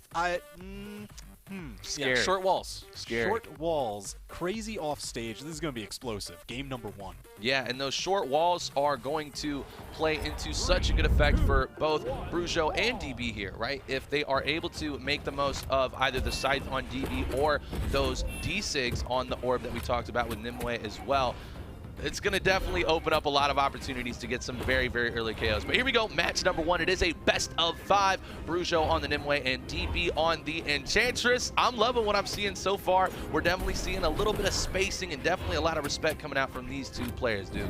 Yeah, definitely an interesting matchup at the very least. Again, we're getting that Orb versus Orb matchup. DB coming and getting spot dodges, but the neutral light, the active frames coming out from Brujo. We'll see who's kind of more experienced in the Orb mirror match. Of course, if no one else is playing it, you're not going to get as much experience in that 1v1 against it. Yeah, unfortunately, both of the orbs gone. One was disarmed, one was tossed away, and Brujo's got the weapon advantage, and he continues it into a starve, but DB undeterred, scores the uppercut, getting the damage. How's this going to close out, Rain? Oh, and I think it might end up with a nice, oh wow, I was going to say with maybe a Spear, D-Light, and a Sair, but DB with a nice unarmed, though, able to get back on stage throw, but a side sig comes out from Brujo to take stock number 1. Yeah, the double hit coming out from the side signature. I was worried a little bit when Brujo dipped really low for the recovery, but wanted to do it the safe way. Touch the lowest part of the wall as possible. DB, though, does have the damage on Brujo, so a good sideline side air might be enough, to clean up the stock. Yeah, that's going to be the solid combo that you see coming out from the Orb. The side light, you either get the jump side air, you can get the down light, a couple other tricky things depending on your chase dodges, and I'm curious to see how the differences play out between both of these Orb players right now.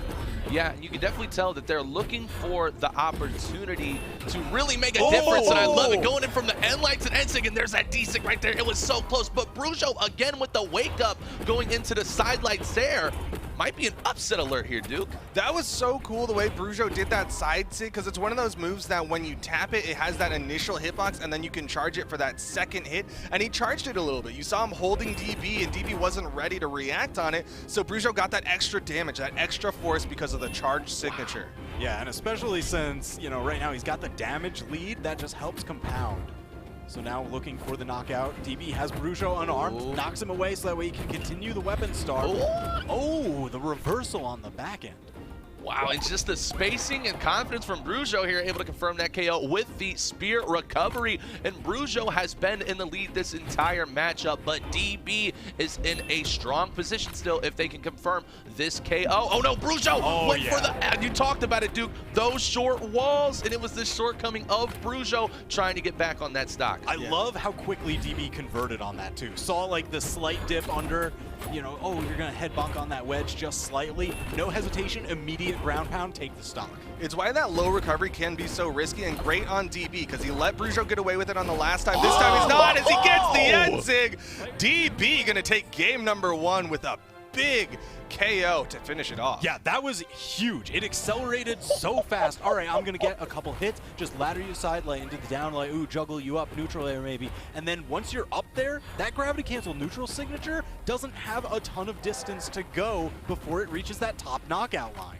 Yeah, and what we're seeing with a lot of these replays right now is that Brujo was in control for the majority of these KOs, but when it came down to the final stock, they absolutely erupted and ended up bringing home the entire matchup in that with a 133 damage advantage. But we are now rotating into Miami Dome. They're locked in, and we are getting Brujo on the Michelangelo. Yeah, not only are we getting a map swap, but a character swap. And the funny thing is, Brujo is not going to share any of the weapons with that previous Nimue pick. No orb mirror match this time, no spear potential either. It's going to be Michelangelo with the sword and gauntlets.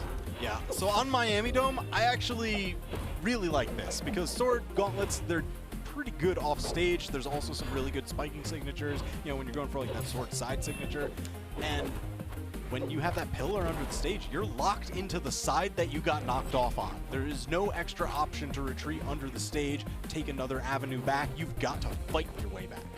Yeah, and you definitely see Brujo attempting to fight their way back right here, but DB is looking so cool, calm, and collected. The nice recovery off stage still is not enough to get the KO, but Brujo is in a dire situation here. Spot dodge into the Sair, weapon throw. No, Brujo is able to make it back. Still looking for the KO confirm here. Duke. Ah, there it is. Yep, nice recovery. Simple unarmed recovery, DB. I love the way that he played that. You know, he has so many different KO options. You saw him fishing with the orb, and he was like, okay, this weapon toss, you know, it didn't work out, but I could still have the unarmed kit to get that KO, and he's got so much health to play with here, very easily could get that extra credit, TWK. Yeah, I mean, especially hitting the sight strings like this, he's already got the stage control, he's got the damage lead, he's in his head, the gravity cancel punish, it's all DB right now. Yeah, and I love that Brujo's starting to get a little bit more aggressive, going for the end stick off the edge, but, you know, Brujo is just so far behind right now that DB has a lot more wiggle room to get very playful here and very, very unorthodox in their attacks and, you know, not really have to take as many risks. Oh, hey! But if Brujo hits a ground pound like that, TWK. Yeah, that was quick. That was really quick. Usually you'll see people kind of, you know, fade around the corner. They'll just be like, all right, how can I set up this corner guard or something? No, just immediately went for it, and that's exactly what Brujo needs to do to come back from behind, especially now since DB reclaimed a full stock lead. Yeah, and that was a great reaction, but DB, like you said, able to get that lead built up again. He's just been widening the gaps. First stock had some damage taken, but this time he's got so much to play with. Weapon control, stage control. Brujo hoping for a lucky spawn. He's going to find one, but still yet to touch DB's second stock. And, you know, DB is looking so in control. Goes for the edge guard, but Brujo might have an opportunity to strike back here. Oh no, DB didn't get it. Wait, they're still on the edge. They're still on the edge. No, okay, Brujo was able to almost make the most of that opportunity. Still getting a lot of extra credit here. Rotating into that end sig. I'm loving what I'm seeing. You know, this Mammoth still has a lot of fight left in him. Yeah, I mean, that was absolutely crazy. Just the quick fire reactions against the box chase dodge that DB did, forward and then down. Brujo was quick with the gravity cancel. Unfortunately, gets punished for that gravity cancel, and his options are really dwindling here. He's gotten in the red. There's the knockout, finally. Tied up the stocks again, but Brujo, I think he can only get hit like once or twice.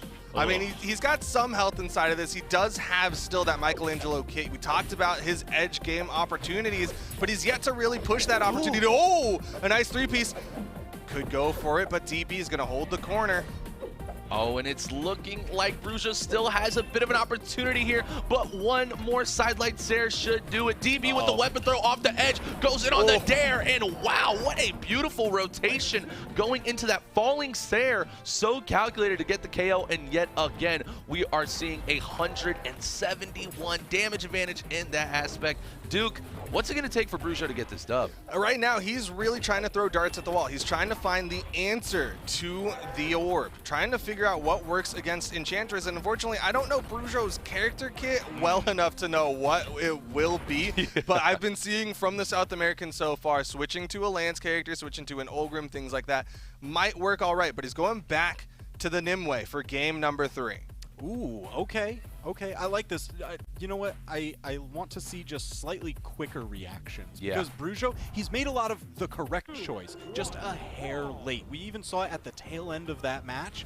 His recovery got beat out. He was trying to fight against DB, and DB just manages to beat him out by like a frame or two. So incredibly close. Yeah, and you can tell that Brujo is definitely a lot more comfortable with this Nimue.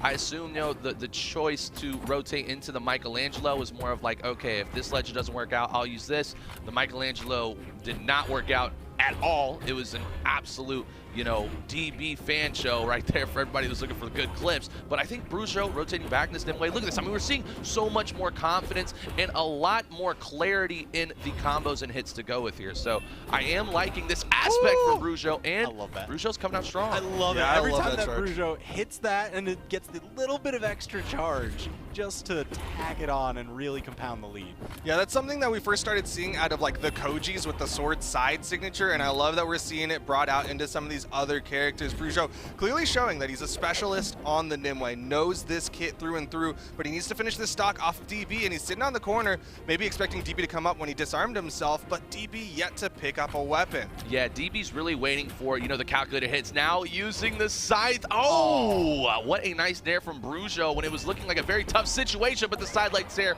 will confirm KO number 1 in a must-win situation here for Brujo. Quick reminder, it is best of 5, so DB wins this match, and it'll be a 3-0, and Brujo's BCX dreams will be over. Yeah, lower bracket gets real dangerous. There are no second chances down here. You just got to keep on plowing through.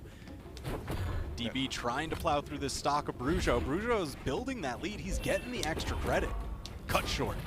DB does find the sidelight side air, but we are seeing Brujo do a little bit better here in game number 3. That swap to the Nimue looking good for him. He just has to maintain this lead over DB.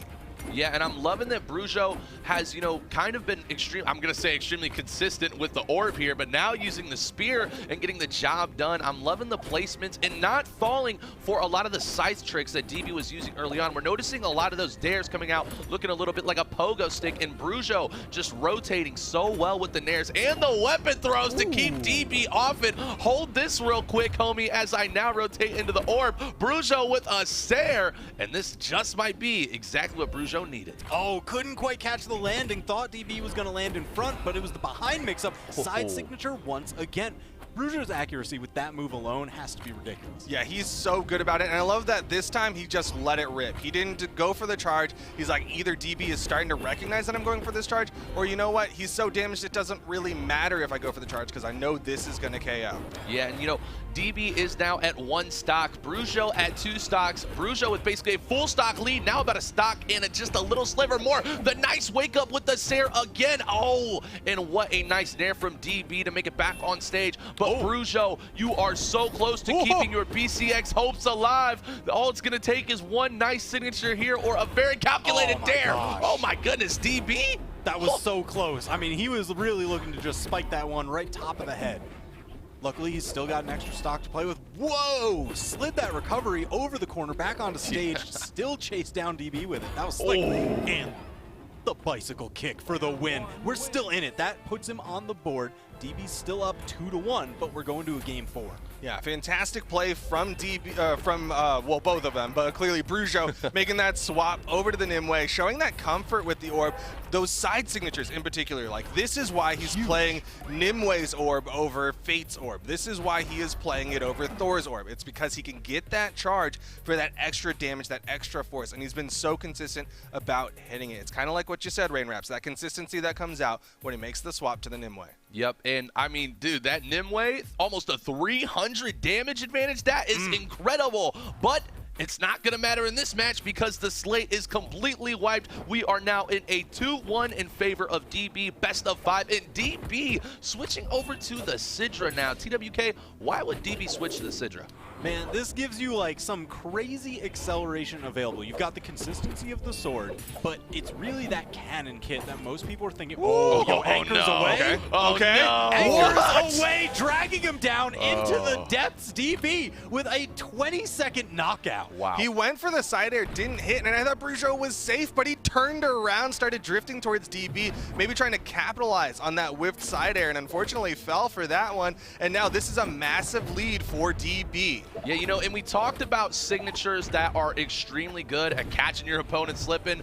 Sidra's Sword Anchor might be one of the best in the game. It's just so slow, but yet it speeds up right on the end with a beautiful punishing blow and an angle. But DB showing us that DB doesn't even need the sword, going crazy, not only with the cannon, but unarmed as well. And Brujo is definitely going to have to find a little bit of that secret sauce that we saw in the last match because DB's starting to run away with it. Yeah, I mean, he has Brujo on his heels considerably. It's just so much extra credit damage. Even, looking for the three-piece. Brujo dodging out just in time. And I love the fact that the way DB is playing this, it's not just, my character can play more aggressive, but you see the way, fantastic ground pad. The way he's playing around specifically that Brujo side sig. It was the bane of his existence in the last game, and this game, he knows the spacing for it, and he is punishing it.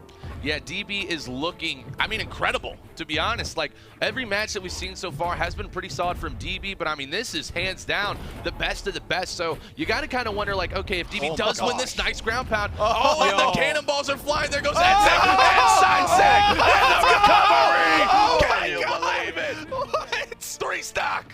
3 stock, 3 stock. What a finish! DB showing off the signature kit of Sidra, neutral signature, side signature, and the gravity cancel to finish as well. DB popping off, and he is earning his spot in the guaranteed top 6.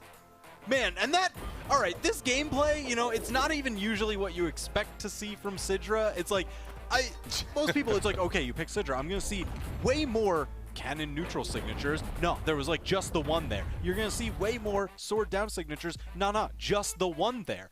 He just had such constant comfortable play. I mean, you were saying that he was looking real comfortable. He's at home with the slippers, the robe. He gets the scented candles on. He's good. Yeah, man, straight posted on the couch on a Sunday. And you know what I think happened here as well? I think DB saw that, okay, Brujo had 300 damage and that advantage for the last match. I'm going to one-up it a little bit and go into about a 324 damage. I didn't even know that would be possible, especially in BCX and especially how good Brujo just played. But, I mean, looking at the stats here, just absolutely stunning, showing that DB can get it done in the cannon, can get it done in the sword. But, you know, for Brujo, it just wasn't in the cards. Those numbers hurt me, looking at Brujo's numbers. 77 damage put out on the spear. If you ever see 77 damage put out on a spear, you can only hope that you put out 500 on the other weapon. Not 51 with the other weapon. That was a painful game for Brujo, but a great game for DB as he's going to go up 3-1. Jeez. Yeah, that's going to set him through. I mean, this is the lower bracket, so it's do or die territory. And that's where you want to have that momentum. You want to be feeling so good as you're going through those lower matches because you know it's that long road ahead, especially as I'm looking ahead at that losers quarterfinal match. His next opponent is going to be Kaina. Oh, that's a rough one. That's a tough one. The dark horse. Kaina, the player who has just been playing out of their mind throughout this entire tournament. I am extremely excited to see that matchup, dude. Yeah, it's going to be a good one. Of course, we're not going to go straight to that one just yet. Instead, we're going to be going over to the other losers quarterfinal match, which is going to be Monexo versus Use. TWK, what you got on them? Ooh, all right. So this one, I know you were talking real good about Monexo. You were talking real good about Use. This is kind of the clash of the underdogs coming in. I mean, they both had like pretty good upsets over, you know, some of the other opponents. To get to this point, Monexo had a 3-1 victory over News. To get to this point, Hughes had a 3-0 over Hazard. Yeah. So that's like setting them up pretty well, but this is top 8 territory and it's lower side. Yeah. So only one of them can make it out. Yeah, man, there is just a giant heap of grass in the middle, and these two hungry mammoths, they're about to go at it. The tusks are gonna go flying. What they eat? I don't know, woolly mammoths, right? I feel like. Well, maybe it's Kentucky bluegrass because they're blue mammoths. Okay, yeah, there you go. There you go. That could be it. Hey, let us know. Tweet at us BH Esports hashtag and let us know what the kind of grass that these. There's got to be an archaeologist in chat somewhere who's keeping track of what's going on. But this is going to be a good one. You can already see on the projected character picks, right? We've got the Koji potential, but almost more exciting is the fact that Hughes has played the Vector. And I think Vector is one of those characters that if you play it, you're going to immediately get a caster pop. You're going to immediately get a community pop because people just love to see these underplayed legends. And whenever Vector shows up, it usually does pretty well. Yeah, especially in these other regions. I know Steven in the other room was talking about, he's like, yo, if we get a Vector, like, victory on stream, that would be amazing. I mean, he was talking like, yo, if we can get, like, some of these top players to actually, like, take tournaments with it, oh my gosh, that dream could actually start becoming a reality here. So, you know what to do. Yep. Use know what to do, and hopefully we do see that Vector come out because, you know, that signature kit is so unique, and with Bo and Lance being, you know, two weapons we haven't seen as much lately in the competitive scene, I think it is going to be a very nice, refreshing aspect, especially if Use can get that dub. But over to Monexo, obviously very well known for that Koji. I'm going to ask you this on here, Duke. So, what do you feel is going to be, let's say it's the Vector versus the Koji, what is Monexo going to have to do to be able to create that separation that if especially a Vector Lance gets going, it's very hard to achieve? Well, personally, I'm a big fan of the sword into the matchup against that Vector Lance, but I think the way that these matchups have been playing out when we've been watching them in the other regions wherever we kind of get this Bo versus Vector or Bo versus Lance, it tends to be the Kojis leaning into the Bo. For the most part, the people who are picking up the Koji in these regions are leaning pretty into the Bo, and right now, Bo's looking really good. It's one of the reasons why Vector is even viable as a pick is because people are like, oh, Lance is solid, but now I also have this Bo as this secondary weapon.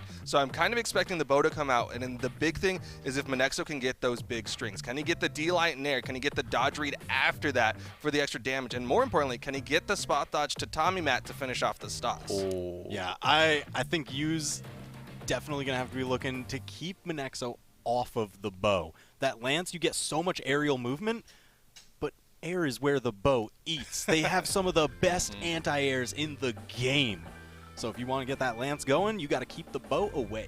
Yeah. Well, only time will tell as we are now rotating into the map bans for this best of 5 matchup on loser's side. So, whoever loses this, they're out. They're out. So, I mean, this is it. This is BCX South America. Winner moves on. Loser is going home, even though they already are home. It is online. But still, we know the picture has been painted in this situation. And I am so excited for this. And what better way than to ask your predictions once again. Duke, who do you got? This is going to be a tough one. My heart is going to lean into Monexo a little bit. Again, I do love the character picks from Hughes, but if you took that character away, then it's not exactly going to be the thing I'm going to root for. And wouldn't you know it, Hughes is on the board bar. So what can I say? Yes. TWK, here's your chance. You know what? I'm expecting this from Hughes. I want to see Hughes. That set against Power Ranger went 3-2, so he's looking pretty hot today, even though he finds himself in the lower bracket.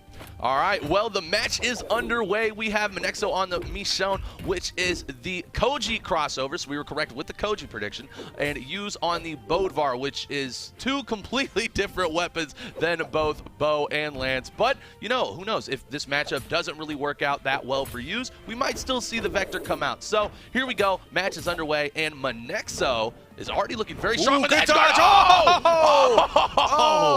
Hughes bet it all on that ground pound. Really wanted to catch Monexo off, but didn't keep track of the fact that Monexo had the dodge to get through it. And unfortunately, after Hughes missed, they were done for. Yeah, that was just a crazy race to the bottom, and Monexo coming out on top even though Hughes won the race to the bottom. Oh, no. Oh, I love that breakdown, TWK. You're always so clever with the quickness and the wittiness. Hopefully, Hughes can find a quick and witty way to bounce back, and that's a nice way to do it with that D-Light recovery right there. But still, Monexo is in a comfortable position. Nice air. Weapon throw does dodge it, and the ground pound does confirm the KO. Yeah, you saw Monexo going for a jump nair there. I think if they didn't go for the jump input and just did the raw nair, they would have been low enough to not jump into that ground pound. But either way, we're going into the second stock's damage fairly equal. Yeah, this one's been kept close neck and neck, which is crazy on a map as volatile as Small Brawlhaven and as crazy with the offstage as these players have been getting. Yeah, and I'm loving, you know, Monexo really utilizing both weapons here, right? Like, we have seen the bow come out plenty of times already, and the sword come out plenty of times already too. The one thing though from Hughes that I would like to see just a little bit more, I would love to see Hughes. Oh, that hit! I would love to see Hughes, you know, stop getting caught slipping, Duke.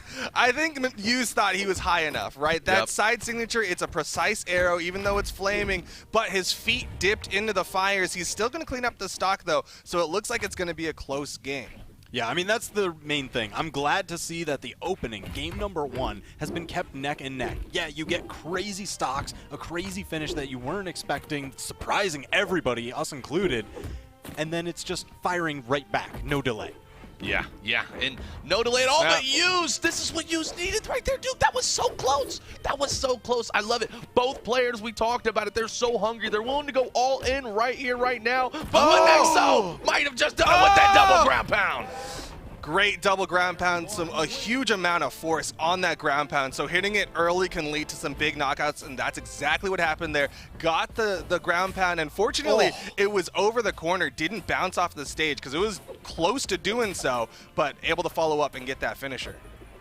Man, ground pound after ground pound after ground pound. That just seems to be the theme of this set so far. And what is it about bow ground pounds? I feel like they're sneezes. You know, you do one, they always kind of come in sets, right? Yeah. If you hit one, you're going to hit another. It makes other people do it as well, you know? It's the sneeze and the yawn all rolled into one. Too strong. Wow. Well, yeah, it looks like we're going to get probably a couple more sneezes and yawns apparently, because we are seeing somebody who, you know, a lot of players in the community aren't the biggest fan of, and the gotchas coming out. When in doubt, Taros it out. Here we go. The switch from Hughes now rotating into game number 2. Monexo still on the Michonne and Hughes on the gotch again, which is the Taros crossover. Now, Duke, if you're Hughes, you did really good last match. Why are you switching?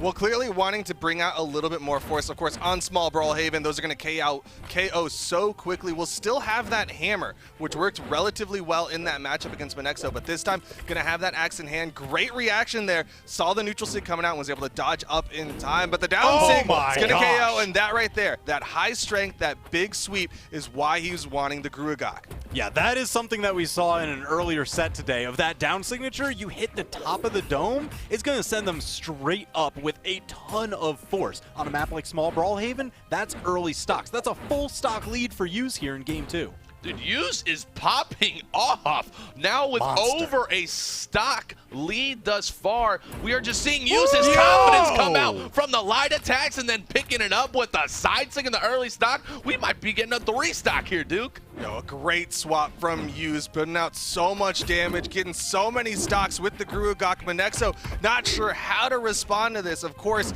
adept at fighting the walkers, but is Gruagok the same? No, this is a whole other monster. You know, zombies, they've got their own weaknesses, but how do you beat a Minotaur? What's the lore on that one? Yeah, I'm not quite sure what the lore might be, but apparently it is not a bow or a sword, but a flaming arrow from a bow could be enough to at least get 1 stock. But this is still a massive mountain for Monexo to climb, as Hughes has seemed to found the weak spot in Monexo's game, and that Stomp Sair is going to wrap it up for game number 2. Clean finish for Hughes. I'm expecting at the very least a map swap to come out for the next one, because I mean, Small Brawlhaven, you get KOs so incredibly quick. Sure, Hughes was able to put out some great damage with some solid strings, but if you had a wider map, something like a Demon Island, those aren't going to KO as easily. Yeah, and I mean, that was the big thing, right? Landing 2 signatures at just the right damage. 474 damage dealt. That's insanely efficient knockouts. I mean, it's 150 to get to red. So 3 stocks, you're looking at 450. He was right on pace for that every time. Yeah, and that's actually that's the record for the day. 337 damage advantage that we're seeing right there. Quick math, Duke. That was for you. The math lead himself, economics major, just keeping the calculator in the head.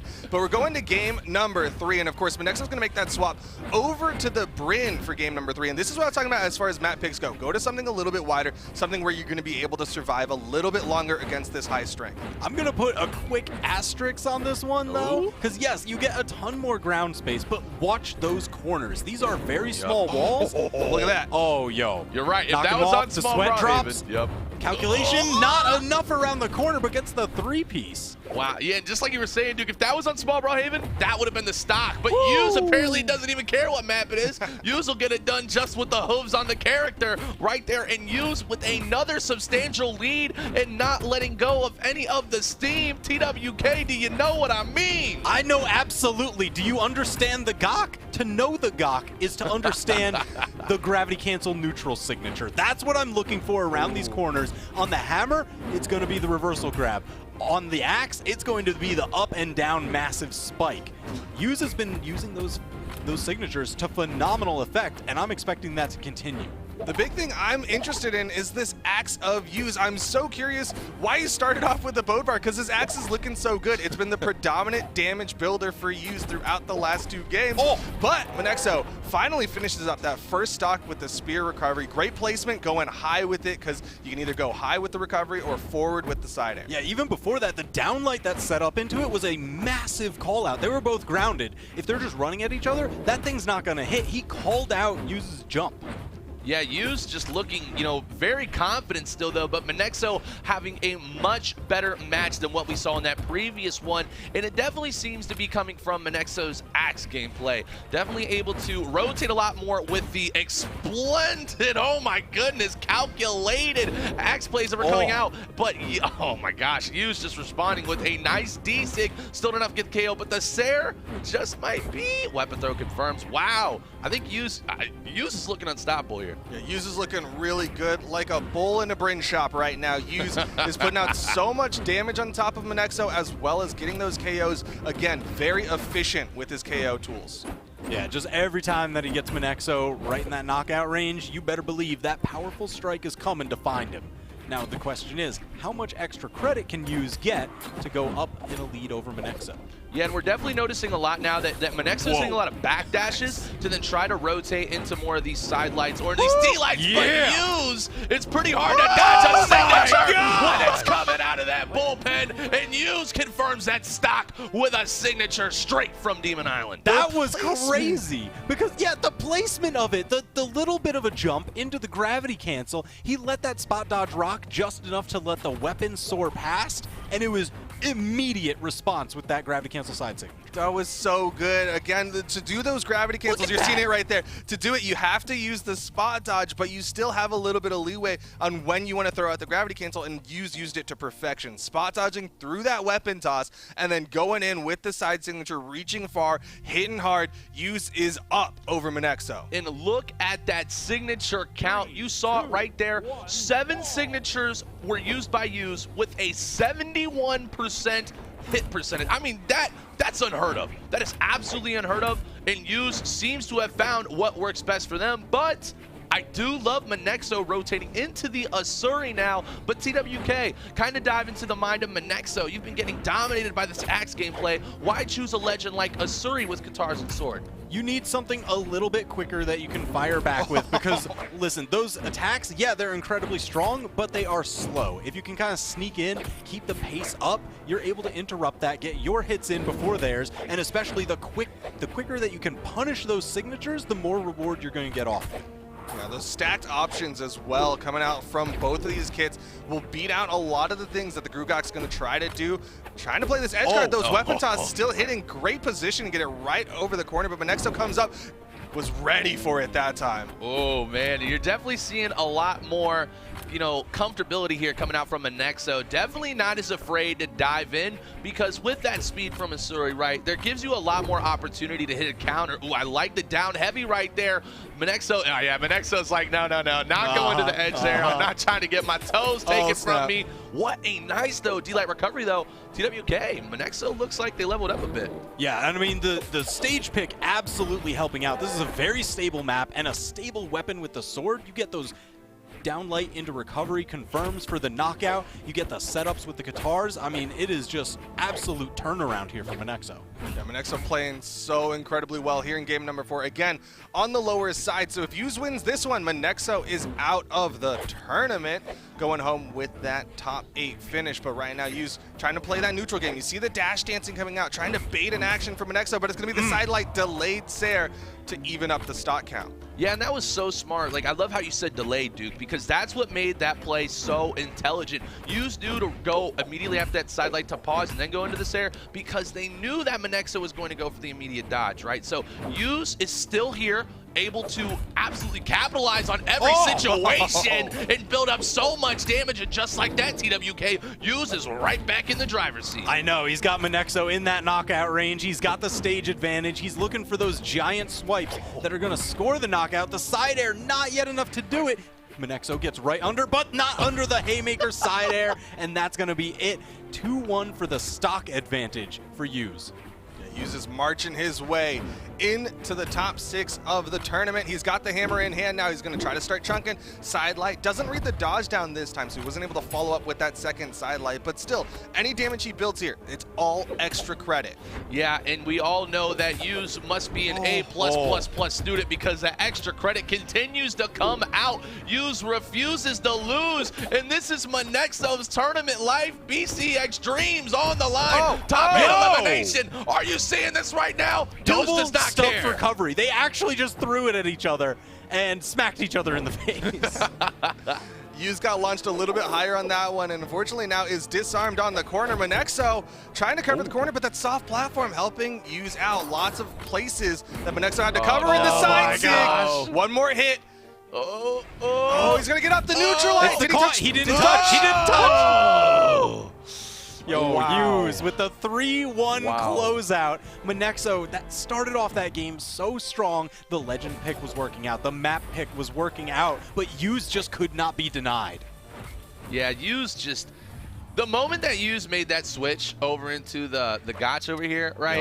I mean, it was night and day compared to what we saw in that first match. I mean, just look at these replays. Look at Yuz's health and still going all in off the stage. And there you go. Once again, the damage advantage says it all. You're looking at approximately, right, like 148 in that aspect, I believe, Duke. And, you know, Yuz is... I'm thinking Yuz might be the sleeper of the tournament now. Well, he's definitely got a great opportunity here. He's going to be going into Fiend for his next match. And my question still remains, why did you start with the Bode Bar? The axe was so good. The axe was incredible. And I don't know if it's like a specifically like Monexo didn't know what to do. But look at that. 411 damage with the axe. Guess what? Bode Bar doesn't have an axe. I feel like, you know, he's probably just looking very selectively at it. He's like, oh yeah, I win with the Gok. And that's a hammer character, right? I play hammer characters. But look at these numbers. Look at that split. Yeah, numbers don't lie. Only 67 damage on that hammer. One thing that I do have to commend Monexo, though, was Monexo's adaptability. Being able to rotate to a different legend each and every single time. Although it didn't work out for Monexo, it did still show that, you know, they do have a tremendous amount of experience with different legends and can play very, very well in different situations. Unfortunately for Monexo, their tournament run has come to an end, Duke. Yeah, unfortunately. Well, I mean, you made top 8 in the World Championship. You can't be too upset about that one. But at the end of the day, of course, somebody's got to win the matchup. So Monexo is knocked out. Yuz is going to be continuing on, which is, again, another PR upset. PR 13, knocking out PR number 9. You can see, 3-0. Yeah. That was 3-0. That was 3-0. Yo, let's go. Well, either way, Yuz continuing on. He's going to be going up against Fiend, but we're continuing on in the bracket. Coming up next, we've got DB hot off of his last win, going to be going up against Kaina Ackerman. All right, this is where, you know, I selfishly want Kaina to win because I want my predictions to be right, and I need this to happen if it's going to be. Need it. I need it. As much as I love DB, like, known him for years, absolute gentleman in the scene. Ooh. That's yeah. There's been a number of DMs, you know, Discord chats back and forth. Especially congratulations after fantastic tournament runs. But DB, I'm sorry, I want your tournament run to end here. I know that's horrible to say, but I need kinda to win. The heartbreaker. Oh man. Well, the fortunate news for all of the DB fans out there is that DB is coming off their best performance of the tournament, you know, thus far within that previous matchup. The unfortunate news is Kinda looks unstoppable. Kinda looks like Kinda might take home the gold today for this entire tournament. So I am very excited for this matchup. But Duke, what is it going to be, you know, in this situation for DB to come out with the win in this situation, being the underdog in this matchup? It's gonna take something special. A lot of drive and hunger. Because I mean, at the end of the day, like as much as my heart goes out to DB and I want DB to do well, the numbers are not in favor of DB. DB has not been winning against Kinda Ackerman. Kinda Ackerman coming in, the higher PR has been looking better, has been beating bigger names. Meanwhile, DB, of course, having to make that lower bracket run to get to this spot. It's been a little bit of a struggle for DB. So I don't think it'll be as easy as saying, oh, just play this character and you're going to find the answer. He could look at the earlier match and say, oh, Power Ranger pulled out the Olgrim and that's what I got to do. But really what I think it comes down to is something that is so incredibly unquantifiable that I can just be like, have more heart. Oh, I love that. I love that. Especially because it's hard to put stock in like, oh, that's what Power Ranger used to close out the set. That's Power Ranger. That guy is absolutely ridiculous. And that was a game 5. That was a 3-2 set that Kinda Ackerman lost in winner's side. So maybe it comes down to like a little bit of a coin flip there. You know, you can't bank on that. So Kinda looking incredibly strong, and I'm looking over at these picks. Kinda on that nice Gala Bodvar. DB locking in the Enchantress. Yes, and we are getting the map bans as well. Now, I guess from a legend scenario here, we are seeing DB's Enchantress over on the attack stance and the Bodvar for Kinda on the attack stance. Now, Duke, why would you want to go in the attack stance, you know, in this scenario? Well, of course, attack gives you a lot of great things. It gives you a lot of more damage. It gives you more force on your attacks, and of course, especially for Enchantress, right? You're busting you're buffing a big number, so you only get more gains off of it. It's going to chunk harder, so that you don't have to worry about those trades as much. Getting those big hits onto Kinda Ackerman will mean that you only have to win neutral a couple more times. Yeah, I kind of want to simplify it even a little bit further than that and just say, it's South America. They go hard all the time, just absolutely unreal. So you hear that, kids? Everyone out there, your stance matters. Your stance matters. And Kinda Ackerman is definitely taking a lot of damage early on from DB, looking solid in the scythe. But, oh, Bodvar on the edge with Kinda getting that edge guard so nicely, and the double dare will get the first stock in this matchup. Wow, Kinda Ackerman's so good at rebounding, Duke.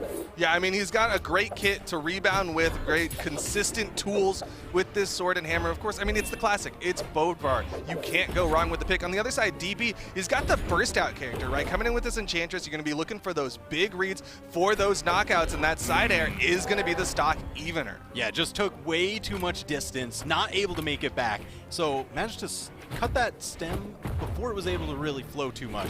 Not a ton of damage, and it's neck and neck between these two.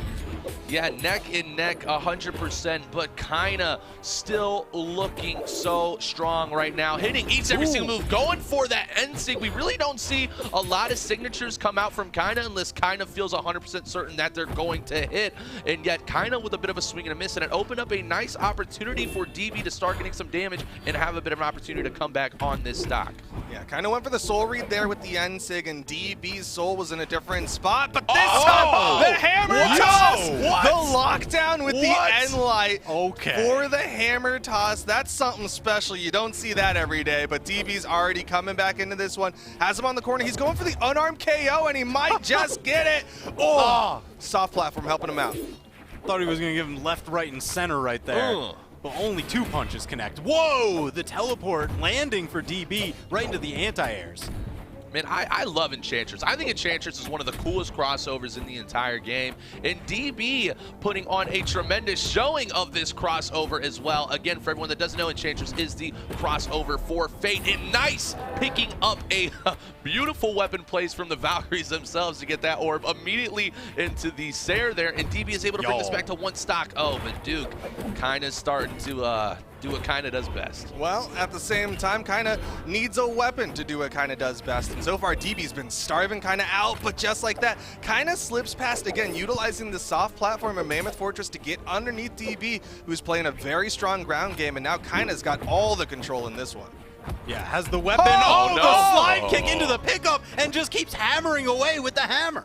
Yeah, you know what? You got to stop. Hammer time. Kinda is coming out with the Sairs, the Nairs, and oh no, over there goes DB in the end of that matchup, and we see Kinda Ackerman play so calm, cool, and collect. As you look back at these replays, Duke, even hitting the double dare off the edge, and as well as just great placement overall in that matchup. What do you want to see more of from DB here, Duke? Because we saw DB have a lot of potential, but just come up short in a lot of different situations. You know, I think DB, like you said, had a lot of potential inside of this one, but kind of busting out a lot of style things, right? He's busting out these weapon toss fake outs, and if DB can really put the threat on Kinda, make him think, you know what, I got to play something consistent. I can't go for these cheeky plays, kind of really break that part of his mental, then I think DB is going to look a lot better. Oh, if you're looking to break mental, I'm looking at this legend lock in DB over onto the Jae-Yun. The greatsword is out. Wow. And the chainsaw greatsword as well. I'm liking the drip. I'm liking the drip. We talked about it a little bit early on where, you know, a lot of times players, you know, it's look good, feel good, play good. And DB, you know, with a nice reset here. Oh, my God. My God. No. Oh, No. my God. He got the touch. Oh my gosh. I don't even know. I felt my heart stop for a second. All right, we'll just highlight it. We'll cut the clip early on that one. You know, Kinda's actually just trying to get more clips. It's like if I get that clip and then, you know, a little bit of time in between, we can get a second clip for the cleanup.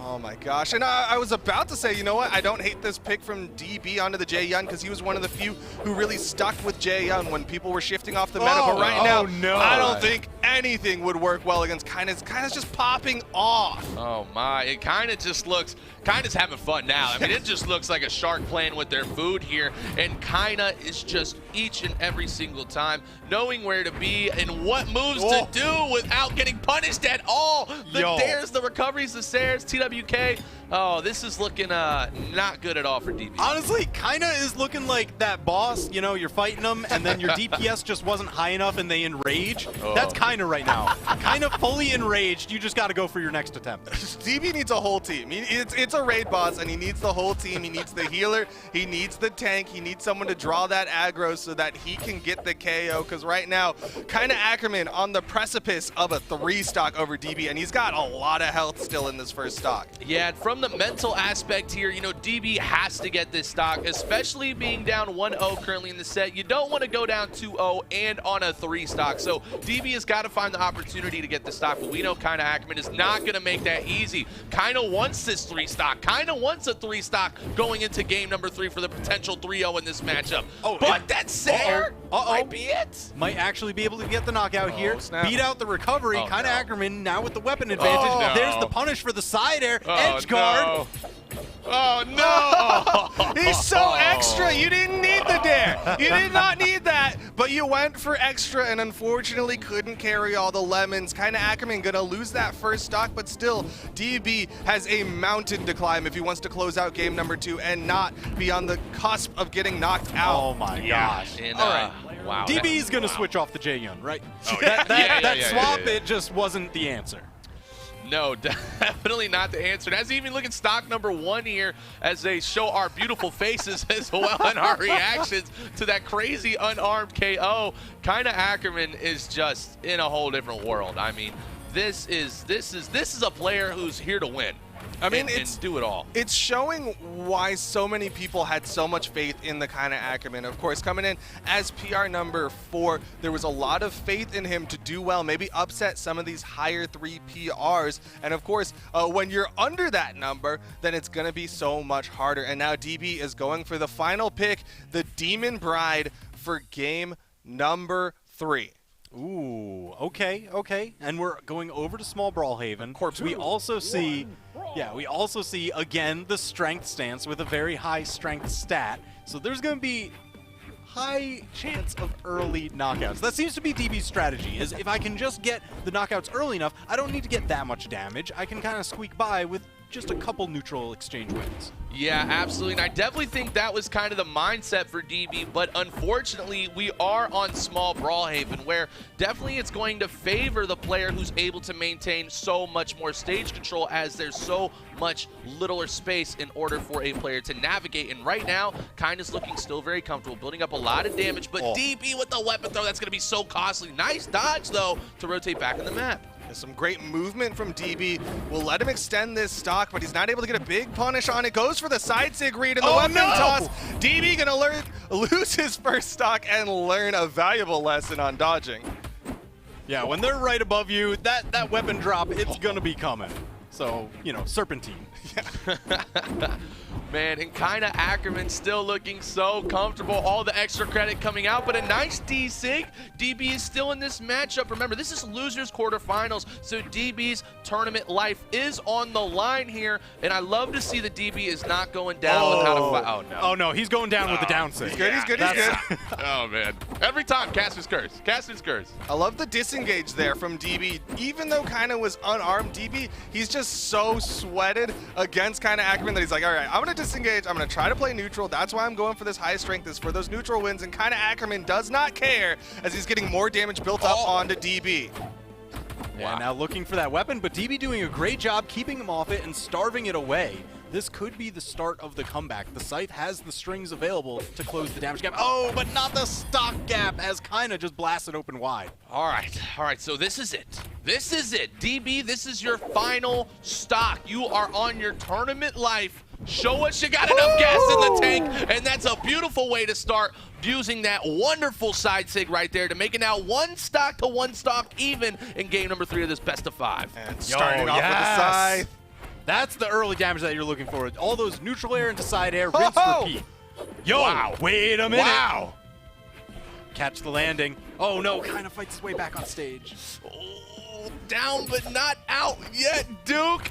Can DB do it? Is DB gonna do it? He's so close to getting a game off of Kinda Ackerman, but at the same time, it's Small Brawlhaven, and that's a boat bar. He's got the potential. The neutral air is going to put him off screen, but it's not enough to KO DB. It's a Scythe. It's a down sig, and DB is going to put himself on the board. He holds on for dear life with the Corpse Bride. Man, all right, so that Mirage pick and the Small Brawlhaven pick, that's the answer. That's what he needed to pay off. Get those knockouts, especially at that tail end there. He started to get like a significant damage lead, and you know, Kinda Ackerman kind of bet it all on that down signature with the sword, and DB was very quick with the punish. Good reactions. Yeah, and one thing that I'm very intrigued about here as we look at this damage difference is that DB was so good with the Scythe. Like, that Scythe changed the entire outlook of the game, especially on that final stock. But now we are going into Demon Island, which is a very nice counter pick here from Kinda Ackerman. I feel like,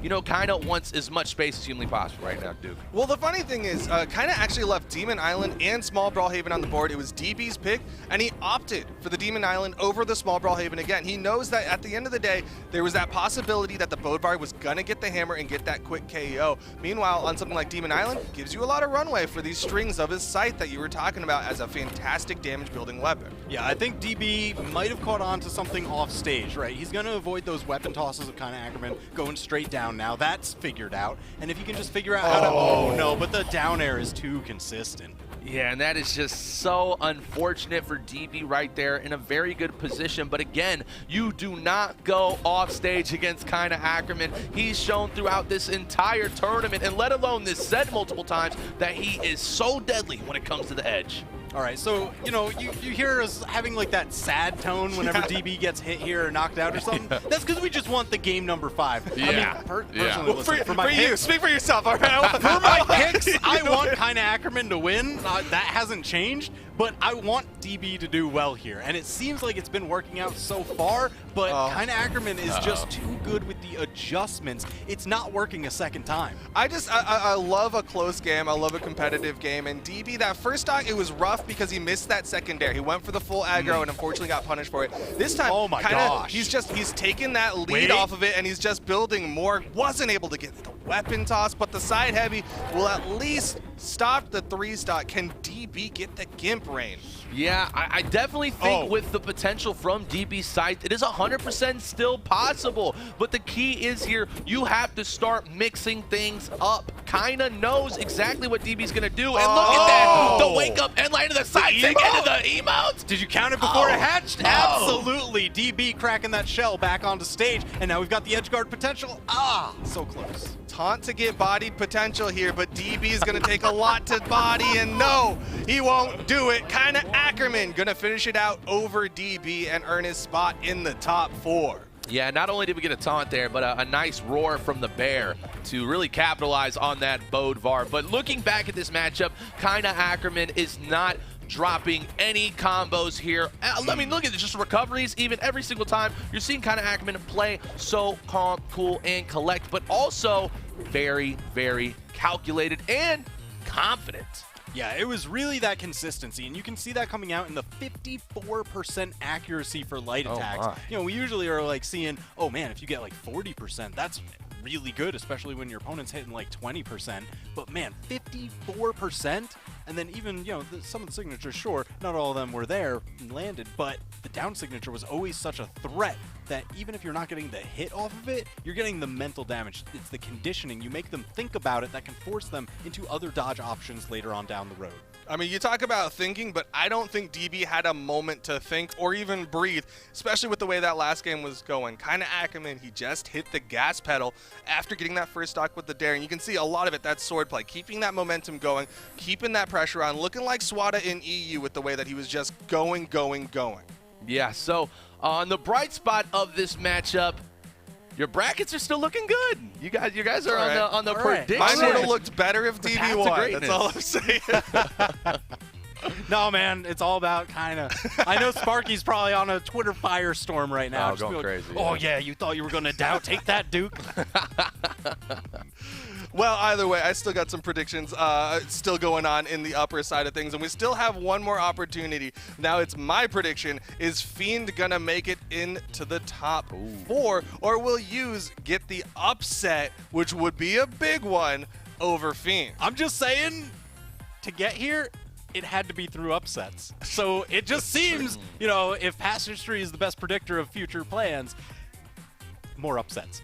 It's got to be Use, right? Right? Come on. I mean, I'm with it. I like Use. I do like Use this matchup, but also everybody that I like, it doesn't work out the best. So maybe you should like Use a little more. Well, you should like Kinda too. Start liking Fiend. You know, we'll put the rain curse on that one. Oh, you know what? We're gonna change it. We're gonna call it the Rain Blessing. All right. Oh, and okay. I guarantee on the power of the Rain Blessing that we get a Game 5. Oh, okay. So not going to predict like a player, but a Game 5. Game 5. That'll be an interesting one at the very least. As again, we're going to get ready to get into the Use versus Fiend match. Fiend likely going to be coming in here with that Hattori. That's what he's been playing throughout the tournament. It's been looking solid. Can't really complain if he goes in with it. On the other side, Use started looking best after making the swap to the Taros. Is that what he's going to go in with? Is it going to be the Bodvar again? Is he going to go to the Vector? That's the question. I'm still hoping. I'm staring at this giant, gorgeous graphic behind you. It's like, don't say anything too loud, Duke. He's right behind you. It's the Vector. I want to see that Vector. But you know what? If we get what's been working, I'm good with that too. Yeah. Staring you down for your prediction picks, Duke. Oh, man. Well, I am so excited to see what is about to go down. You have Use, you have Fiend, the power rank number 2 going against the power rank 13. Quick reminder, there are only 16 players in this tournament today. So power rank 13, on most areas, it would look like it's pretty high, but in this scenario, it's actually pretty low. Yeah, it is one of the people that was expected to go out very, very early. And of course, like TWK said, I mean, I want to give credit to Yus. Getting upset after upset to be here, it's a very commendable thing. It's about to be the top 4. So if your PR is anything outside of it, you made some upsets. To be this far out of it in the top 6 of things, you have made some upsets. So you got to give credit to Yus. But the question is, can he make the upset over, again, a community favorite? People love Fiend. The PR favorite, I love Fiend. He's got the spirit bomb energy behind him. That is to say the least. Community favorite, like crowd favorite, absolutely. So going into game number 1, this is still lower bracket, so very dangerous. Best of 5. Fiend is really good at adapting. I can't tell you how many game 5s he has won throughout his entire career because it's some ridiculous number. Yeah, and you know what? And just like the blessing I put out there, hopefully we get to see another game 5. Let us know what you think by doing hashtag BH Esports on Twitter. Let us know who you think is going to win this matchup and if you think it's going to be a game 5 as well. Our matchup is officially going underway right now. Losers quarterfinal begins now with Fiend against Yus, and Fiend locking in Hattori, as we know. Yes. But Duke, please just... why? Tell me why. It's the boat part, and I admittedly, I don't have an answer for this one. Of course, that's what he did in the last one. It started off, and it didn't go that great. Then he made the swap, and the axe looked amazing. I was expecting him to just go in and be like, you know what, my axe popped off. Maybe I'm just going to keep running it, but maybe it was specifically a Monexo thing. Maybe it was specifically an axe to beat out Monexo. No, Yus still thinks he's just a hammer player. Yeah. He's like, I gotta go with the hammer legend. You know, that's the common denominator. Forget the axe. Forget all the glory of my Gok. Fantastic analysis there from both of you. I'm loving what I'm seeing thus far. And Yus definitely not afraid to not use that hammer in this situation, although it is going to lead to the end of that stock because you are going against Fiend, the Hattori Fiend, a monstrous opponent that is able to strike fear in anyone they see, especially with that skin, Duke. Yeah, I mean, this is a scary one at that. It is the Fiend iconic skin on the Hattori, and now again, Yus already stuck on the corner. Fiend's going to take full advantage of it, covering this corner so well. Still trying to catch the landing, but Yus does pick up a sword. Fiend's getting all these opportunities to get this extra credit. Yeah, he's gotten a little bit. You know, Yus not too far behind yet, but you want to cut that short before it spirals out of control. And Fiend now swapping over to the spear. This is one of his best weapons. I mean, he used it, you know, back in the old days on the Nash to take so many tournament wins. The Hattori is just phenomenal, and you see it doing all this work right now. Yeah, and one thing I'm noticing so much from Fiend right now is just, wow, that was a crazy clash right there. Yus with a nice recovery, but Fiend has an opportunity to go up 2 stocks here, baits it with a nice juke on the weapon throw. Looking at this edge guard, Yus has to come back up. Whoa. Misses the nair, back at the edge. There's the 3 exclamation points. He's in trouble, he can't jump. He fully triggered wall slip. He didn't touch the ground after those exclamation marks started appearing. So once he just kind of retreated back to the wall, once it hits those 3 exclamations, you do not get any jumps back. The fear of Fiend really put onto Yus. He sat on that wall for so long. The first exclamation point, a warning. The second one, an alarm bell. The third one, a death sentence, as Yus didn't get any jumps back for touching a wall and fell to his death. He's now a full stock behind Fiend in game number 1. Yeah, and Fiend is looking very strong, but this is so huge for Yus. Oh, what a genius weapon throw from Fiend to protect themselves after they exhausted all recovery options. And Fiend just showing us why Fiend is so good. Yus still has a chance to win this one, but if it's going to happen here, TWK, Yus is definitely going to have to start switching things up. Oh, read him high. He got it. I can't believe, actually read him high on that weapon toss. I was like, which way are you going to go for this? You don't really have a great angle, and Fiend just offered it up to him. Yus quick to react to it, and we're back neck and neck. This is not far behind. Yeah, that was a great up toss, and Fiend, because it was off screen, didn't know where it was in space, so he ended up jumping twice to get into it, missed the side air that time. Yus still alive, still has an opportunity here in game number 1, but Fiend does have that damage lead. A D-Light side air will not KO. A D-Light dare recovery might be close, but probably would not finish off. There's a lot of health for Yus. And I'm loving it right now. You are seeing the hunger on display from Yus, not going down without a fight. Hidden wake Jacobs not afraid to take it to Fiend. This is Oh, PR snap. number 13. There is no fear in Yu's eyes. It is only victory that Yuz is looking for, and this could be a comeback for the ages in this very first match. But Fiend, being Fiend, it's gonna be a very tall task. But that doesn't.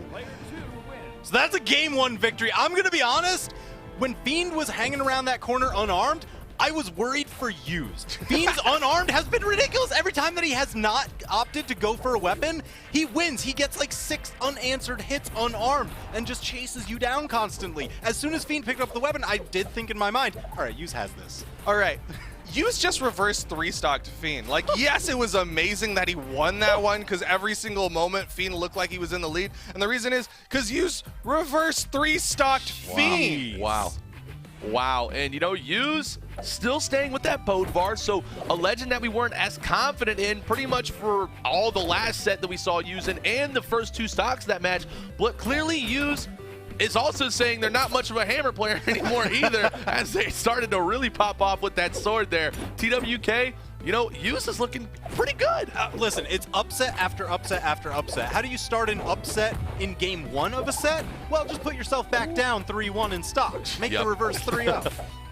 He's playing for all of the highlight reels. That's how you get ingrained in Brawlhalla esports memory, right? Is getting upset after upset. Fiend trying to stop these upsets from coming because Yuz is in the red, but Fiend yet to finish off the stock, and that just gives Yuz opportunities to bring this one back. What a string. Oh, Yuz, I love how aggressive Yuz is getting right now because Fiend is definitely, you know, you can tell that Fiend had a very nice game plan for those first 2 stocks last game, and even at the start of this game, but Yuz is still able to stay in a comfortable position without overextending, although Fiend does confirm KO number 1 with a well-placed there. Now, how comfortable is Yuz going to be? That's the question, because he was real uncomfortable the start of last game. Fiend was working on a 3-stock. Yuz looking to make sure that that's not the case here. I love the respect Fiend gave to that weapon toss from Yuz. That time didn't go for the immediate jump ups, actually waited for it. Yuz not enough to KO. The higher ceiling because of those soft platforms, and now Fiend is going to try to get up this extra credit. He's gotten a little bit here, getting a little bit more, but it's just neutral lights. It takes a lot for those to be a significant amount of extra credit. Yeah, and you're definitely seeing Fiend refusing to lose this stock. Yuz is at the point of just throwing the weapon to get some type of space. That's now 3 stomps that Yuz did not convert off. He was finally able to get the falling side air to secure the knockout, but look at how much damage he's taken in the meantime. Yeah, and you know what? This damage might not be too much of an issue, though, right? We just saw Yuz hit that 3-stock reversal in the last game, and Yuz is still in a very comfortable position here, now focusing on maintaining this center stage advantage. Yeah, exactly like you said, Rain. Everything is better in this one, considering he just reversed 3-stock. But Fiend, again, with that damage advantage, can he finish this stock off of Yuz? Last time, he managed to be in the red when he did it. The side air will do it, and now Fiend has the lead. Can he close this one out before Yuz gets that comeback? So Yuz looking for a weapon right now, spawns over on the side, able to get it so that way it's the dueling knockouts with the sabers. But again, Yuz finds himself on the side. I'm too nervous when he spends that much time off stage.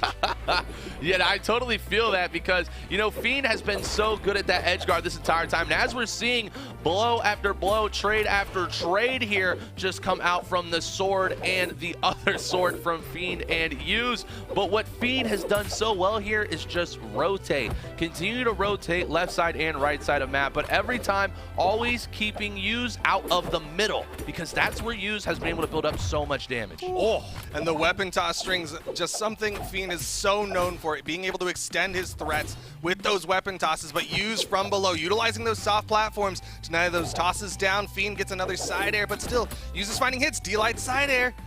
Can he finish it? No side air thrown out. D-Light side air again. The soft platform's helping Fiend out, and he's going to finish game number 2, tying it up 1-1. Yeah, that was great pursuit off of the 2 anti-air hits. That Spear downlight doing serious work. I mean, Fiend has been playing Spear for years, so of course, if you come at him from the air, he's going to snipe you out. Yeah, and snipe you out. He did.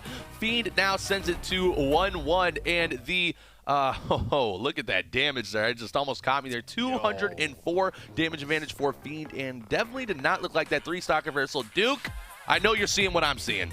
seeing Fiend getting more dubs as we go to Demon Island, because like you said, it's tied 1 apiece. Nobody hitting any signatures, but if one does, will KO. And now I'm noticing what you were probably actually hinting at, the Jae-Yun. I guess it has a sword. I don't understand his brain, I gotta say. He's a hammer player, right? He's a sword player, right? Yeah. I guess. So, you know, what better way than to go for the greatest sword, Jae-Yun. Is that going to have what he needs, though, to bring this back? Because right now, it's been struggling to get stage control and maintain it, and Greatsword needs a lot of stage control. Yeah, and well, the good news for that is we are on one of the biggest stages with one of the longest runways, so hopefully Yuz will be able to get it done with the Greatsword, but apparently not even needing it, going into a awesome signature combo to confirm that KO. And you know, it's Duke, I mean, this is wild. Yuz is one wild character. Yeah, I mean, some great reads coming out from Yuz. He had some solid defensive options, baiting out those forward movements from Fiend, and then he went in, got the dodge read with that side signature, and he's going to go for the wake up, and Fiend punishes, but it's just a side light. Another side air, Yuz stuck on the edge here, but he doesn't get taken out. There it is, the ground pound, Fiend able to even it up. That's the classic, the dash jump, fast fall, ground pound. That is like what Fiend will hit on so many tournaments. If we get like his library of clips, you can just get like a whole mosaic of just those. Yeah, and it's one of the hardest things in the game to dodge, right? Because it comes out so fast, it's so precise, and the moment it hits you, you're like, oh, well, there goes that stock. We're finally seeing the Greatsword come out from Yuz, though. This is very exciting stuff. The real key, though, here, Duke, is it going to work? Yeah, we'll see if he has those reads unlocked. Does he have the setups? It looks like he's good, at least at not overcommitting to the openers. Goes for the down bridge, went for the follow-up that time, but Fiend gets out of it, gets the turnaround. This time, Yuz, okay, he's showing he does have some Greatsword practice. That dodge forward into the turnaround neutralite. No N-Sig. Yeah, so Yuz, he's been going for a lot of those turnaround reads, right? He hits the opener, and then he expects Fiend to dodge through around to the other side. Now, I wonder if he's going to switch that up, because now he's that second one. Fiend with that down light into gravity cancel neutral signature. I know you've been talking about that a lot this weekend, Duke. Yeah, I mean, it's such a great tool. Again, it's not a true combo, but the fact of the matter is people are so used to not having to dodge because you got all these true combos on sword that they're not expecting that neutral signature to come out off the downline.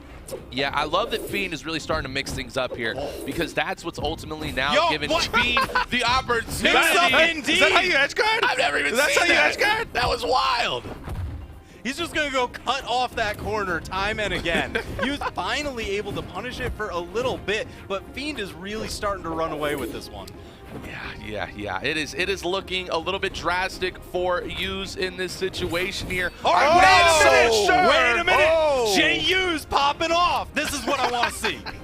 The pickup, the down air into the neutral air, but Fiend, he's back at it already, has Yuz on the edge, doesn't hit the side signature as Yuz lands just far enough. The dodges, oh my goodness, and the side sig. Fiend takes game number 3. He's gonna go up 2-1, and now Yuz on tournament point. Will he make the swap one more time? Oh, TWK, it was there. It was there. It was there. It was there. Last stock. Yeah. Okay, so I'm looking ahead. I'm seeing the map bans, and they went into that map ban screen so quickly. I was like, it's got to still be the Jae-Yun. He didn't have time to change characters. Yeah, and that's a very interesting, character to stay on. And again, I just don't quite understand, like, where is the Taros? Where is the Taros? That is where you've had so much Haven't you heard he's a sword player? Oh, you're right. Why not go to the sword seller himself? He's on the Jae-Yun. He's doing so well. I love the ideas, right? He had the sidelight reset sidelight. He was hoping for Fiend to dodge, and Fiend just not taking that bait. Like, he has some great things coming from this Greatsword. It's a matter of if he can get it, will he get the Rain Blessing for the Game 5? I need it. I need it. For my career, Yuz, please win this match and send it to Game 5. Even though you're on the Jae-Yun, which didn't look the best last matchup, your tournament's on the line. Everything is on the line here for Yuz here. So, hey, go big or go home. It's me and you together, buddy. This one is going to be a little bit rough, though, because I see Crystal Temple, and all I'm remembering is Fiend anti-airs. Whether it's the neutral signatures or that spear down light, those soft platforms are not as safe as you might think when Fiend is on the field. Yeah, his ability to use Spear so effective. Of course, he's playing that Hattori with that high movement speed, can rotate to any of those soft platforms, but to get this stock in the side air, will do it. No way he's got enough movement, especially off that spear toss. And Fiend gonna get this stock lead, but Use, again, he still has some room here. Fiend can get some extra credit, but Use could get this stock.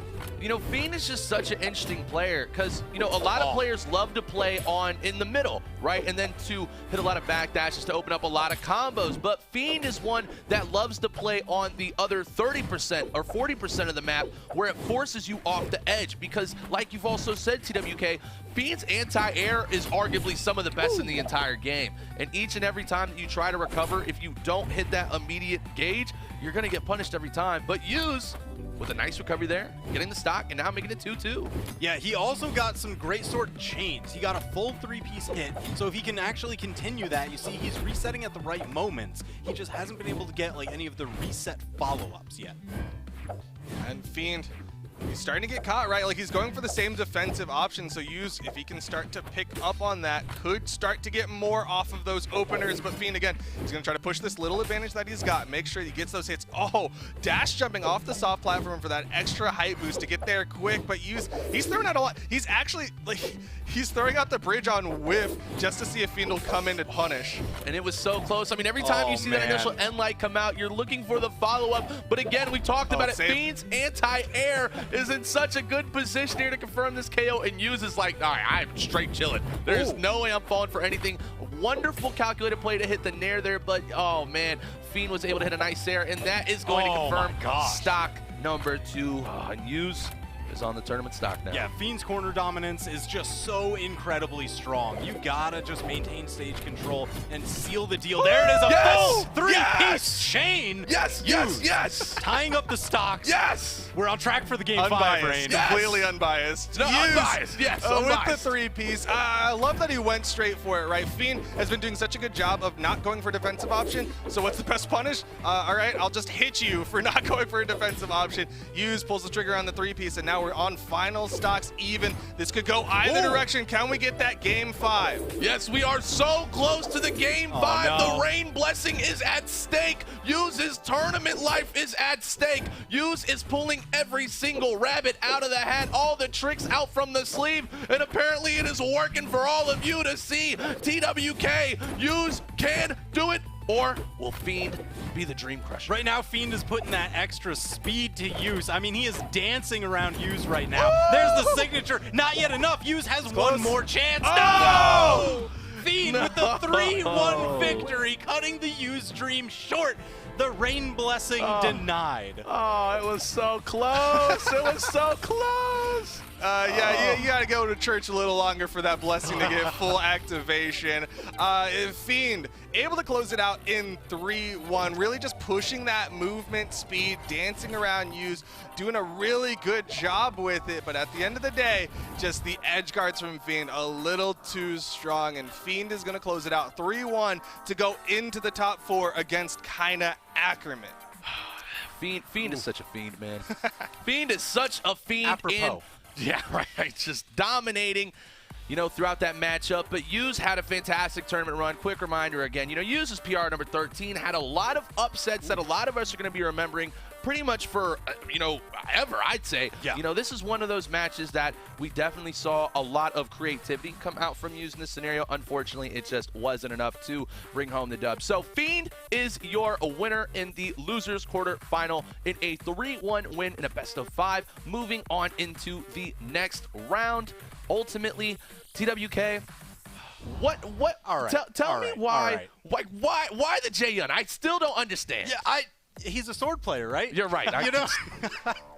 But you know what? He's got to try again next year. I can't wait to see what he works on over in the postseason. But we still have the top 4 competing, and this is where it gets pretty exciting from a personal standpoint, personal pride. Yeah. You know, I'm kind of with Sparky here because I'm looking at winners finals. It's set up. It's Power Ranger versus Wes. All right. All 3 of us had those folks sitting in the top 3, right? Yep. But now it comes down to in loser semifinals, we're looking at Kaina versus Fiend. This is where opinions differ. That's the contentious one. And it's going to be a good one at the very least. Of course, it's not going to be the first one we start off with. We're going to be going into that winner's final. But overall, it's going to be a really exciting top 4. You couldn't ask for better from the South American region. We've got West, we've got Power Ranger, we've got Fiend, we've got Kaina Ackerman, all these names that you know and love, and you want to see them succeed, but only one will ultimately be the South American World Champion.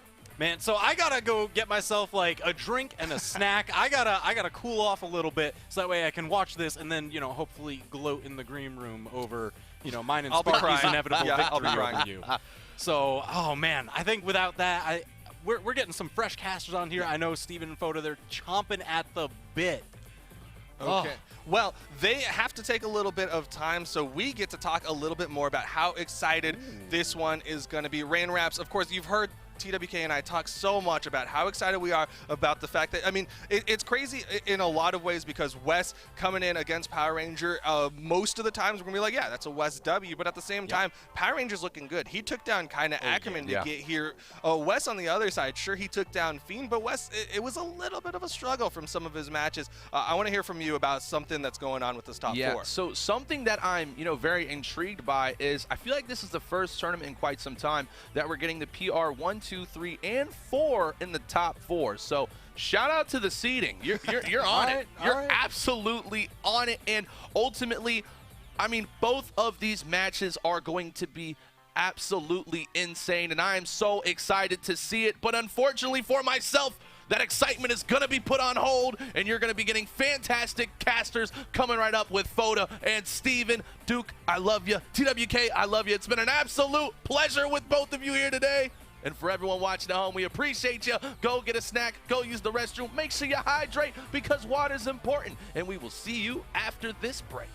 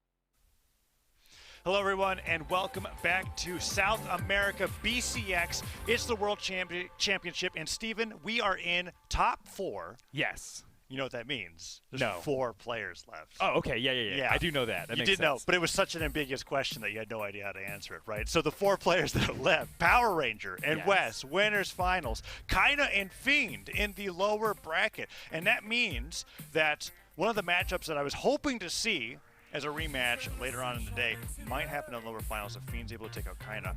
Wes might have another match against that player. When I was casting this photo, when it comes to all the players in South America, they have the most storied history. I think it's like literally over 24 head-to-heads in official tournaments. Right? So they have just been fighting each other in top 3s since the beginning of South American esports. So very exciting matchups, but we have to find out how these winter finals and lower semifinals matches are going to play out, starting out with Power Ranger and Wes. Yeah. We do. Yeah. Who's your pick then for Power Ranger versus Wes? So this is weird, right? Because the way that these 2 players have been playing out, Power Ranger has been playing Magyar, and when we're looking at it, we're just kind of like, is this a pick that he's picking just to say that he could do it? Because what he does switch Magyar's over to the Macho Man. It has been a great pick. Why would you even right? doubt it for a second? Well, it's because when he went against Kaina, who is still in the bracket, in the lower bracket, they switched over to Koji. Had a whole conversation with Photo about how I think Bo just does really well in the greatsword in general. He completely trashed the Magyar with the bow. Then he switches over to the Macho Man and reverse 3-0s Kaina, and it's not even a problem, right? So that's why I was thinking, I'm wondering if he's going to be staying on this legend for Wes, who, and this is what was interesting, right? Wes has played a different legend, has won with a different legend in all of the matchups that he's had on stream so far. It's been Macho Man into Artemis into Scarlet. All Lance legends, and he always switches off the previous legend that he won with after a loss. And we were thinking that he's been picking characters specific to the players that he's playing against. And what would be so cool, I feel like, going into this Power Ranger versus Wes matchup is if he counterpicks the greatsword with the bow. What's the one Lance legend that has a bow? Vector. That would be I knew that off the top of my head. That'd be the coolest thing ever. Easy peasy. But of course, we're looking at the stat screen right now with the matchups, and that's not any of the legends I was talking about. That's Poe for Power Ranger there on the power ranking. So maybe he's locked in, maybe he hasn't. Power ranking 3 versus power ranking 1, but don't be fooled. Power Rangers actually seed 1 going into this tournament because of the last seasonal championship, the official one there. So it wasn't enough to boost him in that 1 place spot, but it was enough to give him that first seed going into BCX. Wes, seed 2. As we were talking about before, right? Seeds kind of playing out exactly how we were expecting them to. I know. Which is like a surprise in itself. Yeah, usually there is some sort of upset, but not today. Not just today. Exactly what you would predict. Top 4. Well, players. the upsets could be there. It's just like 2 over 1, right? You know, so it's still pretty great. No one's upset about that. And what's most fascinating about this for me is that so far throughout the predictions in the bracket, I've been able to say, oh, Power Ranger is just going to cruise through this. Wes is just going to cruise through this. I don't really know when it comes to this matchup who it is that I had to look at the head-to-head because it's on the screens on me right now. I had to be like, oh, who's been winning most of the time? Okay, Power Ranger apparently has yet to win a set against Wes. It's 0-4 right now. So Are you serious? You're right. Yeah, that's pretty much in Wes's favor. Like, they have without both question. looked unstoppable today, which makes sense because neither one of them dropped a set, and they are here in winners finals. So who is going to come away with it? I guess history says Wes. Yeah. I think, maybe Wes. It's probably He's so good. And this is what's cool is that he's really come out as the one and only Lance main in South America that's been doing it right, especially after the fact that he's picked 3 different other Lance mains in South America. Okay, all right, fine. You know what? Okay. Yes, Lance mains exist at all levels of play, but nobody is doing it as well as Wes, and it's significant because every other region lacks that kind of player that's really been pushing the boundaries, getting into the top 3 with Lance Legends alone. And Wes has shown that basically, as long as the character has a Lance, he's capable of taking down some of the best players in South America with it. True. Yeah. Man, I do want to see that Vector come out one day from Wes. Come so on, dude. If he watches this VOD, don't watch it live, focus, but if he watches this VOD, polish up that Vector for us. Well, and He's it's the chosen possible. one. Basically, what Power Ranger needs to do is he needs to beat whatever Wes picks in Game 1 with Magyar. And then that's probably the highest chance. Well, you're not going to get that because I'm looking at the character select already, and Power Ranger is on Bryn, which I like. He's got a deadly spear. Love to see it. That's what, I think we see more spear in South America than maybe any other region. Yeah, that's true. Yeah, we were watching it, talking about a little bit earlier, Fiend and Baltazar, the Blood Brothers fighting against each other at Spear Dittos, where it was like just like attacking each other with sidelines, saying it was going to fight against each other here. But here we go, game number 1 of Winners Finals. Power Ranger opening up the Bryn West, starting with the first character that we saw on stream today, even though he has taken quite a trip on other Lance Legends of the day on the Macho Man. Lance picked up first, and Power Ranger with the axe to fight against him. Yeah, it was interesting that West, his first move he ever used in this game was the chainsaw move. I mean, that's when you're a real Ogre main. Yeah, which is interesting because West has like a track record of only like doing like one signature game, and it's like the neutral sig to knock out, but he doesn't even need to at the very end of the match. Oh, just the BM neutral signature on someone who's already KO'd? Yeah, so he doesn't usually use those moves too much, and now we've got Axe versus Axe. Power Ranger with the Bryn. Wow, that recovery, if it hit, even at the very end of the move, it's still incredibly strong. Sider hits, forces the dodge, ground pound possibly no. Mammoth Fortress platform coming in with the assist. He struck a deal, must have been. It happens quite a bit, at least in this region. I feel like the recovery hits. Oh, but spear recovery, that's not axe recovery. You don't knock out with that, not that early. Okay, yeah, Wes is in a little bit of trouble on this first stock. Power Ranger clean up this KO pretty quickly.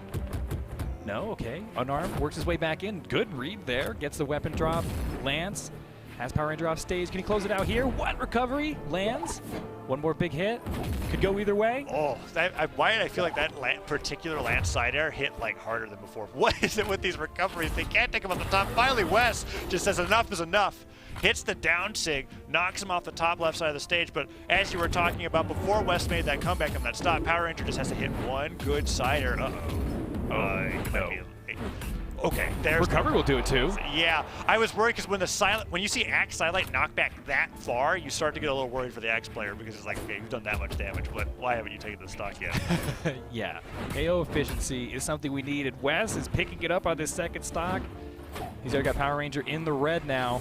Oh, it worked too. He needed to hit him with the chair and not the axe to push him outwards instead of into the wall. Reduces the force that way. I mean, I'm sure he's happy that it worked at all. I feel like most of the time when you're slide charging a signature from center stage off to the stage, you're just kind of like, you're already losing your mind a little bit. Losing your mind? I mean, most of the time, I will see that those signatures just end up getting punished, but Wes just showing that he got, what he did with that down sig was he got to just barely slide over the edge to get that knockout there. Power Ranger went for his own gravity cancel neutral sig there, and Wes just punishes it so hard. I mean, I was talking to you about how Wes needed to lose this first game against Power Ranger to force a switch, but I see no reason why he'd want to go after the Macho Man after this game, because that recovery just nearly took down Power Ranger's last stock. Is that it? Okay, it was so hard to tell. That he just barely snapped to the bottom of the wall there. Oh, and that is going to be it. Wes takes game number 1 over Power Ranger. And, yeah, that looked pretty dominant, Steven. I'm not really sure. The first stock looked really good for Power Ranger, but after that, it was the Wes show the whole time. Yeah, and almost all in the Lance, too. He had some of those cool down sigs. I think the first down sig is what he did to come back on the first stock. The second down sig where I was just kind of like, I can't believe that worked. And then after that, it was just all Lance dominance. Power Ranger not feeling forced off of the Bryn here for game number 2. As Wes now has a Lance, and once again, it's just applying pressure with stairs and nairs as Power Ranger's trying to get the first hit, and there's the neutral light to get him. And the side light gets him as well. Oh, nice sider on the ground. Power Ranger sideline across the stage. Oh, Wes went for the reverse there too. That's an easy punish. I mean, when Bryn uses a down stick, you basically have like an hour and a half, I feel like. Yeah, it is a pretty long move. You're right. Very punishable. But it hits so hard, it's worth it. Yeah, to land a deceptive amount of damage. Right, was Power Ranger, did he take the first stock in the last game? He did not. Oh, okay. So Wes was just in the lead the whole time. Yeah, so this would be a big Power change. Ranger was in a huge lead in the first stock. Right. And then the down sig happened, and we were like, oh, wow, he was managed to bring it back. And then one thing led to another. Lance, now we're here at game number 2. And Power Ranger could take the first stock at game number 2. That was a great double D-light recovery right off the top. Not even risking going for a Sarah in that position. Didn't need to. Wes so heavily damaged, and Wes picks up the Lance and gets that sider to put him off the side of the stage. Okay, wow. All right. Okay. No extra hits. That's too bad for Power Ranger there, because I feel like this is the position where Wes, in a weapon-starving position, can really start to apply some pressure, as I say, that Power Ranger grabs a spear. I want like a double downlight counter for South America. I feel like they land the double downlight more than anybody else. Yeah, they're excellent with it. But it also is like we're a little biased because we literally started off the cast saying, I feel like South America picks Spear more than anybody else, right? So we're just not seeing the weapon that much in other regions. Well, that's why I'm saying they're the specialists. If you're trying to learn Spear, you got to watch South America. Absolutely. Downer hits, Nair's coming through. Sidelight Nair recovery. Oh, that's so painful to see for Power Ranger on the second stock, yet he still has a damage lead. Recovery hits, well, for the exhausted recovery. And Axe is picked up. They had the same idea. Wes had that side air come out a few frames earlier. The second one gets the edge guard, and that's a huge lead for him going to game 2. I'm just scared for everybody in this bracket. I don't know. West, he just seems like an unstoppable Terminator when he is like on his game. Yeah. There's not much you can do. Yeah, it doesn't. Okay, actually, there's something you can do, and that's neutral signature right off the corner, blasting him through the roof. Game is tied. Can Power Ranger win game 2? He's going to need to, because if he goes down 2-0 against West, who has shown that he has the ability to pull out any Lance Legend in the game and beat you with it, that's going to be really hard to adapt to when you only have one game to lose, for sure. Great wake-up neutral light. Second neutral light. That's one of my favorite moves to use against Lance in general. Catching a lot of Lance players as they're trying to go into you with a side air or a down air. You just have so much priority on the attack. You can catch them for sure. We see him hit him 3 times now. Power Ranger really adapting well to Wes's Lance, and he knows this. He throws it away, switches over to the Axe to be able to fight the Ditto. Oh, that's 4. That's now 4 neutral lights. Oh, wait, no one else has been able to get around that chair today. Power Ranger's the first one. Leaves unscathed. Okay, he's got the positioning here. Oh no. Knocked off the side. Oh, that was so close to just being it. West goes all the way out there. No dodge, but Power Ranger covering his recovery with the side air. Dodges out. That was a double D-Light time. Doesn't need it. D-Light side air gives Power Ranger the win in game number 2. And Steven, that is exactly what we were talking about. That he needed to make this set look like a reality because the way that West was coming back in games 1 and 2 was looking unstoppable. I'm just sad he didn't go for the double down right here. Just to prove me right. Like in the moment, it's like, well, D-Light Cider was going to win the set for sure, but if you went for the double... I know they're efficient. They calculate this out. He's like, all I need is this downlight Cider to win the game. Oh, could have gone for the double. Nearly, it was at 47% or 48% accuracy on light attacks, with 78 attacks in that game. So now we've got game number 3 coming up on Small Brawlhaven, Power Ranger versus Wes. No legend swaps either way, as Power Ranger starts really capitalizing on the fact that I think he's just learned that he can destroy Wes with neutralites on the axe, and Wes is kind of getting a little risky with some of these offstage attacks. That grab pound, double grab pound, I think Power Ranger's done for. No, wait, the clash! Oh, he saved him! Why did he save him? That's crazy. Wes went so hard for that edge guard. He ended up saving Power Ranger, but not before doing a bunch of damage. Power Ranger in trouble on this first stock. He's got to come back here. So smart of Power Ranger to dodge straight up against the slanted wall. It's not really a wall, the bottom of Small Brawlhaven, right? Because if you dodge straight up, you're right against that slant. That's true. And you're able to touch. If he did a diagonal dodge, thinking that he couldn't hit his head, he was done for. So it's just small things like that that are very interesting. And the sides that catch the landing. Power Ranger went from getting saved off an early stock to getting the lead. That is how crucial that recovery was. Yeah, very true. I'm sure Wes regrets that interaction. But there's no time to dwell on that, Wes. I shouldn't have held that third axe ground pound. It was, well, you know, when you're an axe player, sometimes that's all you can do. Cider hits, gets him out of the jump. Oh, that downlight almost got punished, but silent recovery has not been true for a very long time. And as long as Power Ranger's on top of that tight dodge window, he's going to get out of that attack and not lose his stock off the top. And now he's brought Wes into orange, as Wes just can't get in with the lance. Oh, another weapon throw. Ground pound. Not needed. Oh. Dang, wow, 2 stocks up. I can't believe it. Power Ranger commanding lead in game 3. All that ground pound clash. He's got to think about that. I mean, obviously, there's like Brawlhalla had so many more interactions going with it, and there's any point in time Wes could have taken the stock here, but man, as Power Ranger made him feel bad for that one, for sure. He's just poking away with neutralites here, and he's playing in such a way that he's not even afraid of getting hit here. There's the neutral light coming out, and that will finally punish it. Wes with the first stock. Dude, that stock was so blessed. It was so blessed after that first interaction. Held on to it all that time, and now is already dealing out damage onto Wes's final stock. Okay, looking good for Power Ranger here now. Yes, and a sidelight Nair at any point in time from Axe gets the side on the way back down. Wes had so low jumps, he had to go back to the stage. I mean, Power Ranger's on the verge of bringing this to match point, and we just looked at the screen behind us, right?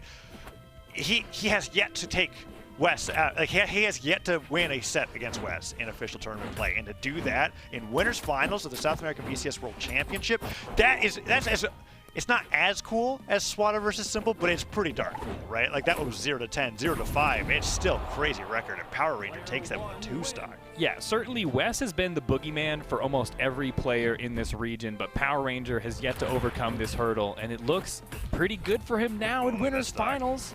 That is beautiful. On the biggest stage of the year. Oh, and what do we got? What do we got for game number 4? I know, I'm trying to divine the tea leaves here. What can we learn from these stats, Taza? Well, we can learn that Power Ranger was hitting him a whole lot more, and the accuracy is the biggest thing there, because he had 48% accuracy in the last game. He had the exact same percent accuracy going into game number 3. You're doing nearly 150 damage more than him this game, and now on the Macho Man, Power Ranger looked like he was in a precarious position, and he just turned it around to an advantage for himself. Silent hits, oh, that downlight read almost worked out as well, but Wes really returning hard with the Lance recovery there, making the damage even across the board. Triple, he gets it off the side. Oh man, I was about to say, Power Ranger is so good. If you watch him, he stays so close to Wes, just dancing around. I mean, he's forcing him misses while being really close, but man, once Wes forced him off stage, the pressure was too much from the Lance, and that was it for the first stop. Yeah, the coolest thing about that combo off stage, it might happen again. Okay, no, Power Ranger makes it back. Yeah, show us again, Wes. Wes did the chase dodge diagonal up, and that chase dodge itself made Power Ranger react. Wes didn't do anything off it, just faded back, and he had a side air that carried him off the right side of the stage. Oh, Power Ranger, gravity cancel side 6 the wrong way. Wes with the side air, goes for the recovery to reposition, side airs to the stage. The pogo could be it. Okay, side air off the wall. Wait, Wes recovers in the opposite direction? It was genius. Was it genius? Wait, explain to me how that was genius. He repositioned. Okay. So that he could get more of his Lance side airs. Okay, okay. All right, now I agree with you. It was genius. It was genius. Because, well, I was skeptical. Another way to think of it is like, one, okay, sure. Oh, that might be it. He misinputs, goes the wrong way. The other thing could be he really didn't want to get hit by a weapon throw.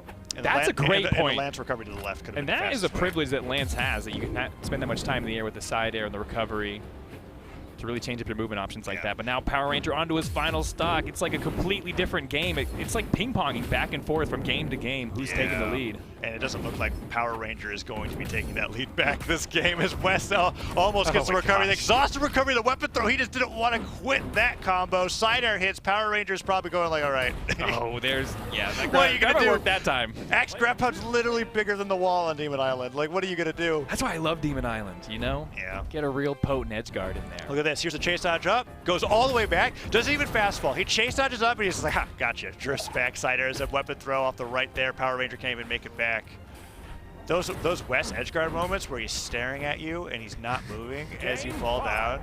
The one I'm hoping that What, game 5? Yeah, we're game 5. What? How do we miss that? Okay, game 5. This all comes down to this: who makes it into grand finals on the winner's side, the most coveted place to be. Wes trying to maintain his win streak against Power Ranger with that undefeated record. Power Ranger trying to break his bracket demon here as he's going into this game 5. And he's getting downed by Lance on Demon Island. The spear goes out of his hands. The tail end of the nair hits. Weapon throw blocks, and that would have been the KO. You saw he was getting ready for the combo off of it, though. He stared in one direction and stared in the other, and he just jumped a little too high. Oh, okay. That would have been really cool. I mean, it did cost him too much. He still got the KO pretty quickly. He definitely got the KO, and Power Ranger looks a little lost. Okay, the neutralites are starting. This is where Power Ranger really stabilized in game number 2. It was when he was struggling against Wes's Lance, and he went, wait a second, I have the tools to be able to deal with this. Neutralite on Axe, so great at being able to stuff Lance approaches. Oh, wow, that was that was a cute little hop over the weapon throw. And then the dodge down to get back on the ground as fast as possible. Oh, ouch. Getting hit by the sunlight near ground pound, that's gonna hurt though. Power Ranger now denying weapons, and Wes doesn't care. Oh, what a punish. Maybe he should have cared. That was, wow. Yeah, and you know what? Power Ranger has managed to keep a good bit of his stock left intact to play with here. He has a chance for a comeback stock against Wes, but he needs to make it happen now. Ooh, clashed with the side light. Pretty good for Wes there to have that happen. Sider hits, not the strongest sider ever, but... Everyone watching knows that feeling. Yes. Of like, I could make it past this Rocket Lance fully charged recovery, of course. The only thing worse than that is you see it, they're fully charging, and you go out to attack it, and then you get hit by it anyways. And it's just like, well, I deserved that. Only in that case, Power Ranger. Oh, all right. Okay, big follow-up. A little bit. Oh no. What? Come back to Earth, everybody. No, they refused to land. They fought that out in the air, dude. I want to remind everybody that Power Ranger started that off with the gravity cancel neutral stick and never touched the ground again and ended it with a gravity cancel neutral stick. Yeah, we have seen some pretty insane. Is this it? Oh, I thought he was going to get the edge guard there. He needs an edge guard here. Down air misses. West just holds on for dear life. All of a sudden, Power Ranger in the advantage state here. Is he going to get the neutral lane? No, West puts him off the side of the stage. Oh, Steven. Oh, wait, don't do it again. Oh, he just barely gets behind it. Thank goodness. You know what? It's one of those moments where I feel like because Axair lost drift at some point in time in the past 2 years, he actually got saved by that because he drifted forward. Edge guard, ground pound. Unfortunately, catches the top of the recovery. Ground Is it neutral sig? Ground pound, weapon toss. Power Ranger guarding it. The cider hits. Is this it? West doesn't have a dodge. Weapon throw hits it. Power Ranger wins game 5 for the first time. He takes down West in the BCX World Championship. West goes down into the lower finals, and Power Ranger is on the winner's side. What a crazy win coming out for Power Ranger. That was incredible. Oh, I love this interaction. This is so cool. Dude, is this Dragon Ball Z? What are we watching? They just kept flying through the air the whole time. Wow. We've seen some crazy usage out of people with gravity cancels. Like, on one time in the air, they leave the ground and are able to get multiple gravity cancels just by... Yeah. I don't even know how they do it. Yeah, well, it's just when both players are hitting each other enough in the air, I guess it just lags the time enough for you to have like 3 or 4 dodge cooldowns. It's like they're juggling each other back up. Because it wasn't even the gravity cancel neutral stick was the last thing. West was gravity cancel side singing off the top, like near the blast zone. Yeah. I was like, what are you looking for here? But he almost made it work in the end. Power Ranger takes it over West, showing why even though he is power rank 3, he is seed 1 for this tournament, and we continue. Okay, look at the stocks there. That first stock so early for Power Ranger in the game, he loses it, and then I mean, look how quickly the last place. There's like actually just like a flat line there for the blue bar there, where there's just no damage was being dealt, and that is just something. But wow, Power Ranger with the weapon, just the advantage there, 3-2. Winning that game, getting into Grands on winner's side, and that means that we're going into the lower bracket to find Kaina versus Fiend. That is going to be the next matchup that's going to be coming up. Kaina showing that they had an amazing Bodvar, an amazing Koji, and they're going to be fighting against Fiend, who has been primarily on the Satori, and I don't expect Fiend to be doing anything different than that. I mean, Fiend is using a loadout that is so storied for him that even Photo was able to call the sword before he picked it up the first time on the stream, right? Well, like that is just how epic Fiend's Satori is when it comes to him picking out on the screen. But I also feel like Fiend has one of like the deepest pools of characters in South America, so I wouldn't be surprised if maybe a Thatch shows up. Who knows who could appear in this random next Nash match. pick? I mean, South America used to be the only region that selected Nash. Bring back Nash. Yeah, okay. Yeah. You know, well, maybe we'll be able to see them coming up because that matchup is coming really soon. I expect Kaina to lock in the Bodvar for game number 1. We're looking at the head-to-head right now. Kaina 1 win to Fiend, having 2 wins over them. So not too many official matchups when it comes to the head-to-head, but when it does come to that, if we're just looking at the numbers alone, Fiend does win more often than not. But man, PR2, PR4, and this shows some of the recency about Kaina. When Foda and I were on the block a little bit earlier, we were saying Kaina was a name that we just didn't know at the beginning of 2021. Yeah. And now Kaina has shot up all the way to being top 4 in the region, going up against Fiend, who they have taken a best of 5 off of against before. We can even see right here, if I move over to the left a little bit, the earnings. Kaina, right? I know. That's how much money he's earned. You had to move out of the way. Yeah, exactly. That extra digit. Kaina, though, even though the earnings are low, that just shows how recent that they were in to the scene, right? It's like one of those things where like Fiend has been playing since the beginning of South American Brawlhalla esports, right? And kind of really just going on their own this year. So we've got the old guard versus the new guard. Dude, I was just about to say that, but you go on. Oh well, go. I mean, go ahead. We've got the old guard versus the new guard. Yes, there it is. I was just about to say that, Steven. Kaina is going up against Fiend, and I think I have to give the favor to Kaina in this matchup when it comes to them playing. But when it comes to the player that I would actually like to see win that has the best chance of taking down Wes, I actually think that's Fiend. So it's kind of it's a divide for me right now, where I feel like kind of in the moment in the matchup is the better player, but Fiend has the better chance to go all the way. Okay, interesting. Yeah, I mean, I don't know. Fiend, we were talking earlier about how Fiend has been on the podium in basically every single tournament this year, but he has yet to claim a gold medal in 2021. Yeah, I mean, he has, what was it, 23 top 8s, now it would be 24 in BCX, and out of all of those, 22 of them was in was in top 3. Like he's utterly His consistency crazy. is like unmatched. Yeah, but the gold medal count this year is one of those weird stats that we didn't actually get. There's no like how many times did he win in this month time frame. We didn't have that exactly, so it's a good thing that you remember that, because that's something that that Fiend is really looking to make happen this year, and what better time than the World Championship. Here we go, Fiend against Kaina with the Bodvar, game number 1 on Demon Island, going up against the Atori from Fiend as they're fighting sword versus sword.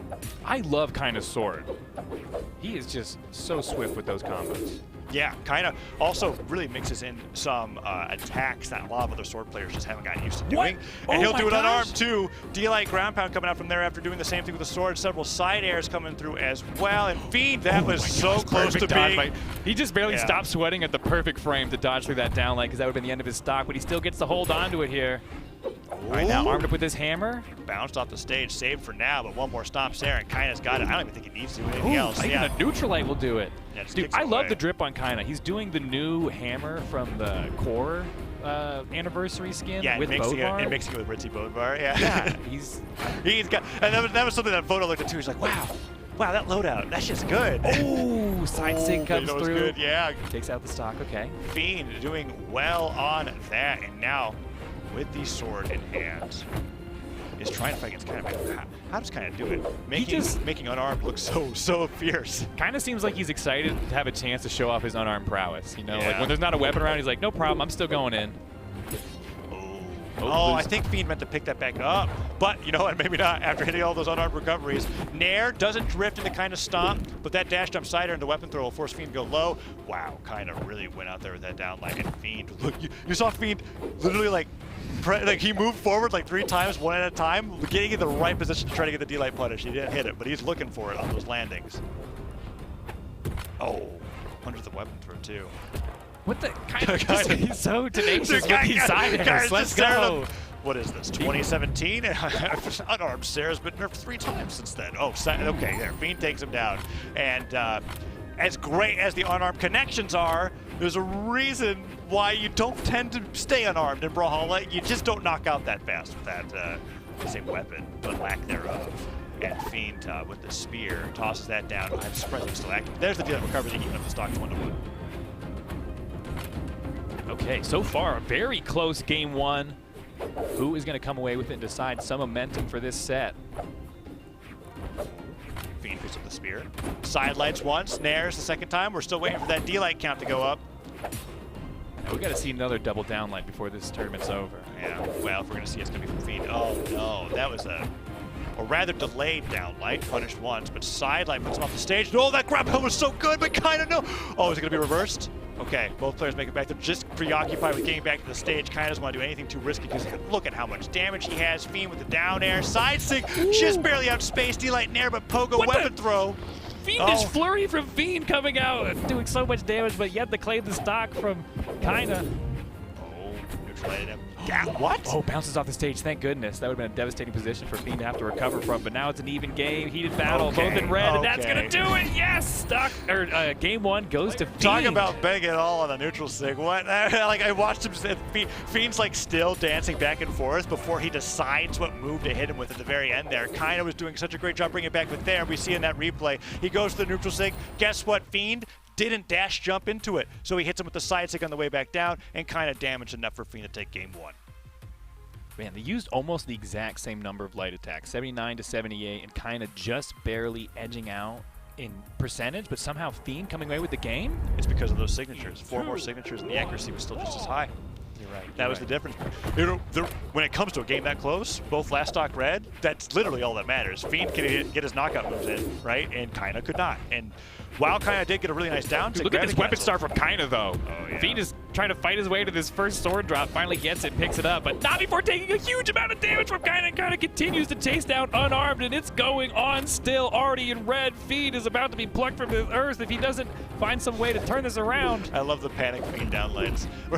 So sometimes he just is like somewhere on the stage, I'm like, why are you downlighting there? But he doesn't get punished for it. Oh, side air what? gets the jump back in the stage. It's so hard recovering on Demon Island. Because like when Fiend's trying to get back to the stage, he's like, well, if I get on the stage, he downlights me, and if I jump in the air, he stares me. So hopefully he won't do the option that I choose, but unfortunately for him, oh, gravity cancel neutral stick comes out. He really wanted to even up that stock fast.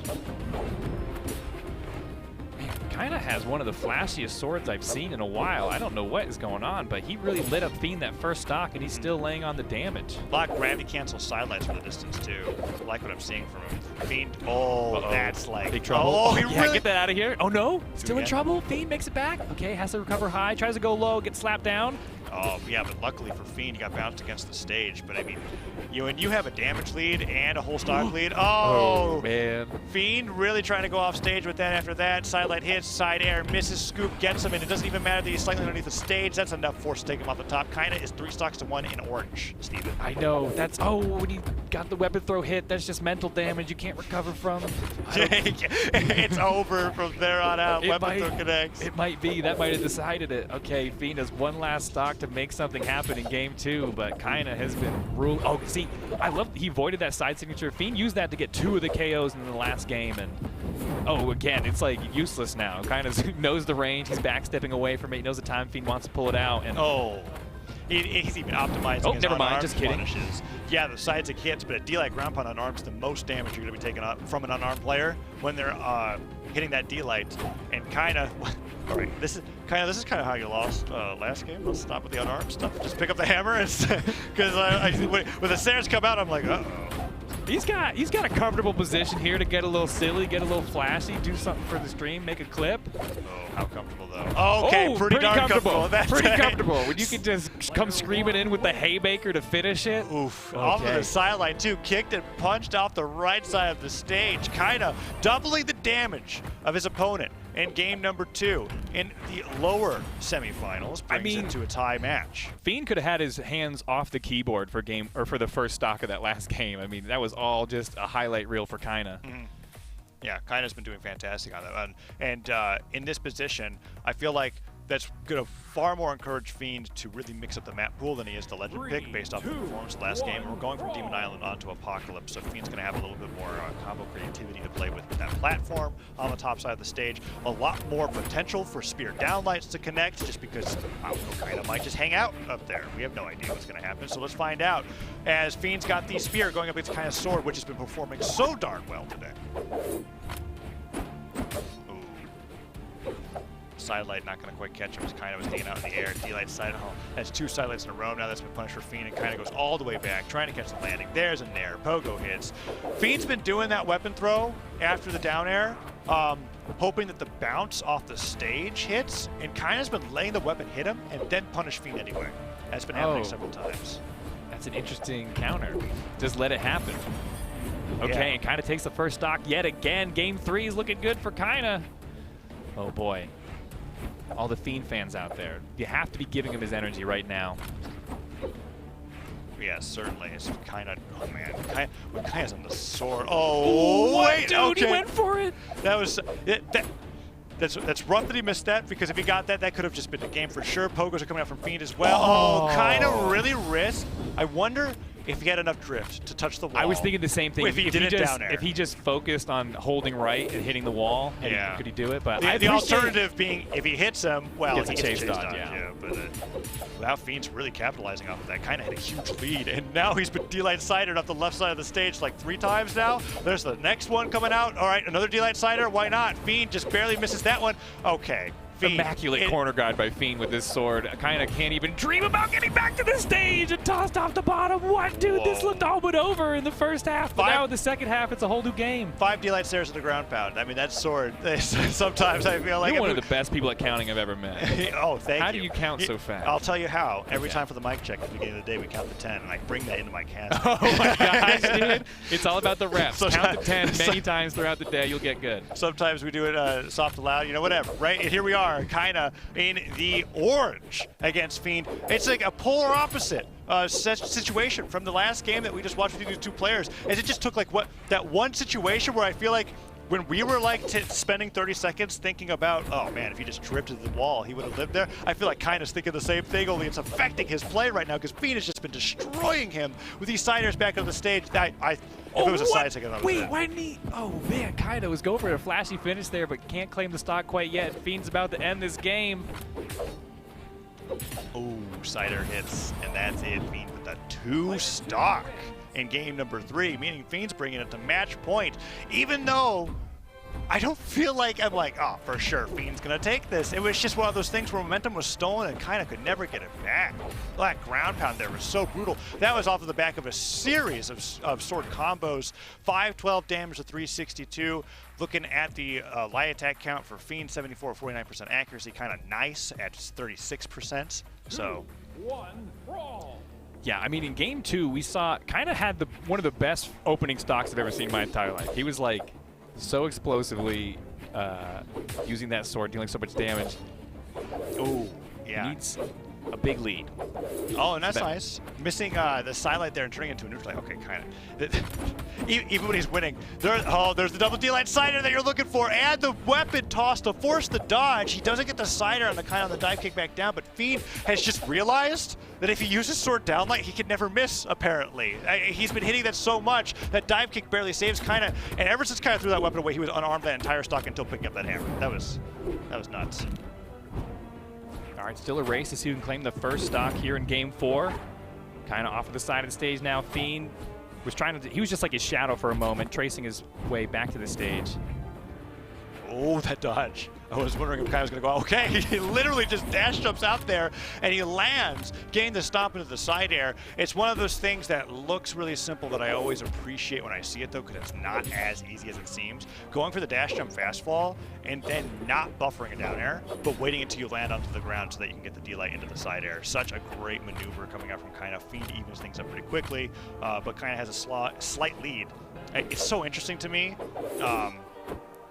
That weapon starve situation that Kaina's gotten into now with Fiend here, where I'm like, sure, Kaina, you may look like you're not uncomfortable, but really, you do so well when you've got a sword or a hammer in your hand. Let's just keep yourself equipped.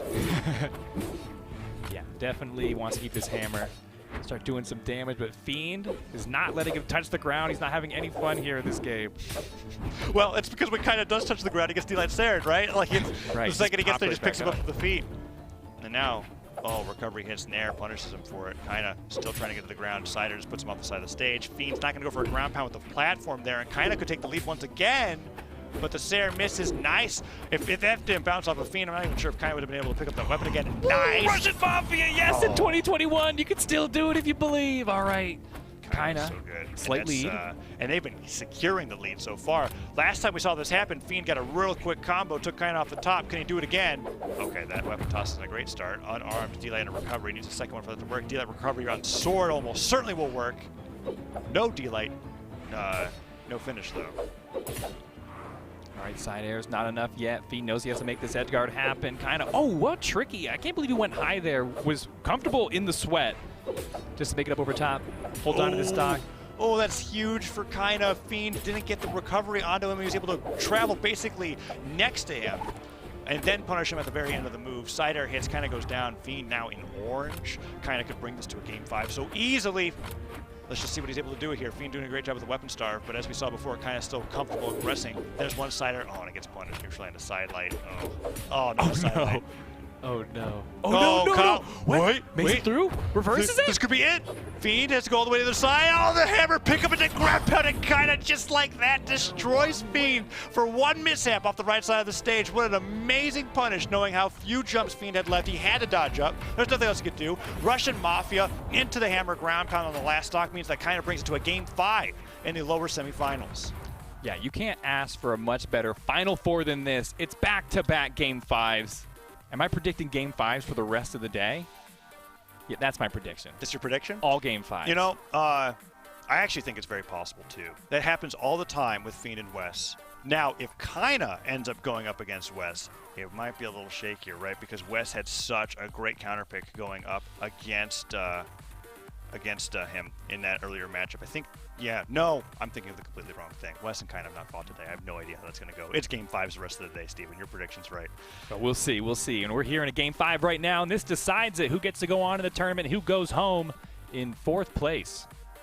Yeah, this is the difference in the podium. And Kaina has only one podium so far this year. Has that second place, that silver medal, has yet to get a gold or a bronze. Really wants to go for the gold here in World Championship, and Fiend is in his way. Hammer picked up onto Apocalypse. Game 5, Hattori versus Bodvar, as Fiend gets hit by the hammer nair, picking up that sword, and Fiend's looking for those D-light side airs that he had so much success with in games 2 and 3. scoop. All right. Little damage lead for Kaina here. Working with it, has Fiend off on the side of the stage. Looks like, oh, he positioned himself outside, was trying to get that dastardly recovery off. But Fiend makes his way around, keeps his stock alive and healthy. Well, not too healthy, you know. I might have lied about that. Ooh. That down air almost KOs off the top. Fiend. One more scoop could do it. Yeah, he's going for it. He wants to scoop. Oh, kind of actually goes for the weapon starve. He hasn't been opting for that too much, but that time he goes over, gets it, and that was a nice adjustment on the D-Light side there, too. If he jumped, he just wasn't going to hit it. So right.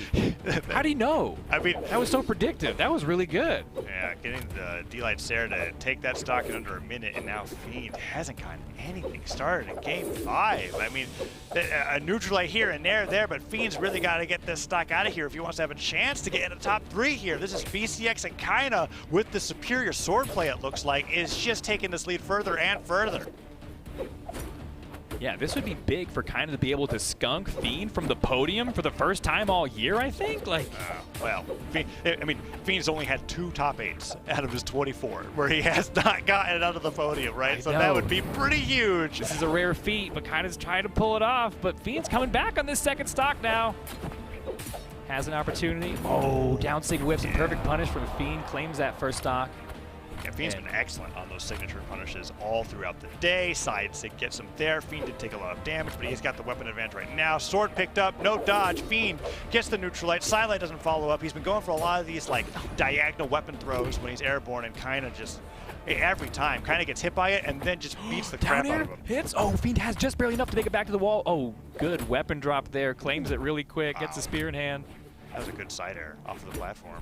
I was thinking that the platform would benefit Fiend a lot more, but I feel like Kaina's actually got more opportunities off of it. As I say, those are actually just hilarious. I don't know if they're effective, but they're hilarious.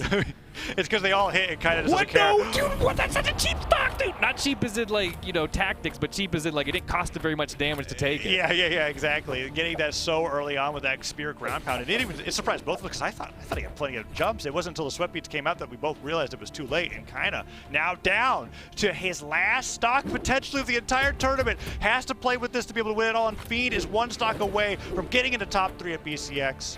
Kaina with the hammer. Fiend just keeps disarming himself there. Sword picked up.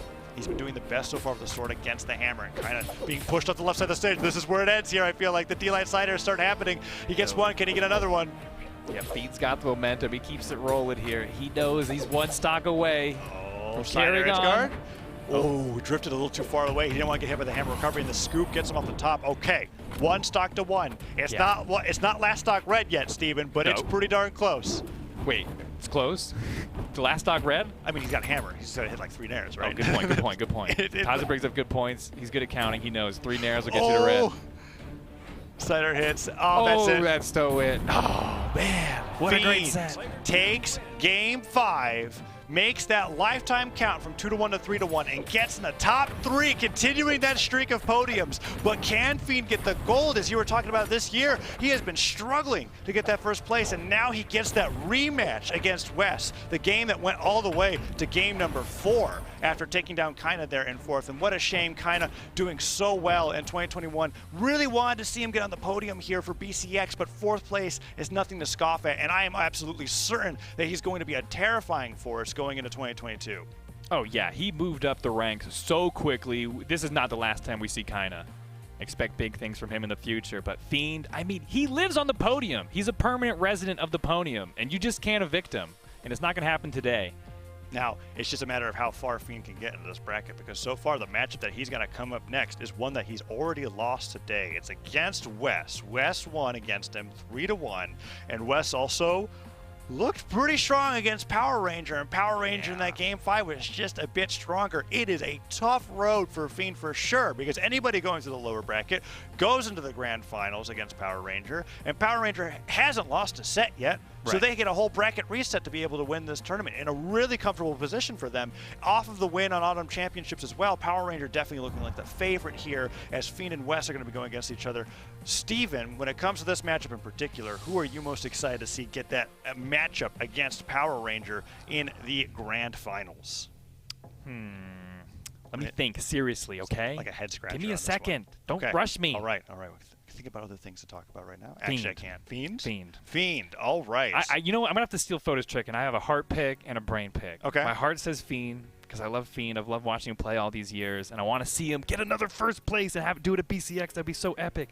But Wes is just really good at the game. He's so good at beating people up in Brawlhalla, dude. Don't challenge him. He'll beat you up. He'll break your thumbs. It's bad. Yeah, and it's terrifying because Wes, out of all the players, I feel like the only one really pushing Lance in the region to the extent that he's been doing. And it's just a hard matchup to play against because it doesn't matter where you are in the world in Brawlhalla. Lance just isn't the most popular weapon competitively. We'll see the Macho Mans and the Olgrums be picked, and sure, they have Lance on the character kit, but Wes is one of the few players that I really feel like focuses his entire playstyle around it, and he's been succeeding with it massively in 2021. So your heart pick is for Fiend, the brain pick's for Wes. You know what? I gotta say, I'm pretty much in the same ballpark there. Yeah. If I had to give it to one player, I mean, it's so easy to give it to the player that had already won earlier on in the day. That would be too easy. You're right. Again, so. That would be lazy even. Oh yeah, you think so? Well, yeah, just to use stats and figures.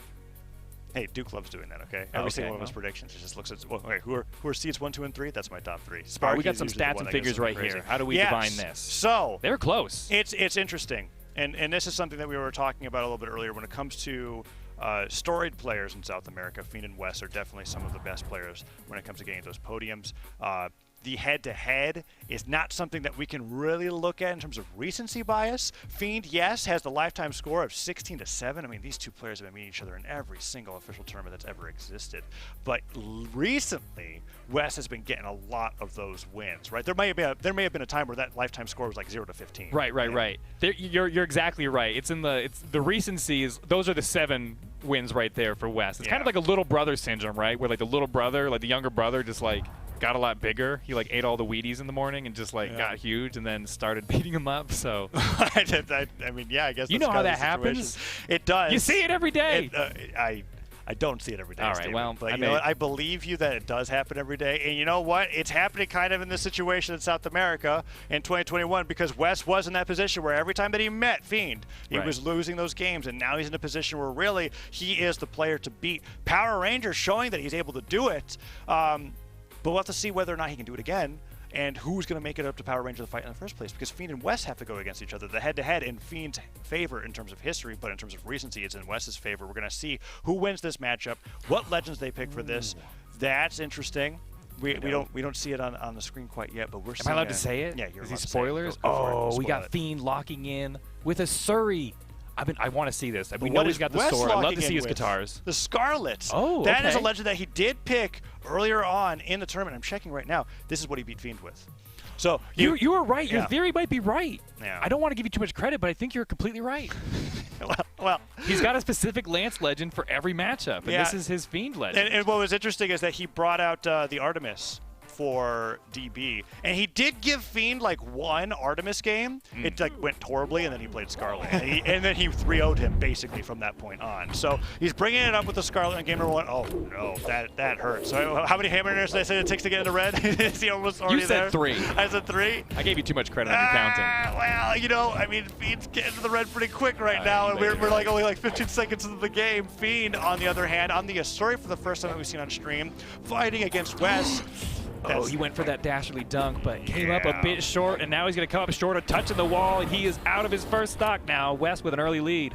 Wow, Wes on the hammer looking incredible. And I think Fiend actually picked this Asuri specifically because the Hattori did so poorly against the Scarlet in the winner side of the bracket, and he has just picked this character to say maybe this will do better. He goes over to the guitars, makes a really risky play off the left side. I don't want to say that neutral sig is going to define how the rest of the game goes, right? When you make a neutral sig play like that, you're just kind of like, well, hope this works. Then, yeah, he was hoping to claim a very early stock, and it didn't work out for him, but he's got some room to work with here. He can claim the stock from Wes pretty quickly if he gets one strong hit. No, Wes is like a few hits away. That's true. He's almost lapped. For lapping a bit of damage. Oh, I thought Wes was going to slide her back to the stage, but he doesn't go for it. Fiend instead with the sword gets hit by the lance. Oh no, is that going to be it? The edge of the steam gets him once. Can he side him again? Weapon throw comes down. Fiend fades away just far enough, and Wes with the most powerful slide charge neutral sig I've ever seen. I didn't even realize he could slide that fast.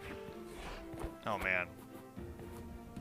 Okay, both of them just gonna make it back up on top of stage safely. No, Fiend goes out there. Okay, he baited it. What a bait! And it worked. It worked so well. He's like, all right, hey, I'm over here now. Wes is like, unarmed. I'll go for it. I'll bite. Yeah, he does. Loses the stock, but he's got a lead. You know, when you got a lead like that, maybe you could bite on some of those I'm gonna be real with you, Steven. I don't think the slide dancing on arm was the best thing to do against guitars off stage, but you don't think it doesn't matter. He's still up in the game. Yeah, Wes switches over to the hammer. This is really what he destroyed Fiend with on the first stock, and I don't know, Steven. I feel like we're going to see the Asuri for maybe one game. Fiend with the guitars just hasn't really gotten too much happening. Most of the damage that he's done to West this game, I'm pretty sure, was with the sword, and going over the guitars right now. Okay, it's a good start, except for that down air leading into a combo for Wes. And Wes, when you're in situations like this, you have to win basically 3 neutral exchanges for every one that your opponent does when you're a whole stock behind, and it's just so hard to do. Oh wait, Claw's coming out. Fiend has a chance off stage with the sword. No, West pushes his way back on top, but the downlight recovery, not enough to KO off the top quite yet. I was worried there. The sweat beats came out. Fiend literally went for that exhausted recovery. Nice job avoiding the downlight. D-light into recovery. That's something that we didn't see. We didn't see Fiend's last opponent with Kaina, right? Fiend got so many D-light side airs. Very few of the downlights were actually punished. Wes already going for the gravity cancel downlight unarmed right above where that hitbox is threatening means that he got more damage in on this stock, in the stock lead, than Fiend's previous opponents did. And Wes, I mean, he's been unarmed for so long. I feel like he fell off the stage with that down zig straight into just being unarmed again. I know Fiend doing a good job with his weapon service. Oh no, Wes. Wait, he doesn't even care about the weapon anymore. Okay, no, he will go back and get it. As the hammer now. He really thought about it. It's like, how badly do I want to lose this stock again? Oh no! Badly. Whoa! You could see Scarlet literally flipping upside down in preparation for the hammer ground pound, and it got stopped by the sword recovery, and that D-light recovery from Fiend will even up the stocks 1-1. All right, the first guitar neutral sync missed, Steven, but this time it's gonna hit. He has to do it. He needs to do the big one. That or just be super calm, cool, and collected, hit several D-light side airs, and then win the match. Let's see what he can do. Wes. Oh, he's always going for that dodge read, but Wes sneaks his way out. Now with Fiend off stage, Wes has, oh no, what? He does another slide off uppercut. That cost him a stock earlier, but manages to get away with it this time. Oh, the scoop off the top. Wes, pretty convincing. Game number 1. There were moments where I felt like Fiend was coming back, but I also really attributed it to West dancing around unarmed for like a good minute or two. That's an interesting stat to think of. It's like, yeah, sure, there's unarmed damage graphs, but how much time did a player spend unarmed in a game? That's what I'm curious about, because it felt like a long time. Unarmed loitering. Unarmed loitering. That's when you're not attacking and you're like waiting for the weapon to drop. There's just a timestamp for unarmed loitering. That'd be my favorite. Right there, right above the damage dealt. That's the most important stat. No, West and Fiend are going to map striking here. Accuracy all around, not too high, lots of moves put out, but you know what? In the end, West just really was able to get those stock finishers a lot earlier than Fiend, and Fiend is actually going to be sticking with the Asuri to go against the Scarlet. Okay, yeah, you were predicting a swap here, but he believes in the pick, and I got to believe in it for him too, We're with him on this one, Taza. Right. Otherwise, we betray, our very souls. Our hearts. We betray our hearts. Yeah. Can't afford that. Fiend with the sword picked up, gets neutralized away. That's something that I've noticed Wes really, really likes to do with the lance. Whether he hits a lance, neutralight, or downlight, he will go all the way to the other side, way past where the neutralight or downlight would even knock back on the damage, and then he'll side air them in the other direction, hoping that they maybe dodged in place, dodged in, or even just try to move in that general direction to get away from usually what is like a typical lance combo, where if you get hit by a down air or a side air, you tend to just keep going in that direction, and Wes really likes to mix that up. Ouch. Whoa, that looked like it hurt. Yeah. That's all I can say about that. Felt like I was watching an axe string there for a second, but no, it's actually Scarlet onto the lance, neutral sig to finish it off. Oh, the side light barely hitting off of that gravity cancel down sig, missing, recovery hits, and Wes picks up the hammer once again, stomp sider, could be it, but Fiend could take the first stock here if he's careful. Weapon throw. Doesn't get it. Wes makes it back to the stage. I'm so scared of the reversal here. Oh, wow. Went for the pivot down air. Wes just stomping the ground, being like, come here. Fiend punches him away. Oh, what? Dude, another dodge weapon throw. Okay, excellent job, Wes, holding onto the stock. It could go either way. Oh, neutral light. Oh, he gravity canceled the neutral light, hoping that the second one would catch him off guard. And Wes dips right around him, gets the scoop, takes him off the top. I mean, What moves don't knock out here, Steven? I'm trying to think. Wes is so, he's so damaged. Wow, dude, side air from center stage, bouncing off the floor knocks out. So basically everything at that point. That was, I can't believe Wes lived as Ooh, long as big guitar stock, baby, off stage. Wes unarmed? No, he gets didn't blessed with a follow it hammer. up with the nairs. I thought he was going to go for it for sure. Guitars versus unarmed is the most prime opportunity you're going to get in a 1v1 matchup, but no, Wes gets back to the stage, stomp siders come through, the nair gets the dodge read. Wes looks for the down sig. I think that may have actually knocked out on Mammoth when you're on the edge of the platform. Oh, you might be right. That's so scary. Reversal sigs in this game are terrifying, not just because of the force, but also because most of the time you travel with your opponent on most of them. True. Okay, Fiend now trailing behind in damage just a little bit. Ooh, maybe getting to be more like a lot a bit. Oh, that was so close. Fiend snares him on the way down. The ground pound. That was so good. Just not even jumping. He just inches far enough off the stage so that he can get the ground pound to work. And because he didn't buff the input before, he doesn't accidentally down sig or do anything like that. Beautiful play from Fiend. Yeah, no jump makes it a lot less predictable, and you got to be bold to do a ground pound versus hammer off stage like that. Yes, absolutely. I mean, he wasn't even willing to do it against unarmed, but he did it against hammer there on the left side of the stage, and now brings him to lead once again. I think it's a little bit dire now. You know, he was trailing a bit, damaged, needed a big comeback, and here it is. But he needs to get some extra credit. He almost into it. The platform saving him so hard there. Oh, this treatment might have been able to drift back to the wall where he was. Still holding on to this stock somehow, but he's at that point where anything might KO him, so he just has to play flawlessly. Oh, I'm liking what Fiend's doing so far. There's been a down light, a nair, a neutral light. That's it. Oh, wait. he goes flying off a neutral light It's so funny because the move does not look like it should be sending you anywhere. He just it's like torpedoes. a tickle. Poke, poke, poke. And then blam. Launches. Way off the side. Okay. Fiend still looking good in game 2 here. Oh, I thought Wes was going to land with anything, but he just jumps in place twice. But there's a side air. Fiend double nair. Huge. Try to go for the third one. He'd still go for that D-light recovery. Down air. Hits D-light side air. Oh, one side air. Corner guard. Dodge is gone. Sweat beads are activated. I didn't even notice that Wes didn't have the jumps to make it back until he was, well, it was too late. No, was he was forced to use his dodge because of the weapon throw? Yeah. We're going to see that here in the replay right now. That neutral light knockup was so funny. D-light side air. Oh, you know what it was? He got D-light side aired out of a hammer recovery. And he never touched there. I didn't even notice it until the replay came up. So he never had the recovery, then the weapon throw baited the dodge, and then he just was... And then he just fell. Yeah, sitting duck. Okay, Wes now swapping over to Artemis. I'm interested to see this. All right, we got Wes still keeping the lance. This is kind of debunking my theory a little bit. It is? Because we were talking about he was picking out lance legends for specific players, but now he's just like, okay, maybe this will work. Because the Artemis was what he did, what he brought out to beat DB. And he did play one Artemis game against Fiend, but what did I say? It was the one game that he actually lost, right? And so now with the Scarlet being his Scythe is looking good, though. Not gonna lie, it's not the lance time, it's Scythe time. Fiend has to retreat to the other side of the stage, just barely makes it back. Wes still content and going in on this edge guard, dealing out more damage. Oh my gosh, he's so in on the reads on Fiend. Fiend is struggling to find very much damage with these guitars, and West again on the attack, was looking for the recovery to finish off the stock. Fiend goes for a dunk out of nowhere. Those neutral sigs, every time I see them, I'm like, uh-oh, there goes Fiend's stock. But he actually did survive that time. Artemis not quite as strong as Scarlet when it comes to knocking out with signatures, and that down sig disarms West, forces the dive kick, Cider gets the dodge. Wow, West sneaks right on by. Even just the reaction time to dodge that weapon throw. Okay, Fiend in trouble off of the edge. How's he get past West's lance edge guard? There's no way! He just loads up the recovery like that. We were talking about that earlier on today too, right? It was like, the only thing worse than getting hit by the lance recovery after he fully charges is trying to challenge him the move. And he's just like, what if I put my foot in front of him? And he goes flying. That side sig. Wow, I can't believe it. Fiend going for the side sig instead of the down sig to punish the side sig from Artemis. This is a very tricky signature to punish for players that aren't too familiar with Artemis. You get the huge lurch forward off the dash, and then you fade back. And Fiend waiting out the attack, then going forward with the longest reaching signature that Asuri has, and now West popping off with the scythe. I mean, that entire time I was talking, it was white to orange, all scythe attacks.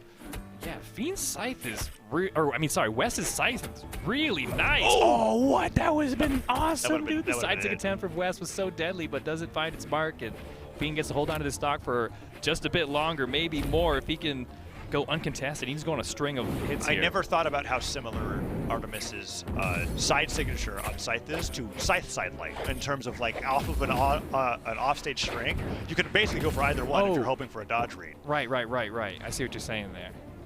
And Fiend goes down very similarly to how Wes went down in the last game. Just didn't have the jumps, got hit out of recovery, falls back down to the stage, and Wes on the Artemis is now up 2-1 against the Asuri. Oh my goodness. Okay, this the biggest Qatar combo we've seen from Fiend so far. That's enough to take the stock just like that. It's tied up. And there was that moment, I think, where Fiend was calculating off of the weapon throw. He like held the stage, he slid down a little bit, and he was like, oh, okay, I can go back. Like he's not making it back from that. Wes with the side sig, no punish that time. Fiend. Oh, sword versus lance hasn't been so good for him so far. Wes tries to go for the neutral light, the burn. Oh, but he doesn't get the side air. He goes for the nair instead, and Fiend punishes it so hard.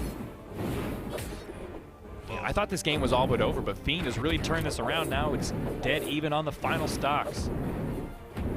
Side air once, side air again, down air hits the side sig that time, not dodged out of the way. Wes, side sig's the reposition for the recovery. That's pretty cool. Okay, Wes, all right. I mean, the signature's really good. Oh, he was going for a similar setup with the recovery, but Fiend fades low, gets around it. Neutral sig gets punished. Another neutral sig doesn't get punished. Oh, Wes, I feel like he's gonna side sig here. I don't know why. Oh, that grab power had to be like a pixel away from the ground. That's it. How'd you know? Oh my gosh, the predictions from Taza. Okay. Game 2. Going to Wes. You don't get those feelings sometimes when you watch a player enough. You're just kind of like, you are going to side sig this guy. You're gonna wait until the right moment. There it is, the base laser at the end.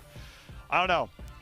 Wes gave me that feeling. It's also kind of easier to predict when he does it 4 times in a row on Lance. And every single number for Wes was higher other than damage taken.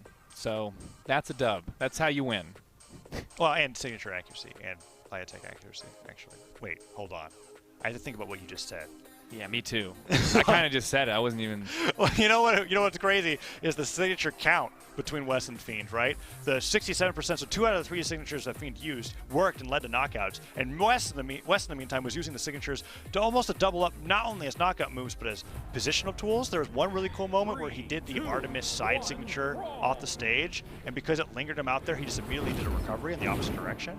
And I like seeing those kind of things from Lance players in particular, like Wes. There's that side sig, and he just jumps right out of it, not even getting onto the ground after he uses the move. Oh wait, no, Fiend. Okay, finally finds a way over that side signature, gets some damage in, but it's so far been Wes ruling this first stock. Oh yeah, lots of nairs. Side sig punish that time. Wes gets all the way back. Down aired, and because he hit the stage, Fiend was able to punish it. Nice neutral into recovery. Fiend did a great job coming back in game number 3, even though he didn't win it, off of the back of the guitars versus Wes. And when Wes sees the guitars, he's like, okay, I'll use my string weapon. Goes to the scythe, and then unarmed. Fiend gets that edge guard potentially. No, he just switches over the weapon. He doesn't want Wes to get that lance again. Oh, but there it is. Yeah, the treaded lance. He picks it up and he's just it's just a tour of the signature kit now. The heavy attack button. Oh no, the there side sig works, dude. Gets him out of there. Okay. If it looks like I'm not trying to hit you with it, eventually it will hit you. And that one gets him off the right side of the stage, and now he is on the scythe. The only signature that I've seen that Wes really doesn't. Oh no.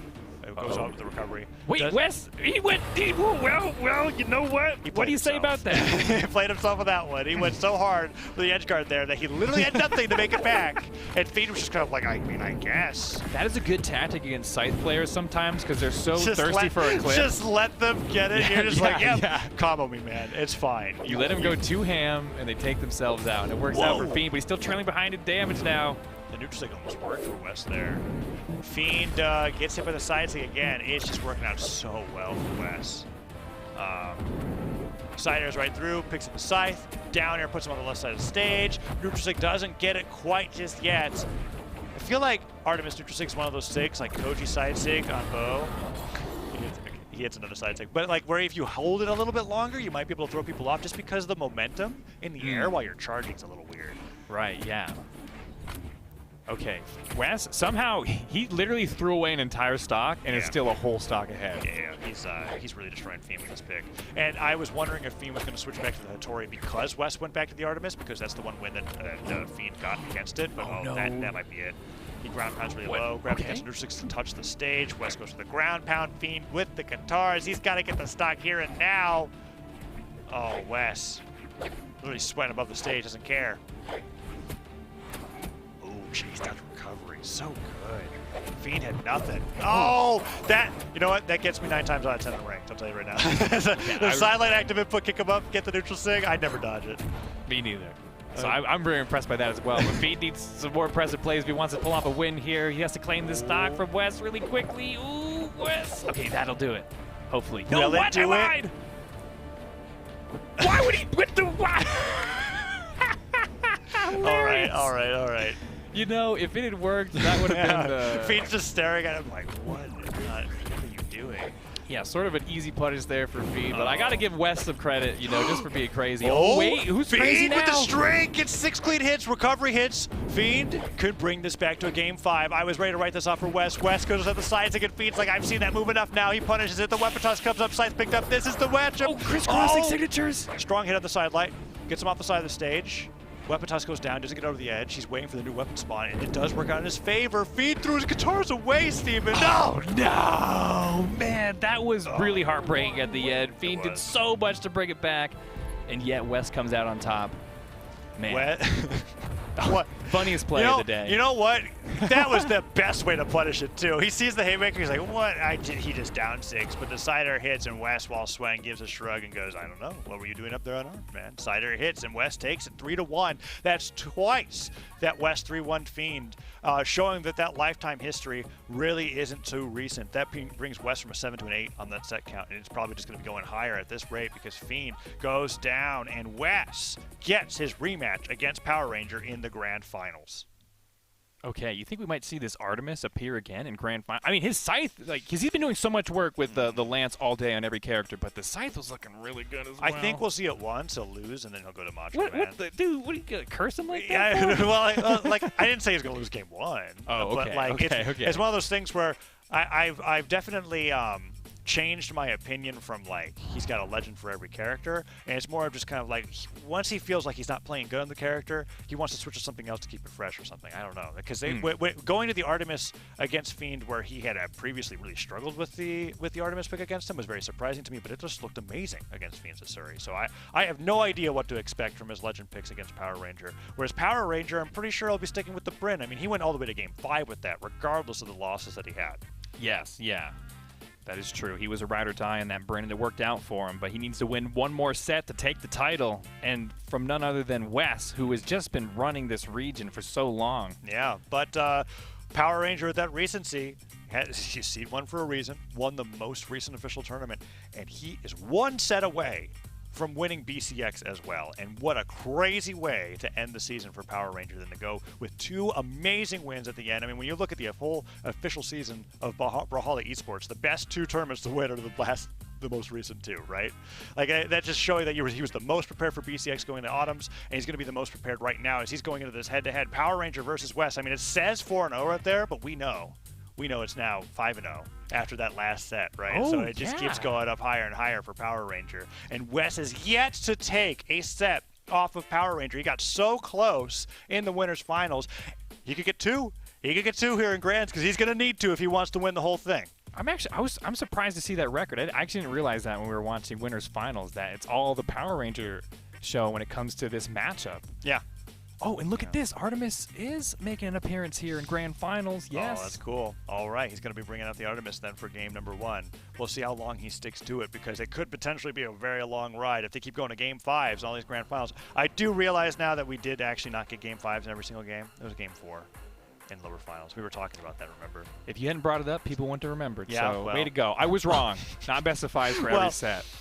But it was close. It was close. Yeah, Feed had a crazy guitar pop off at the end. You know, it made it on the podium, got 3rd, but he didn't get the gold. There's always next year, but for this event, Wes and Power Ranger are going to be going up against each other in Grands for the gold here at BCX, going to be crowned the South American World Champion, and Bryn versus Artemis is going to be the matchup for game number 1. So excited for this. I really want to see how far Wes can push this Artemis. He has definitely been more signature focused on the character more than the Macho Man. I mean, we were talking that before. If we watch Macho Man, it's 1 to 2-6 a game. When it's Artemis, I think it's never been lower than 15. He is just jumping around on side sig half the time, and it works. Yeah, that is true. That seemed very difficult to deal with, and we'll have to see what Power Ranger can do. Yeah, he had to retire the Macho Man after the winners finals, but maybe he'll have to bring him back out. We'll see. Yeah, we'll be finding out in just a little bit. Meanwhile, Power Ranger only has to win 3 games, and that's it, right? Yeah, true. We got 3 in a row, it's over. 3 in a row. Wes, it's a little bit harder than that, for sure. He's got to get that, wow, imagine 6-0. If he could do that, that'd be incredible. But I am expecting this to go the distance for sure as we're getting ready to go into this final matchup for BCX South America.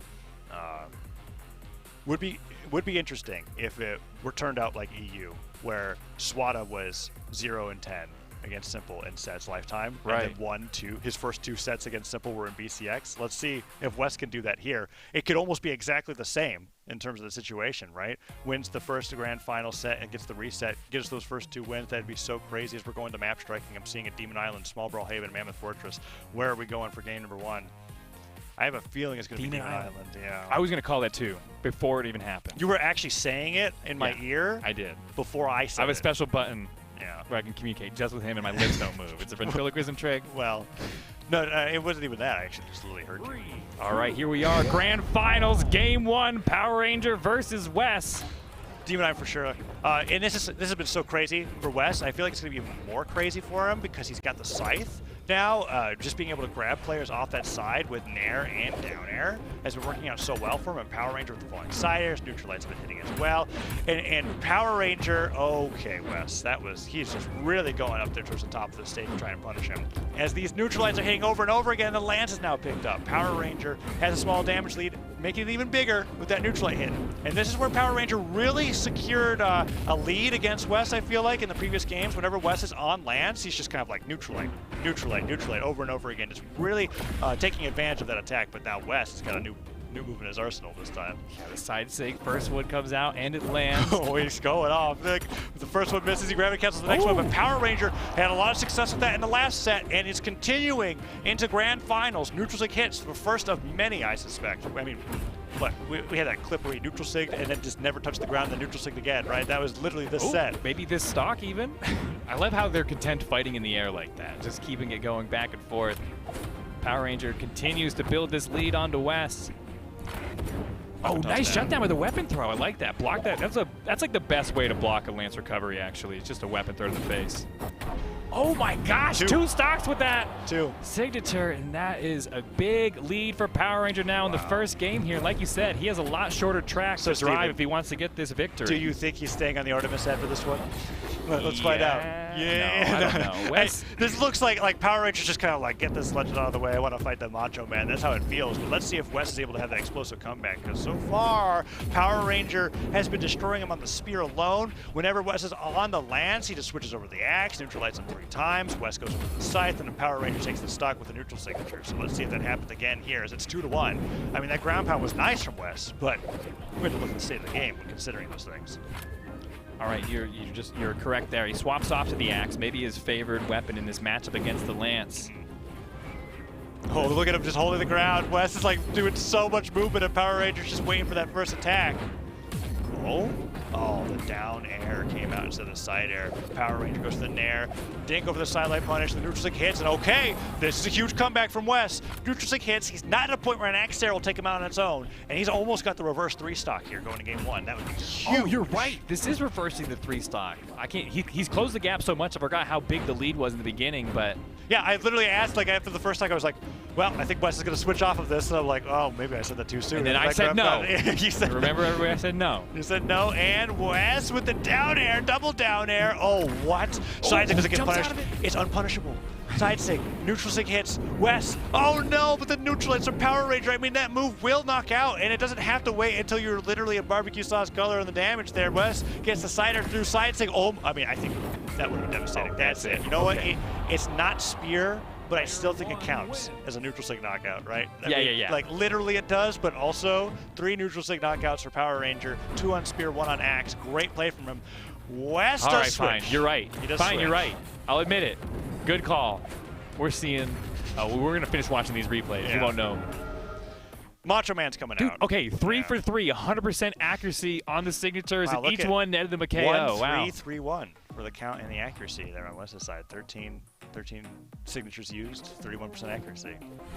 It's like the Da Vinci Code. Don't look too much at the numbers. You'll go mad. Okay, game 2. You gotta find patterns where there are none. All right, Steven, that's how you stay sane. Then there he comes through the recovery hits.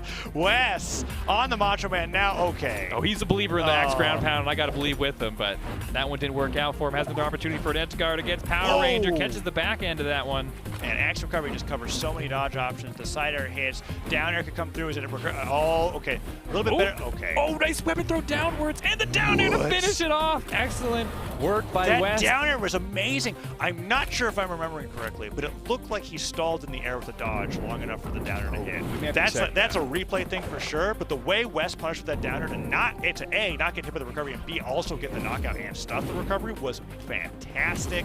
Now on the lands, he's just spinning around with the nair, but he dodges down, and Power Ranger's right there to punish him. Silencer comes through. Wes was so concerned about getting hit by that double D-line count, right? He really wanted to ruin that statistic so hard that Power Ranger silenced him for it. Yeah, well, that's what you get. Oh, and now Power Ranger still at a deficit. Burned once. Neutral light comes through with the down light. At low damage, it's a pretty darn good string to go for. Neutral air hits, down air clashes with the recovery. That was such a bold take for Power Ranger there. If you get hit by a fully charged lance recovery, I mean, that'll send you flying. Whoa. They just dodged and jumped around each other like 4 times in a row doing nothing, just hoping that one person would act first. I know, there's so much dust on their clothes right now for all that dashing around. Oh. Side light misses, side air hits. Wes with the edge guard, ground pound, no. Down sig, no. What is he gonna do? What is he gonna do, Steven? What's the edge guard here? It was a neutral light. And you know what? It was the right choice too. Power Ranger dodged down, I guess he just dodged through it. Man, after that weapon throw. Looked away. Was that weapon throw that got him there? Yeah, weapon throw, caught his recovery, then his dodge wasn't enough to make it back to the stage. And now he's on to his final stock in game 2. Could Wes type the set here? Is the character swap what he needed to turn this around? Oh, okay, Power Ranger has an opportunity. He could claim the stock pretty quickly without taking too much damage on this final one of his. How many more spear recoveries does it take to knock out Macho Man off the top of Miami Dome? We'll find out as that neutral air hits. But I think the next one would work. Oh, or a down air. Finish it in wow. edge guard. No, Wes makes it back, touches the wall. I can't believe that weapon throw didn't connect. He was just a little too far off to the right. And now if Wes gets one more hit, that's a huge amount of extra credit to bring it to game number 3. But the neutral light hits from Power Ranger. Well, Power Ranger's just barely not knocking out with every single move the lands can. Another neutral light. I love that. The gravity cancel neutral light to block him off the wall. Great option. Takes the stock. Even up the stock count, but still trailing in damage. Ever since, I don't know who started it, but I know it started with Sword Neutral Light. Ever since Sword Neutral Light showed that they could do it, every other weapon's like, I can Neutral Light Edgeguard too. And Axe, pretty darn good at it, as Power Ranger as well. Back end. I thought he was out of there. And the weapon throw connects! Yes, with the shrug. Oh my goodness. That's a awesome. true combo. Side air into weapon throw into gravity cancel shrug. You really hit him with that. True combo. Gravity cancel shrug. He just was like, I guess that worked. Oh, side air. Oh, dude, you see, that was frame perfect. Oh, but yet again, I mean, Power Ranger really picks his places for those signatures, and he only uses them not in neutral, not to build damage, but for the KOs. Mm-hmm. Yeah, I mean, it's easy to. I mean, one signature 100% count, absolutely, right? And it was the same case of the previous game too, right? That's why you're bringing that up. The 2 neutral sigs on the spear, and then the neutral sig on the axe. When he uses them, he's getting the knockout with them. He's not really just using them frivolously. Wes similar on the Macho Man actually. It's so crazy how much his playstyle changes, switching between the legends. Yeah, very true. Wow. Oh, that was interesting. Nice connection, gets the chair. Oh, the neutral light on the platform. I believe you wanted to fall, like drop down nair. Didn't quite get the input right. And Power Ranger with the edge guard here looks like he's going to get it. But no, Wes just so good at mixing up his recovery. Recovery hits from Power Ranger, but he has had no luck in getting players off the top of the map with that D-light and recovery. Nope, not enough just yet. One more, maybe. But Wes is still going to stock the fight with here and could take the lead back from him if he's not careful. Oh. That's it. Finally. Okay, we finally figured out how many recoveries it takes to knock out Macho Man. How about you're the counting Oh, expert. there was just 3 that time. But okay. there was a few hits in between. But there was a moment on Miami Dome where like 3 hit in a row. I was like, what is going on here? Power Ranger gets side aired. Doesn't get the axe out of his hands though. Wes, slide charge, down 6 with the chair into the stage. I feel like that's the only way Power Ranger could have survived from that. Yeah, bouncing out of the stage into the top left corner. But, you know, that time. A second chair is going to be lethal, and that's the first stock for Power Ranger. Now we're evened up here. 2 stocks apiece. Wow, and now weapon spawns in. Spear picked up, neutral light hits. Ooh, he falls to the side. Down light connects as well. West really playing on the left side of the stage, and he burns him. Those reverse nairs on the Lance have been doing so well for him. Calls with another one, but Power Ranger that time walked into it, but the down light doesn't get it off the sideline, and West is starting to crawl ahead in game number 3. Oh, crazy call out by Power Ranger for that side signature. Has an opportunity off the side here. Axe 3-piece, no, misses the side air. Slow one jumps. Oh, but he used everything to get above West there, as West read that he was going to go down to touch the wall. Okay, we're still even on this second stock. They're both in red. Ooh, is that going to be enough? No, not even at all. Doesn't even blow him off screen. Macho Man, too strong, makes it back to the stage, but he's looking for a weapon. He has to get through Power Ranger, and he's knocked off the left side now. Power Ranger going to steal all the weapons from the stage. He puts it to use. Ground pound secures the KO. There was a moment where I felt like West knew what was coming, and he just couldn't act fast enough. Like the unarmed recovery came out. He's like, I got to get above this, and the axe just hits him in the middle of it, and he goes off to the left, and Power Ranger takes the lead back. Oh my goodness, he's a chair expert. He is. This way, like 4 chairs this game. You know, I can't. Every time I say the amount of something now, I just realize that you're gonna be like, oh, he's counting. But that is the case. How many times have I brought it up? Well, I have not. Yes, you do. You know you're embarrassed to say it. But it's nice to bring those things up, I feel like, because with West in particular, we were talking about how he's not so signature heavy on the Macho Man, but so far the down tick has been getting him so much mileage in this game number 3. He is still behind as Power Ranger does get that downer to connect, and another downer could come through if he's not too careful. Neutral lights, no. Power Ranger just really waiting. Okay, he wanted that neutral stick. Even though it didn't knock out, he went for it, and West really punished him for it. Oh my gosh, fully charged, He was baby. like, hold on, I'm gonna get right there for you. Can you land a fully charged Rocket Lance recovery in Grand Finals? You can, but will it win you the game? I don't know. West in trouble. Can you make it back? No, not going to touch. That is it. Power Ranger now up 2-1 in the set. I love that because Power Ranger looked at the Lance recovery and he was like, axe recovery. He gets right in the perfect position for it, and he still wins the game. It's now 2-1 lead for Power Ranger. One more win, and Power Ranger's your South American BCS champion, and that would be amazing. West really wants to be able to get these next 2 games here. He is 1 game away from being eliminated at second, and he has yet to win a set over Power Ranger in official tournaments. Power Ranger is just looking like he's going to go right from PR3 to PR1 going into the next year at this rate, because he is just unstoppable on the Bryn here against West's Macho Man. Here we are, Steven, Demon Island for game number 4. Okay, axe battle to start this off.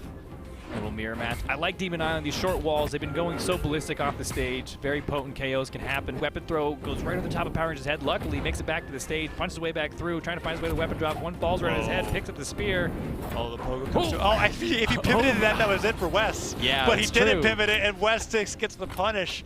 Crazy signature coming out from Power Ranger, and West takes the lead. Side air, chase dodge, no nair afterwards. Oh, he tried to get the pivot nair onto Power Ranger, but Power Ranger stays so grounded. Whoa, sider, downer, mid-air, down light, neutral light, West popping off in game 4, downer hits again, he tries to reposition with the sider to get some more. Power Ranger now in orange, and he's just putting out the fire there with the D-lights. Oh, but the sider hits, and West, that could be it.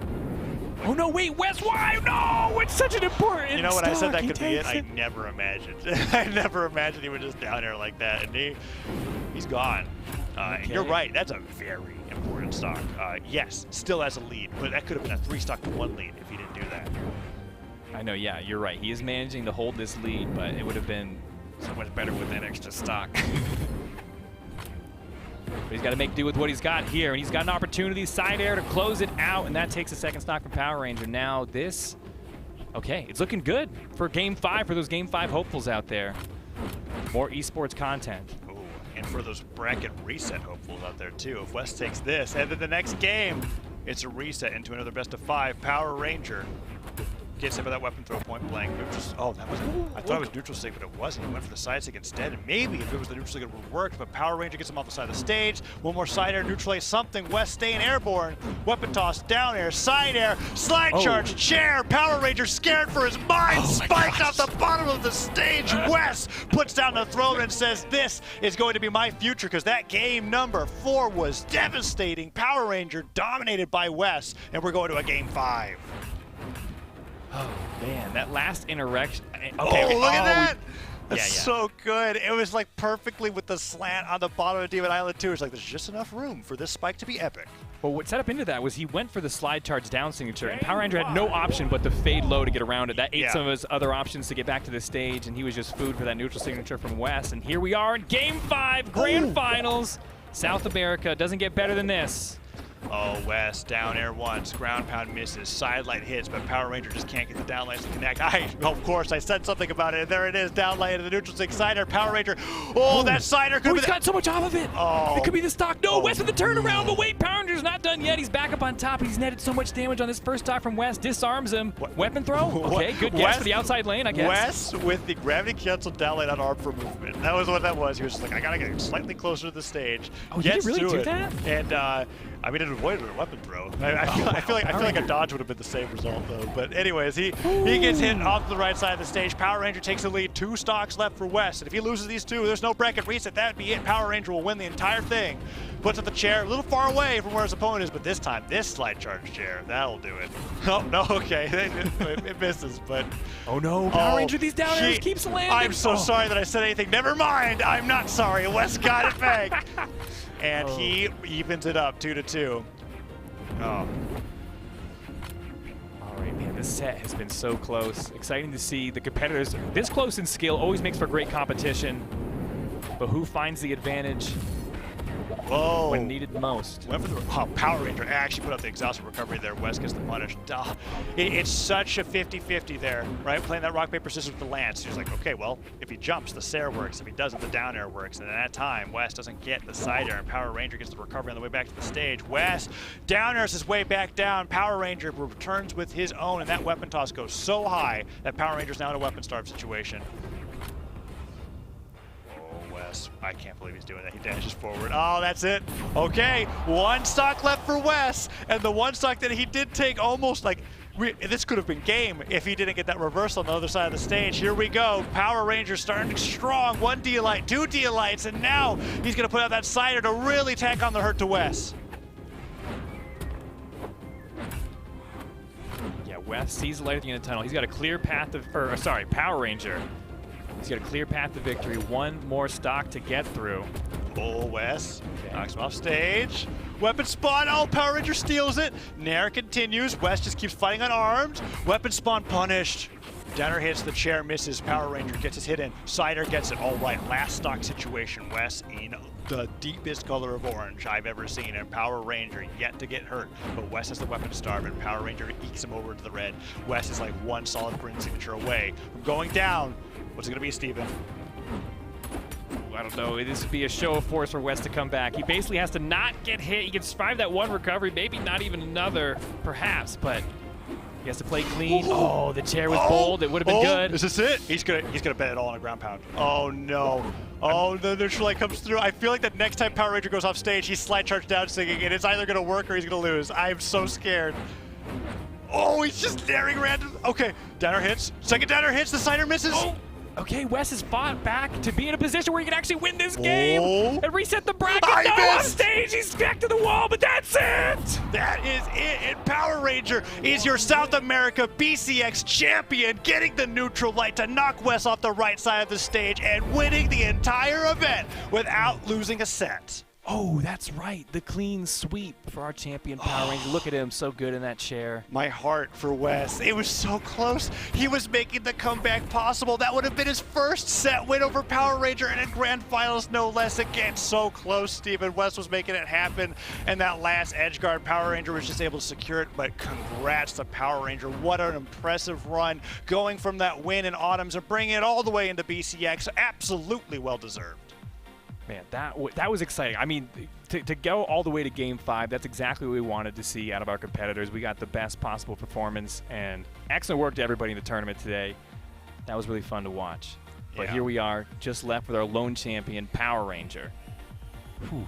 Wow. What a tournament indeed, man. It would have been fun to have that storyline go to that grand final bracket reset, but you know what? That just shows how dominant Power Ranger has been on the Bryn. So great with the axe, so great on the spear, and that is it. Power Ranger is the South American BCS World Champion, and he has done such a great job throughout the year to be at this point. But the coolest takeaway for me for South America, or like one of the coolest, I mean, the awesome thing is that Power Ranger won, is that we have so many players that weren't really in the scene at the beginning of the scene, now doing so well towards the end. There's Power Ranger and then Kaina really doing great in that 4th place spot. Fiend still getting top 3s after all these years, and I really mean years. Fiend's been in there for so long. It's just been such an epic tournament to watch. Yeah, I mean, as more and more people are getting into the game, the competition is heating up. It gets harder and harder every year to hold down these top spots for the pros. And like we said, with Kaina Ackerman, we saw him rise up through the ranks. There's many other players who've been outperforming just like what you'd think based on their previous tournaments. And but then again, I mean, Power Ranger. He's always a name to talk about in this region. He is incredible. That's going to do it for South America BCX, but it's not going to be it for the World Championship. So yeah, we're going to take a look at the bracket to see how this worked out here, but we've got one more region to do, right, after today. It's not happening today. We're not going right into it, right? It's going to be next weekend, but North America is going to be the next region for BCX. It's going to be coming up next week. And looking at this bracket right now, Power Ranger doing so well against West. We saw that winners finals, grand finals, carbon copy score lines. Definitely not the same experience in both ways. What a incredible tournament in general. And yeah, we can see that in the lower semifinals, Fiend versus Kaina. It was just, it really was almost an all game 5 top 4. It was one game away. It was one game away. Yeah. Wow. Well, Steven, what do you have to say? What do you think? You excited for the next weekend that's coming up? We're excited about this tournament? Let's give it. Yes, dude. North America, we know that's going to be a rager. We saved them for last, and I can't wait to get into it. Yeah, it's going to be so much fun. That's it for today. Steven, it has been a pleasure casting with you. I'm Taza. We're going to be signing off. That was the grand finals for South America. Don't miss out on next week. North America is going to be amazing. I can't wait to see you all there that Saturday. Have a great day, and have a good night.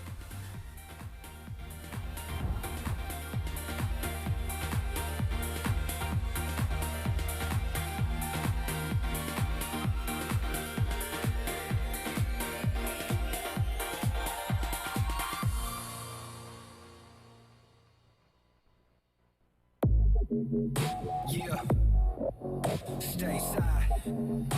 Aight, whether you ready or not.